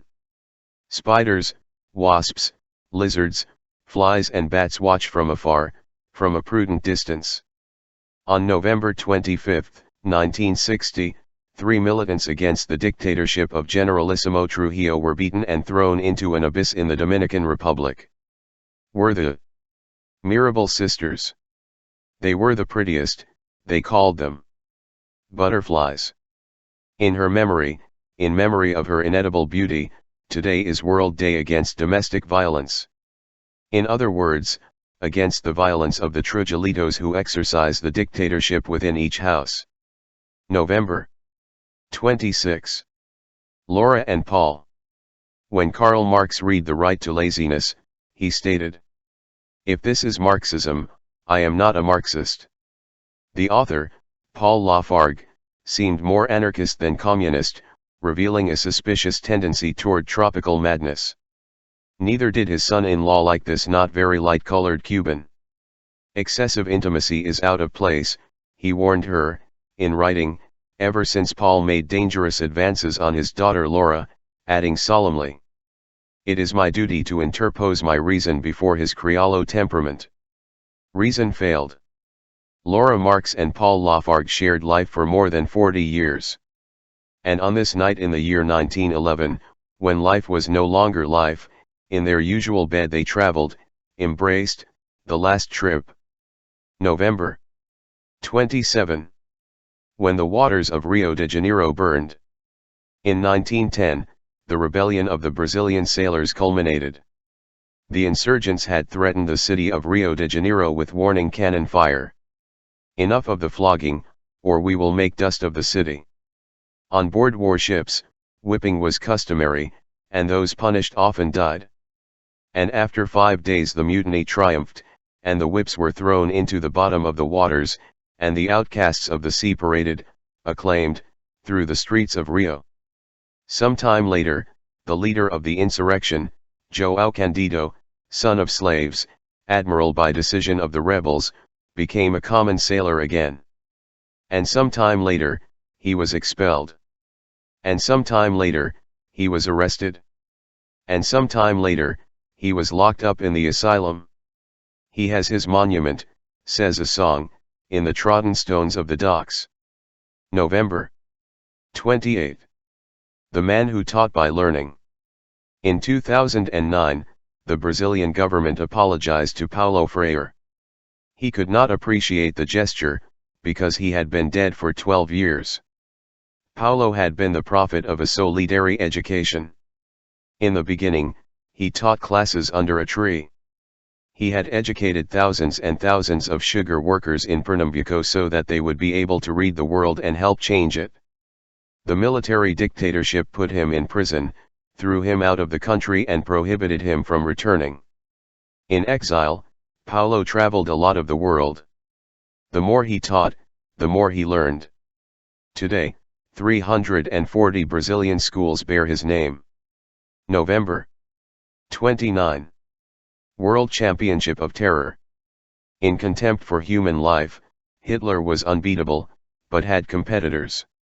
In 2010, the Russian government officially recognized that Stalin had been responsible for the massacre of 14,500 Polish prisoners in Katyn, Kharkov, and Miednoge. Poles had been shot in the back of the neck in the spring of 1940, and the crime had always been attributed to Nazi Germany. In 1945, when the victory of the Allies was already more than evident, the German city of Dresden and the Japanese cities of Hiroshima and Nagasaki were razed to the last stone. The official sources of the victorious nations said that these were military objectives, but the thousands and thousands of deaths were all civilians, and not a single slingshot to hunt birds appeared among the ruins. November 30. Rendezvous in Paradise. In 2010, another world conference began, the 1001, in defense of the environment. As usual, the exterminators of nature recited love poems to her. It happened in Cancun. Better place, impossible.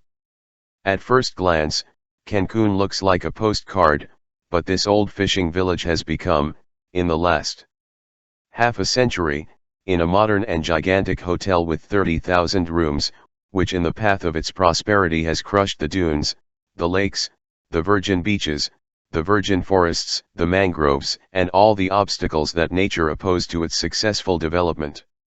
Even the sand on the beaches has been sacrificed, and now Cancun buys someone else's sand. December 1. Farewell to arms. The president of Costa Rica, Don Pepe Figueres, had said, "The only thing wrong here is everything." And in 1948, it abolished the armed forces. Many announced the end of the world, or at least the end of Costa Rica. But the world kept turning, and Costa Rica was saved from wars and coups. December 2. Day Against Slavery. In the mid-19th century, John Brown, white, traitor to his race, traitor to his class, raided a Virginia military arsenal to deliver weapons to black plantation slaves. Colonel Robert Lee, commander of the troop that encircled and captured Brown, was promoted to general, and shortly thereafter he commanded the army that defended slavery during the Long War of the South against the North of the United States. Lee, general of the slavers, died in bed. He was dismissed with military honors, martial music, cannon shots, and words that exalted the virtues of this great American military genius. Brown, a friend of slaves, was convicted of armory assault, murder, conspiracy, and treason. He died by hanging in 1859, today. Today, which happens to be Anti-Slavery Day. December 3. The king who said enough. For 4 centuries, Black Africa specialized in the sale of human meat. According to the International Division of Labor, their destiny was to produce slaves for the world market. In 1720, a king refused. Agaja Trudeau, king of Dahomey, burned down the European outposts and razed the slave docks. For 10 years, he endured harassment from traffickers and attacks from neighboring kingdoms. More, he couldn't. Europe refused to sell him weapons unless he paid in human currency. December 4. Green memory. Like us, trees remember. But they do not forget, they form rings on the trunk, and from ring to ring they keep their memory. The rings tell the story of each tree and reveal its age, which in some cases reaches 2,000 years, they tell what climates it knew, what floods and droughts it suffered, and they keep the scars of the fires, the plagues and the earthquakes that have attacked it. On a day like today, a scholar on the subject, José Armando Bonensegna, received the best possible explanation from the children of an Argentine school. The little trees go to school and learn to write. Where do they write? In his belly. And how do they write? With rings. And that can be read. The will to beauty. The president of the Spanish Society of Natural History ruled, in 1886, that the paintings in the Altamira cave were not thousands of years old. They are the work of some half-disciple of the current modern school, he stated, confirming the suspicions of almost all the experts. 20 years later, such experts had to admit that they were wrong. And thus it was shown that the desire for beauty, like hunger, like desire, had always accompanied the human adventure in the world. Long before what we call civilization, we had turned the bones of birds into flutes, we had pierced shells to make necklaces, and we had created colors, mixing earth, blood, stone dust, and plant juices, to line our caverns, and so that each body was a walking painting. When the Spanish conquistadors arrived in Veracruz, they found that the Huastec Indians were completely naked, they, with their bodies painted to please and like each other. These are the worst, declared the conquistador Bernal Diaz del Castillo. A drama lesson. On this day in 1938, Hallie Flanagan was questioned by the Washington Un-American Activities Committee. She ran the public theaters. Joe Starnes, Republic from Alabama, conducted the questioning. Regarding an article written by Hallie, he asked her, "You quote a certain Marlowe. He is communist?" "Excuse me, but this is a Christopher Marlowe quote. Tell us who you are, so we have a precise reference." "He was the greatest English dramatist in the pre-Shakespearean period." "Yes, of course, even in the Greek theater we find people like that. That some now call communists." "Very sure. I think that even Mr. Euripides was guilty of teaching class consciousness, right? It seems to me that all the Greek playwrights were accused. So we can't say when this started," Deputy Starnes sighed. "Art is ageless. In the year 1633, a day more, a day less, Gregorio de Matos was born, the poet who best knew how to tease colonial Brazil. In 1969, at the height of the military dictatorship, the commander of the 6th Region denounced his poems as subversive, which had been sleeping the sleep of the just for 3 centuries in the library of the Secretary of Culture of the city of San Salvador de Bahia, and threw into the bonfire. In 1984, in a neighboring country, the military dictatorship of Paraguay prohibited a play that was to be premiered by the Arlequin Theater, because it was a pamphlet against order, discipline, the soldier, and the law. It was 24 centuries since the play, The Trojan Women, had been written by Euripides. December 8. The Art of Neurons. In 1906, Santiago Ramón y Cajal received the Nobel Prize in Medicine. He had wanted to be a painter. His father did not let him, and he had no choice but to become the most important Spanish scientist of all time. He took revenge by drawing what he discovered. His landscapes of the brain competed with Miro, with clay. The garden of neurology provides artistic emotions. Incomparable, he used to say. He enjoyed exploring the mysteries of the nervous system, but he enjoyed drawing them even more. And even more, he enjoyed saying out loud what he thought, knowing that this was going to make him more enemies than friends. Sometimes he asked, surprised, "Don't you have enemies?" "How not? Is it that you never told the truth, nor did you ever love justice?" December 9. The Art of Living. In 1986, the Nobel Prize for Medicine went to Rita Levi-Montalcini. In difficult times, during the Mussolini dictatorship, Rita had studied nerve fibers, in secret, in an improvised laboratory in a corner of her house. Years later, after a lot of work, this tenacious detective of the mysteries of life discovered the protein that is responsible for multiplying human cells, and received the Nobel Prize. He was already around 80 years old, and he said, "My body wrinkles, but my brain doesn't. When I am unable to think, I just want you to help me die with dignity." December 10. Blessed War. In 2009, on the day of the Universal Declaration of Human Rights, President Barack Obama received the Nobel Peace Prize.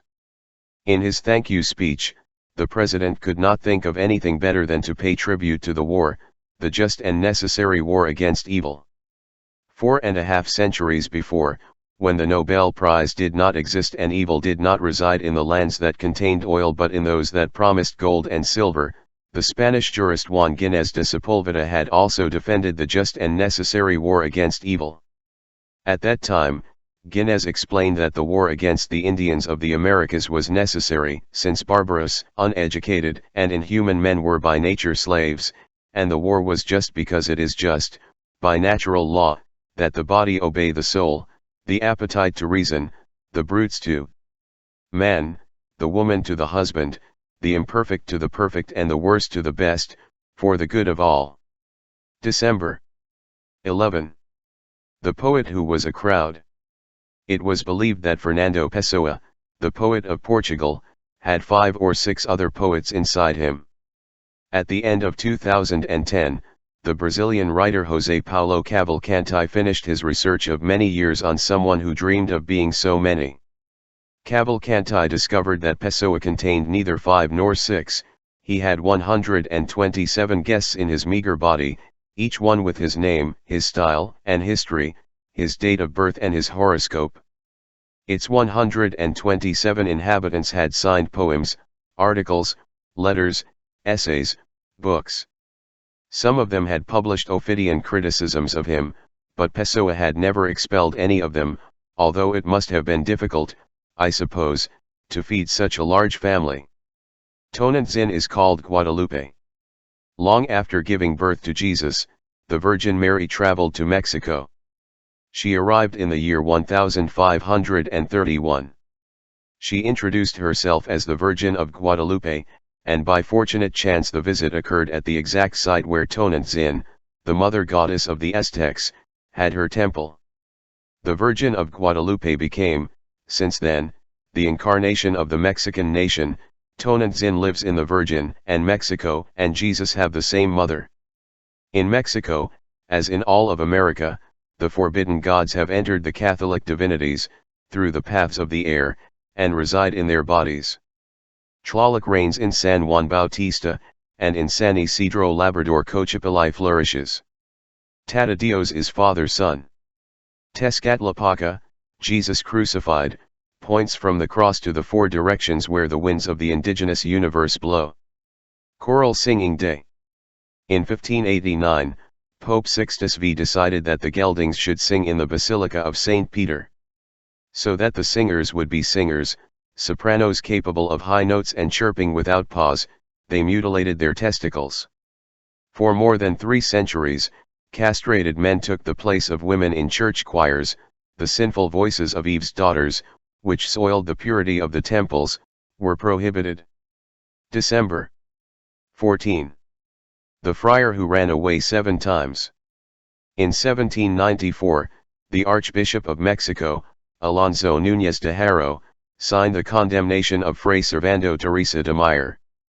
On the anniversary of the visit of the Virgin Mary to Mexican lands, Fray Servando had delivered a sermon before the Viceroy, the Archbishop, and the members of the royal audience. More than a sermon, a cannon shot. Fray Servando had dared to affirm that there was no chance or coincidence, the Virgin Mary was the Aztec goddess Tonantzin, and the Apostle Tomasz was Quetzalcoatl, the feathered serpent that the Indians worshipped. For having committed scandalous blasphemy, Fray Servando was stripped of his title of Doctor of Philosophy and was prohibited, in perpetuity, from teaching, receiving confessions and delivering sermons. And he was sentenced to exile in Spain. From then on, he was imprisoned 7 times and escaped 7 times, fought for Mexican independence, wrote the fiercest and most amusing slanders against the Spanish, and also wrote serious treatises on the project of a republic, free of colonial and military ties, which he proposed for when the Mexican nation would be the owner and mistress of itself. December 15. Green Man. Today would have been Chico Mendez's birthday. It would have been. But the killers of the Amazon kill the trees. Annoying, and they also kill annoying people. People like Chico Mendez. His parents, dead slaves, had come to the rubber plantations from the faraway desert of Sahara. He learned to read at the age of 24. In the Amazon, he organized unions and brought together the lone, enslaved laborers, evicted Indians, against the devourers of land and their hired bandits, and against the World Bank experts, who finance the poisoning of rivers and the bombing of the jungle. And he was marked to die. The shots came in through the window. December 16. Fight poverty, make up the numbers. For a few years, the mainstream disinformation media celebrated, with bugles and drums, victories in the war on poverty. Year after year, poverty was in retreat. This was the case until today in 2007. Then, the World Bank experts, with the collaboration of the International Monetary Fund and some United Nations agencies, updated their purchasing power tables of the world's population. In a report from the International Comparison Program, which had little or no publicity, experts corrected some data from earlier measurements.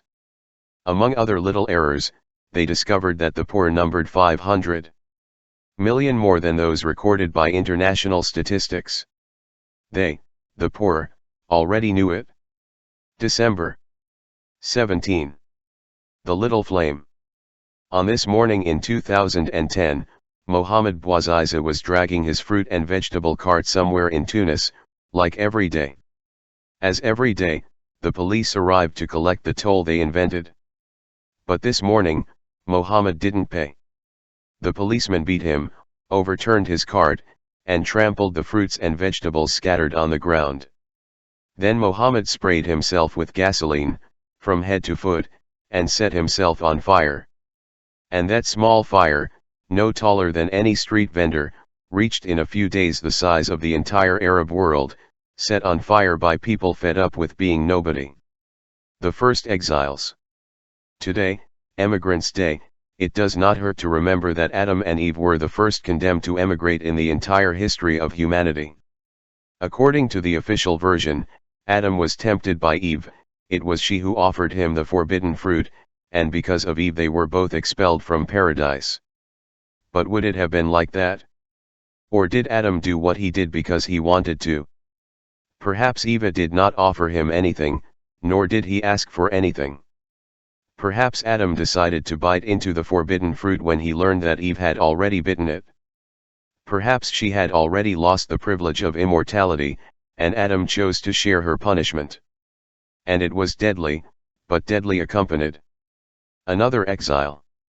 In late 1919, 250 undesirable aliens left New York Harbor, barred from returning to the United States. Among them, Emma Goldman, a highly dangerous foreigner who had been imprisoned several times for opposing compulsory military service, for disseminating contraceptive methods, for organizing strikes and for other attacks against national security, went into exile. Some quotes from Emma. Prostitution is the highest triumph of Puritanism. Is there anything more terrible, more criminal, than our glorified and sacred function of motherhood? The kingdom of heaven must be a terribly boring place if the poor in spirit live there. If the vote changed anything, it would be illegal. Every society has the criminals it deserves. All wars are wars between thieves too cowardly to fight, who send others to die for them. The meeting. The door was closed. Who is it? It's me. I don't know you. And the door remained closed. The next day. Who is it? It's me. I do not know who you are. And the door remained closed. And the next day. Who? I am your. And the door opened. From the Persian poet Farid al-Din Atar, born in 1119, in the city of Nishapur. The joy of saying, this day could be any other day. Of Enheduanna, the days are not known. It is known that 4,300 years ago, Enheduanna lived in the kingdom where writing was invented, now called Iraq, and she was the first writer, the first woman who signed her words, and she was also the first woman who dictated laws, and she was an astronomer, wise in stars, and suffered exile, and writing she sang to the goddess Inanna, the moon, her protector, and celebrated the joy of writing, which is a party, like giving birth, conceiving the world. December 22. The joy of flying. There are those who say that the Wright brothers invented the airplane, in these days of late 1904, but others maintain that Santos Dumont was, a couple of years later, the creator of the first device worthy of that name. The only certainty of all certainty is that 350 million years before, some wings emerged from the body of dragonflies, and the wings were wings that followed. Growing, for a few more million years, by the sheer desire to travel. Dragonflies were the first passengers of the air. December 23. Resurrections. In 1773, the earth trembled with famine and in a couple of days devoured the city, now called Antigua, which had reigned in Guatemala and the entire region for more than 2 centuries.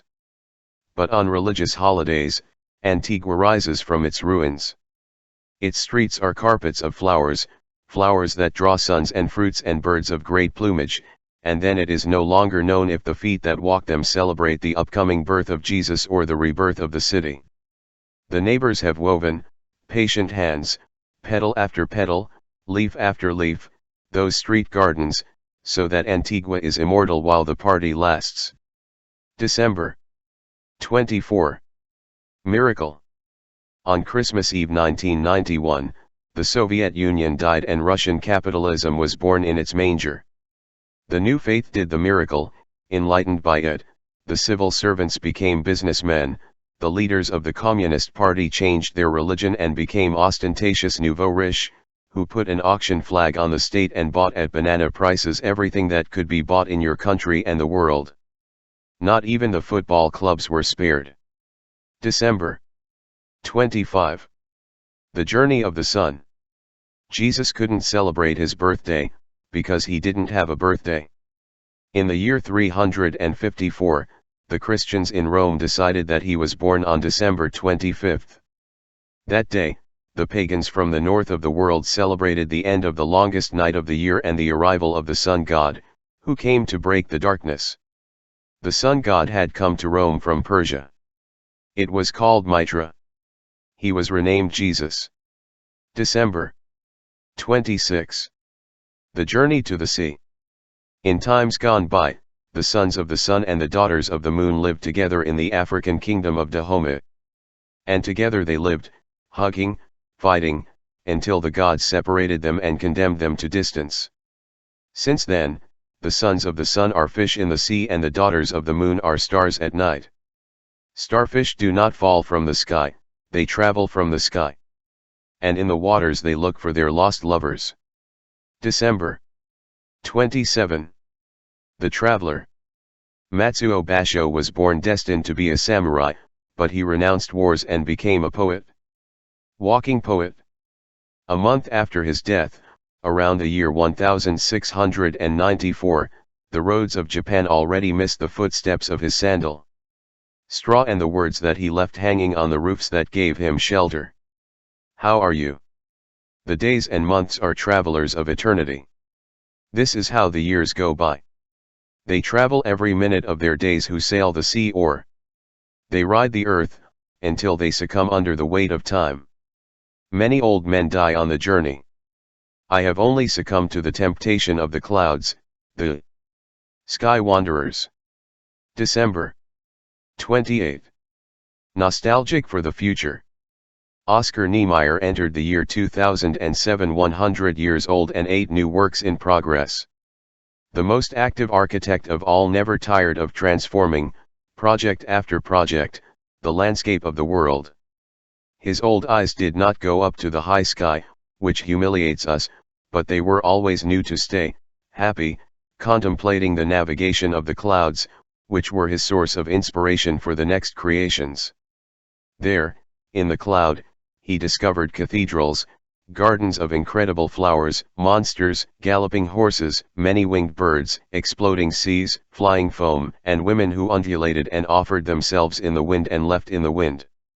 Every time the doctors admitted him to the hospital, believing that his time had come, Oscar killed his boredom by composing sambas, which he sang along with the nurses. And so this cloud chaser, this chaser of fugitive beauty, left behind his first century of life, and went on. December 29. The path is the destination. The drinker had been copious, saying goodbye to the year that would soon be gone, and I was lost in the streets of Cadiz. I asked where to go to the market. An old man detached his back from the wall and very reluctantly answered me, pointing to nothing. You do what the street tells you. The street told me, and I arrived. Some thousands of years before, Noah had sailed without compass, no sails, no rudder. The ark was let go, where the wind told it to go, and it was saved from the deluge. December 30. We are music. When I refine my ear, I hear music that comes from far away, from the past, from other times, from hours that are no more and from lives that are no longer there. Maybe our lives are made of music. On the day of the resurrection, my eyes will open again in Seville. Of Boabdil, last king of Muslim Spain. December 31. The Journey of the Word. In the year 208, Cyrenius Sammonicus wrote a book in Rome, Secret Affairs, where he revealed his discoveries in the art of healing. This doctor of two emperors, poet, owner of the best library of his time, proposed, among other remedies, an infallible method to avoid tertian fever and scare away death. You had to hang a word on your chest and protect yourself with it night and day. It was the word abracadabra, which in ancient Hebrew meant, and continues to say, send your fire to the end. End. The Children of the Days. Eduardo Galeano.